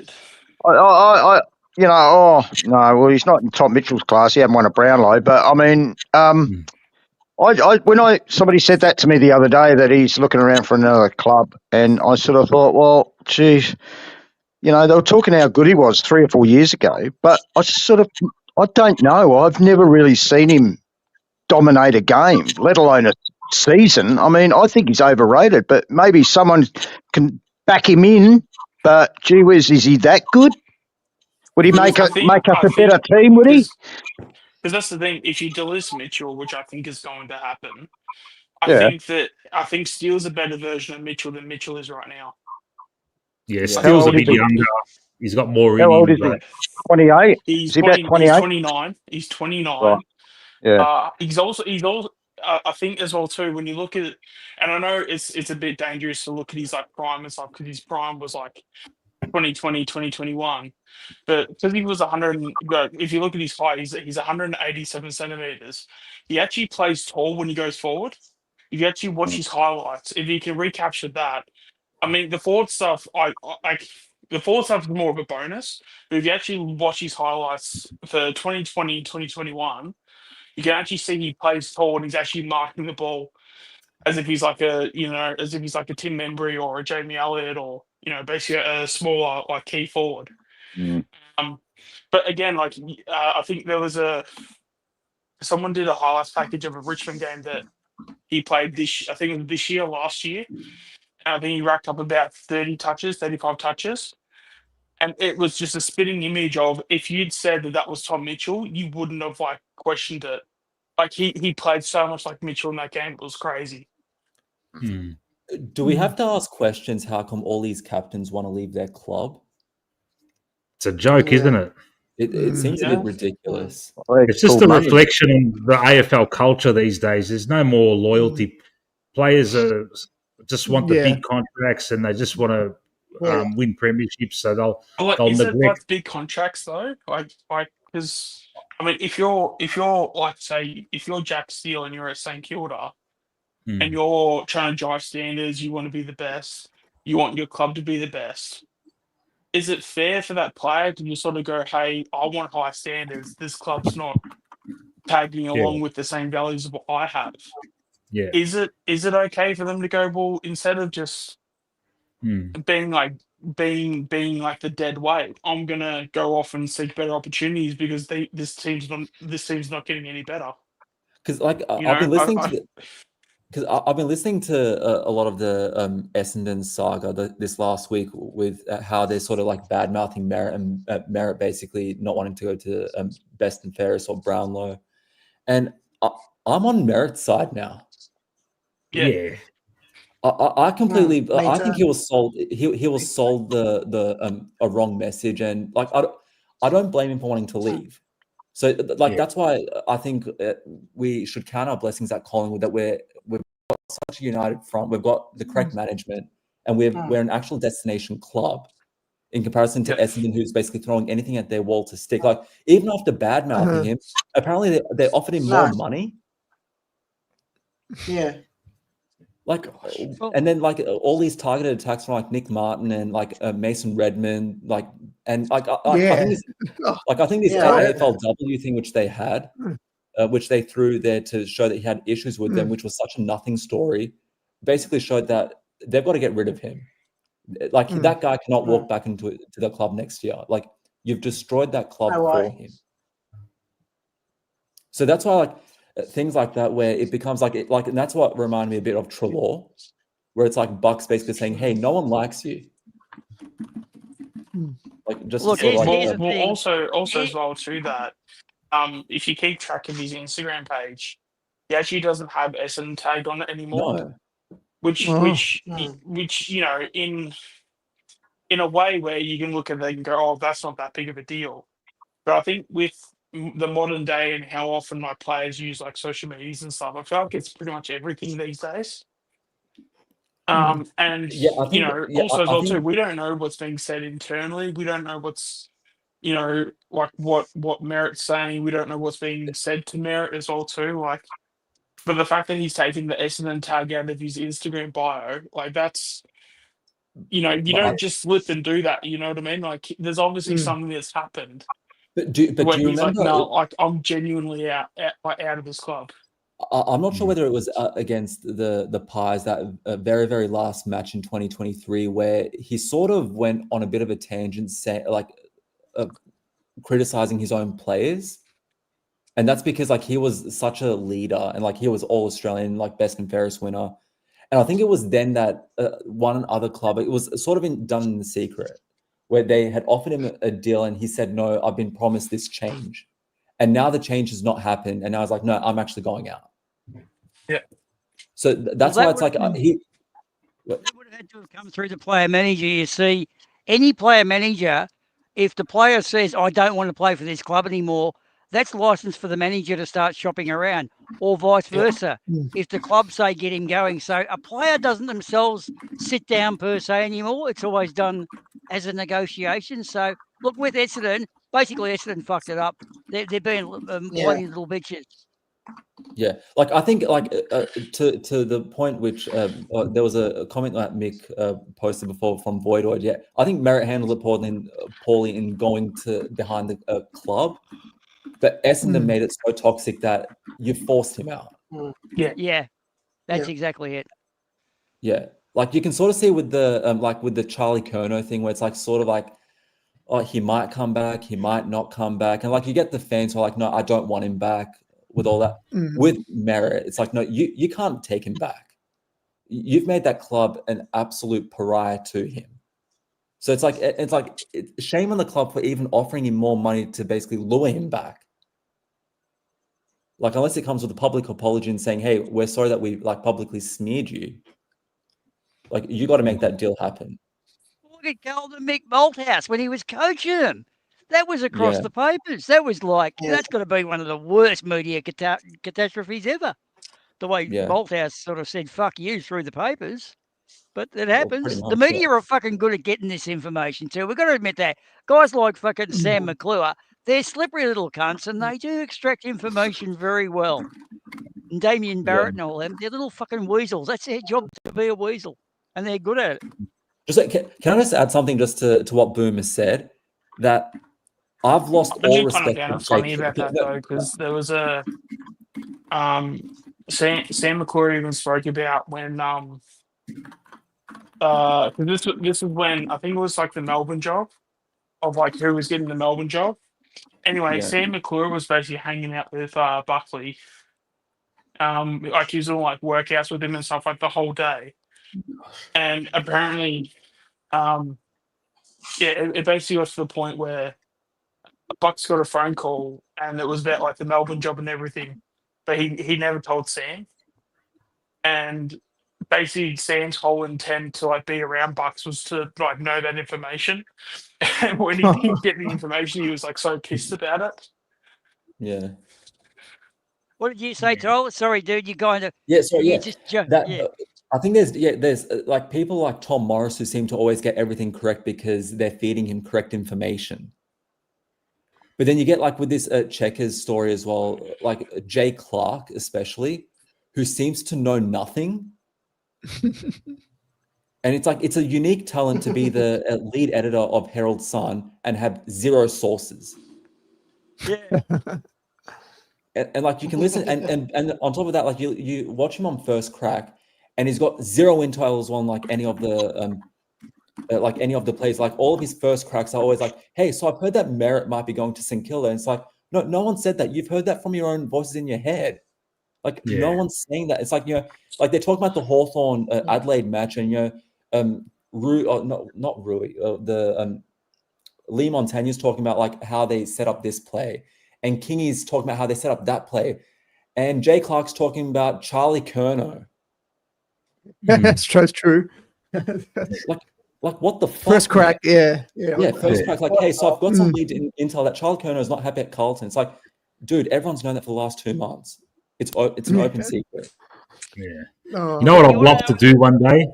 I'd love to just follow these journos and just write down all these fucking shit takes they do, and then just pull them up on it because so many of them come up with absolute bullshit, but they're never held accountable because they're just going on to the next story, onto the next story. I reckon. Yeah, Well, I reckon if you've been, I reckon if you've been caught to say something that you know is demonstrably false, that should be a public record against you. Fucking hell. It's like with the go Boomer, you go. I got one with Alex Rance, right, back when he was at the end of his career at Richmond. Jack Higgins had just turned up, and we all know Jack Higgins, bit ADHD, really talented, like a Doberman pup. Anyway, Sam McClure kept ringing him up at like 6:30 in the morning, midnight, all these different hours, just like, how are you going, how's stuff? Oh, by the way, how is Alex Rance's shoulder? And he was like, he was trying to pump Jack Higgins for info. Anyway, Higo was talking to Rancy about this at training and like worked out, they put two and two together and worked out that fucking McClure was trying to get the scoop on Alex Rance's shoulder. So to get him back, and this bit I fucking love, they put all this French mahogany antique furniture on eBay with Sam McClure's fucking phone number. So Sam McClure was getting all these fucking furniture inquiries for months after it. He had to change his number. So cop that, Sam, you little fucking weasel. Isn't that beautiful? Getting every other cunt in the world to ring him up. Awesome. I love Alex Rance after that. I thought, you're a fucking legend, dude. Yeah, sorry, Mick. That's all right. I was just going to say, remember that Geordie Barley thing when he was dancing with that chick and no. Caro and John Ralph were all over it, and it ended up like the girl was one of Geordie's good mates, and they were just fucking around in front of the camera, just mucking around. Now, they all went nuts, all this bullshit, and then there was no follow-up to say, oh, we got that wrong. They just went on to the next story, and that's all. Yeah. It's just, they get away with so much shit, you know. They don't get called up on it, you know. Nah. Wilson saying Charlie Curnow stayed at a different hotel up in Brisbane, and Charlie called her out on it. And then Carlton started playing well after that. I thought, you fucking bitch. You got Carlton playing well. But they said Charlie went to a different hotel. Fucking lying cunt. People, mate. John Ralph's got to be the worst one, mate. He's always trying to get like Geordie like out for a week or trying to get Nick suspended. It's so like it's so visible. Like you can just see his hatred.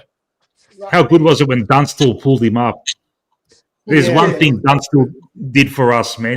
He's always against us in the commentary, but he did well to pull up John Ralph. He used to hate us, but like he's turned into a more Collingwood. Like he sounds more positive now. I don't know what's happened to him. Like it's he's a bit more he's a bit more neutral. Yeah. Exactly. I don't know why, but he's changed. Yeah. You know what I'm always surprised at? Sometimes when you're older, you can get a bit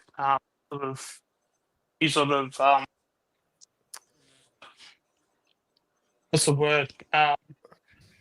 You sort of get like cooler, like as you get older, sort of thing. Like sort of things aren't like this. Yeah, you can sort of like let things go, I guess. Yeah.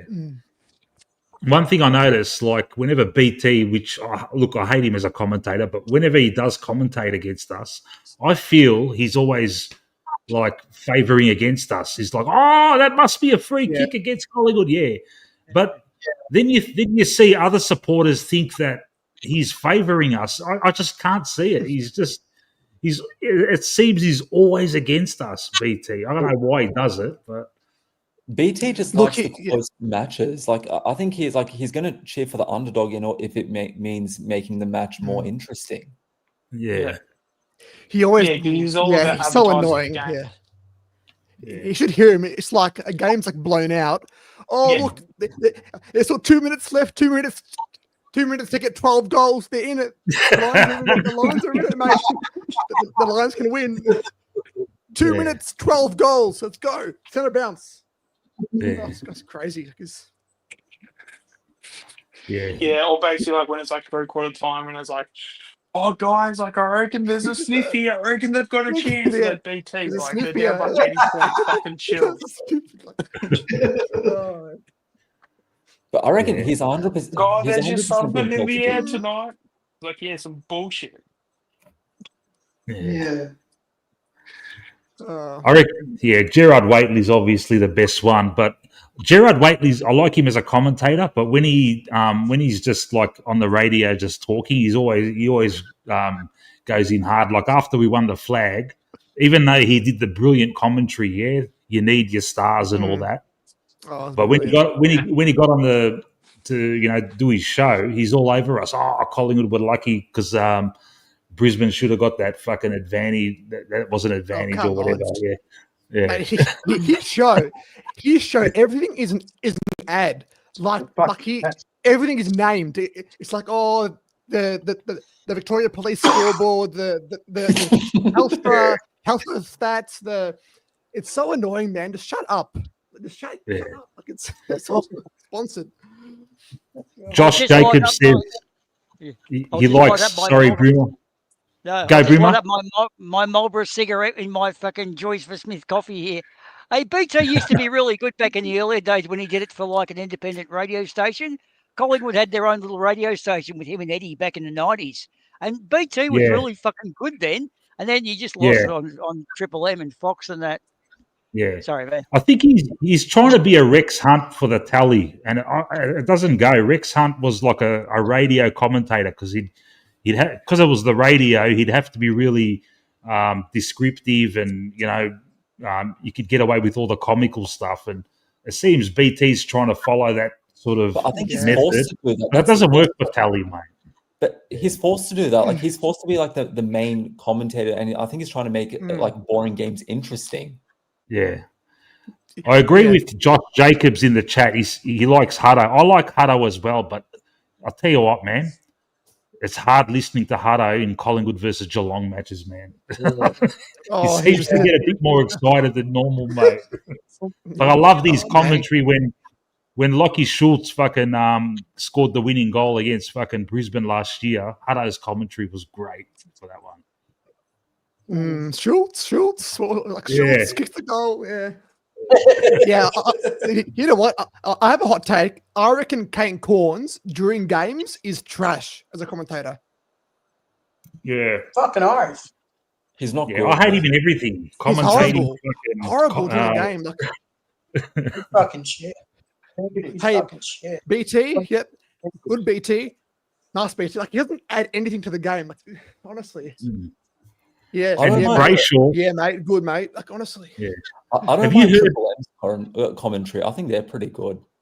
The only thing with that, Tyler, BT and Brayshaw, they always go into these tangents where they're talking about some personal joke that no one get rid of those. No, I'm not talking about those two. Like I can't stand Nathan Brown on Footy Show, but on Triple M, he's not bad.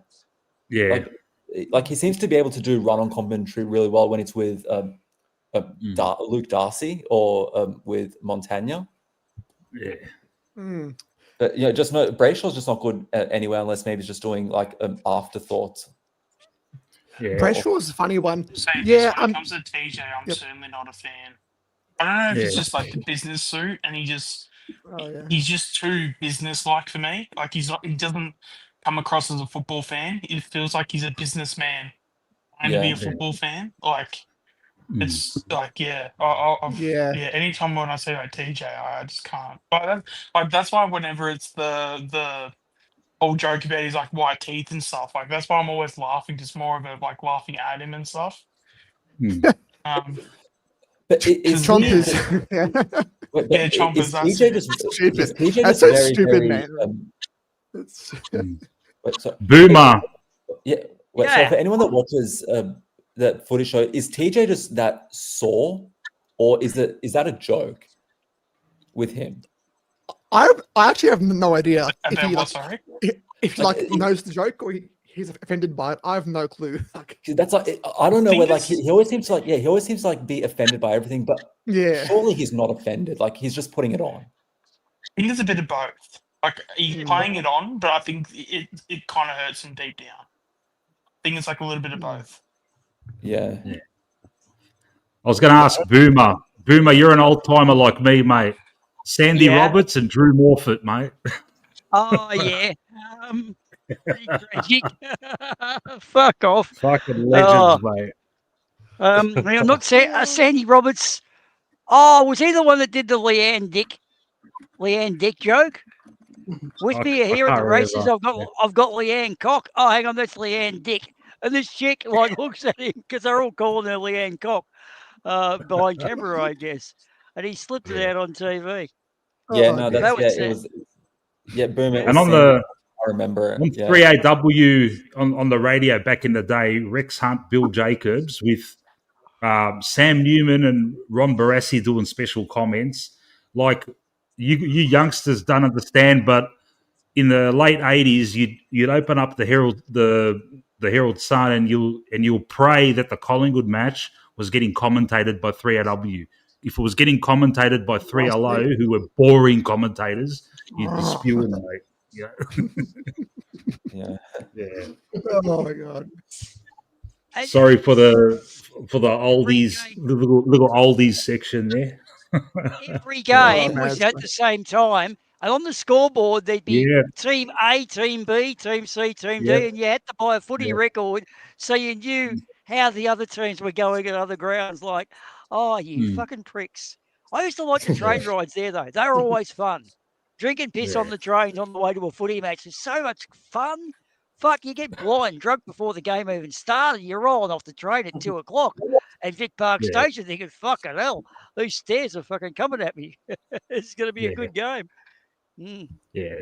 Oh, I miss Vic Park, man. I miss going to a fish and chip shop at fucking on Johnston Street, getting a minimum chips, and that I'd just eat that, and I'd finish that by half time. Sitting in the standing in the stands there. Oh, great, good old days, man. Mick, how much did you used to pay for admission? Fuck all, man. I remember. I can't remember, man. But all I'll tell you is the first Anzac Day game, Collingwood and Essendon, was a draw. Fucking Sav Rocker kicked about 10 goals or something. Yeah. It was a draw, and I remember like these days, you can't just rock up to the game. I remember that game. We just rocked up. We just rocked up to the game. It was like 100,000. I don't know how we got in, and it wouldn't have been that much. And we sat in the fucking nosebleeds, but it was a different time back then. No, because we went to me and my family went to the 2000 Anzac match, thinking that you can just rock up, and it was sold out. And you got these scalpers at the ground, selling their tickets, and it was $25 a ticket. And everyone's like, "Whoa, that's so expensive!" But we're like, we're already there. It's Anzac Day. We're going, and that's like 25. Now you can't even get in unless it's a Essendon match. This is the 2000 Anzac Day match. This is a fair while ago then. I was about to say, if you paid that for even 10 years ago, it's like that's nothing. Yeah, no, that was going back 25 years ago. Yeah. Because it was fantastic there. It was brilliant, and it was. I don't care. We couldn't get too many opposition supporters in, but the Collingwood group. There's nothing better than walking into the Vic Park through the turnstiles and waiting for a team to, hopefully beat. There were teams that often played well there. We had our troubles though, didn't we, Mick, with some of the teams? Obviously, we didn't play. Yeah, North Melbourne. We had some difficulty against them. And I remember even Fitzroy. I remember we had some difficulty beating them on Super Boots. Bernie Quinlan had a big day one day there. I wasn't there, but I remember listening to it on the old radio, as my old man called a wireless back in those days. But, as a young kid, it was very difficult to get a ticket or get in because – they were just queuing up. You'd have bloody thousands lining up, early morning, basically, and they'd be the red hot Collingwood supporters. Yeah, if you couldn't get in, you couldn't get in. That's the way it is. There was very rarely an empty seat there. That's the great thing about it. You just have every Collingwood supporter marching to the ground hoping they can just be there. It was a Saturday afternoon every single time. Great times. Great times. You'd get in early. You watch the reserves before the main game. You'd see the youngsters coming. I remember seeing Jason McCartney kick about 8 goals and think this kid's going to be a gun. stuff like that, mate. You just watch the youngsters go, you know, and then sometimes even the under 19s. Like, am I right in saying sometimes there'd be an under 19s game before the fucking reserves? Fuck. They would have started at 9 o'clock in the morning or something. Those were the days, yeah. You know, Peter Dacos, Darren Mullane, Fair Dinkum, Tony Shaw. I mean, I'm remembering, you know, when I was a kid, but, you know, they're my idols, and Dad had his idols. Dad's idols, you know, were, you know, obviously Peter McKenna and Des Tuddenham and those sorts of guys like the generation before. And, you know, he rated the old coach there that got us into a final there. Who was the fellow that who was the coach in the 70s? John No, Cale, before him. Tommy Hafey. Before. Oh, Tommy Hafey. Oh, Tom Hafey. There was one before Tom Hafey, though. Bob Rose? Bob Rose. Bob Rose. Yeah, Bob Rose. Yeah. Thought a lot of that guy, Dad did. But, you know, we all have our favourites. But, geez, you know, it's like the crew right that we have now, you know, the Dacos boys and all of that.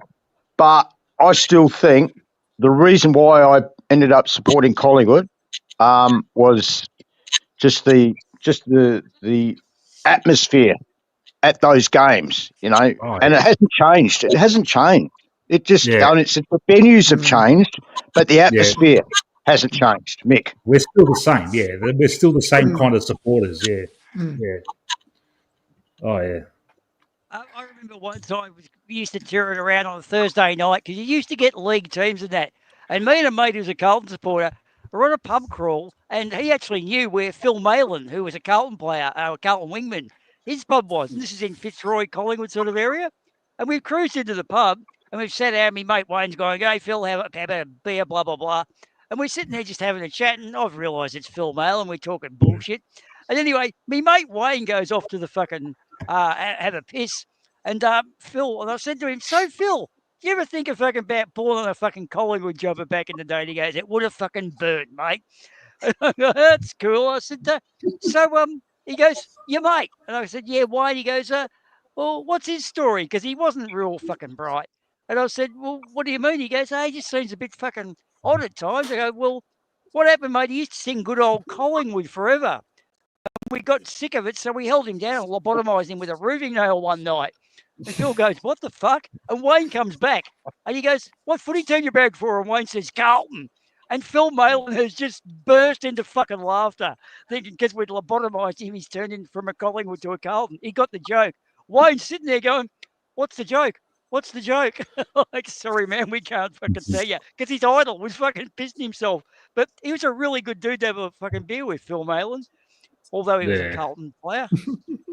And a lot of football players owned fucking pubs back then.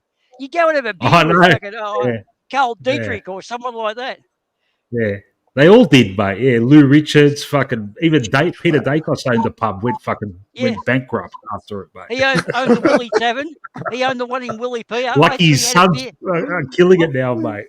Yeah, I was drinking with him the year, right? This is summer of 89-90. And I said to him, "So how are we going to go this year?" "Oh, we're getting close. We're not going to win the flag or nothing. But yeah, we've got some good young guys coming up." He's talking about Gavin Brown and that, and Monkey and the like. And we actually won it that year. But the pub went down the fucking tube. He came out of that 20 million. I think he was fucking $5 million in debt or something. Yeah. It was a huge amount of money. It was a lot of fucking money, man. Yeah. Oh, how good was Gavin Brown? How courageous was that guy? Oh, mate. Yeah. Mate, played good. He wasn't that tall, but we were playing him centre half forward on the big centre half backs, and reckon he bloody absolutely give him a bath. Yeah. You know? He was a perfect athlete, though, man. His build was perfect. If you check him out, there's a poster of him where he's kind of holding the ball out. One leg's bent over as he's running, the other leg's back, and he's getting ready to handball and like looking ahead. And he's just this picture-perfect athlete. And like that Gavin Brown, I think, was the poster. Yeah, Brownie was fucking awesome, man. All balls and football brains. We fucked him up, though. How about 1990 grand final, mate? Knocked out. Knocked out. And the What a big time. fight. Fucking comes back. comes back in the third quarter and kicks a goal as well, mate. Fuck hell, mate. What about the brawl? What about that brawl, though? Oh, what Hey, about guys, the brawl? goals? Who kicked 7 goals in the 1990 grand final? Answer: Essendon. The joke is who kicked 5 goals. Yeah. Not 7. Who kicked 5 goals? It was Essendon. Oh, yeah. There's a really final we won by heaps. Bloody hell. Yeah, there's a really good fucking play in that where it goes to Gavin Brown, who slides in on his knees, scoops the ball up and handballs it to Darren Mulwayne, who scoops it over his shoulder, not unlike Nick Dacos, to Dacos on the boundary, who fucking slides it through for a goal. Like Brown to qualified final versus Dacos West Coast, a goal. Oh, wasn't that a play and a half, man? Oh, I still yeah. see it in my head to this day. Yeah. That was fucking awesome. Yeah. And when those guys played, you notice they all went up in packs of 4. They'd all hit the deck, and they'd just be like getting up, fucking shaking their heads, like as concussed as fuck. God, they played hard, those cunts. Oh, yeah. Yeah, the glory days. Well, look, gentlemen, we've done 5 hours, yeah? Good old Collingwood. Who's up for another 5? Anyone up for another 5? I know Sean can this do is it. amateur hour right here. Didn't you say to Chris you're going to do another one like after the Geelong Hawthorn game, Mick? We should. Oh, mate, I don't know, man. Has to be a quick one, mate. I'll do a quick one. All right, I'll try. Do a Look, quick I'll try. one because I'm stuffed. Yeah. Bet you are as well. After our game on Saturday, I'm going to the game. Now I'm going along with there's going to be about 7 or 8 of us, and I've got no idea where we're going to end up after the game, win, lose or draw. If we win, we might go for a few drinks or something. So it might be a while before I get the fucking by the time I get home to start the after show thing. But because it's a 5 o'clock start, like, you know, it shouldn't be too late. Yeah. 10 o'clock. But win, lose or draw. Look, even if we get fucking, I don't want to say it. If we get fucking smashed, I'll still fucking do it, and we'll but that's not going to happen because we're going to fucking win. Yeah. After the win. Yeah. A winner's party, not a winner party, not a pity party. Yeah. Come on, guys. All right, gentlemen. Just win, mate. Just win. Come on. Just win, Just man. win. Fuck it all. Not a close one, though. Yeah. But God's sake, win. Get the 3-quarter time break and hold them and fucking 6 goals. We'll be happy. Come on. So I know Benny's going. I know Sean, you're going. What about the other guys? Are you guys going? I can't go. I can't go. I live in Brisbane. Going this week. Oh, you're in Brisbane as well, Chris. Okay, all right. Yeah. Boomer's in Western Victoria. Where are you, Daz? Are you going to the game? Yeah, I'm going. We're out. As I said, I don't know if I mentioned it, but we're not far away. Caulfield North, so yeah, we're a short drive in, but don't know how I'm getting in there, but we'll work it out. But I'll be actually in a good spot, going with some friends, and we'll be about 24 rows back in the punt road pocket there, and hopefully we'll see a few snags down that end. But just hope it's a happy game and a full quarter performance. We're going to be talking, good things about. Yep. What about you, Anthony? Are you going to the game? I'll be at home. Yeah. So I was trying to go, but I just couldn't find a way. So that's all right, though. I'll be. No worries. I'll be screaming like crazy. I'll be going off inside. Yeah. All right, gentlemen. All right. Look, we'll see what happens, mate. During before the game, halftime. If I end up catching up with you, I really want to. I can't wait to meet you, Ben. And same with you, Sean. We'll try and catch up. Yeah, we'll make it happen. Yeah, man. Fucking oath. Before the game, I'm gonna try and get to that Pink Lemonade place and catch up with Andreas. And I'll try and get there because I'm going with a whole bunch of guys. I'll probably have to try and convince them to go there because they might want to go somewhere else. I don't fucking know. See what happens. But anyway, it's been an absolute pleasure having you guys, and go the Pies. I'll see you all very soon. Good luck. Yep. Go Go Pies. Pies. Go Pies. Carter Pies. Thanks, guys. Thank you so much. Catch you later. I'm going to end the stream right now. Thank you.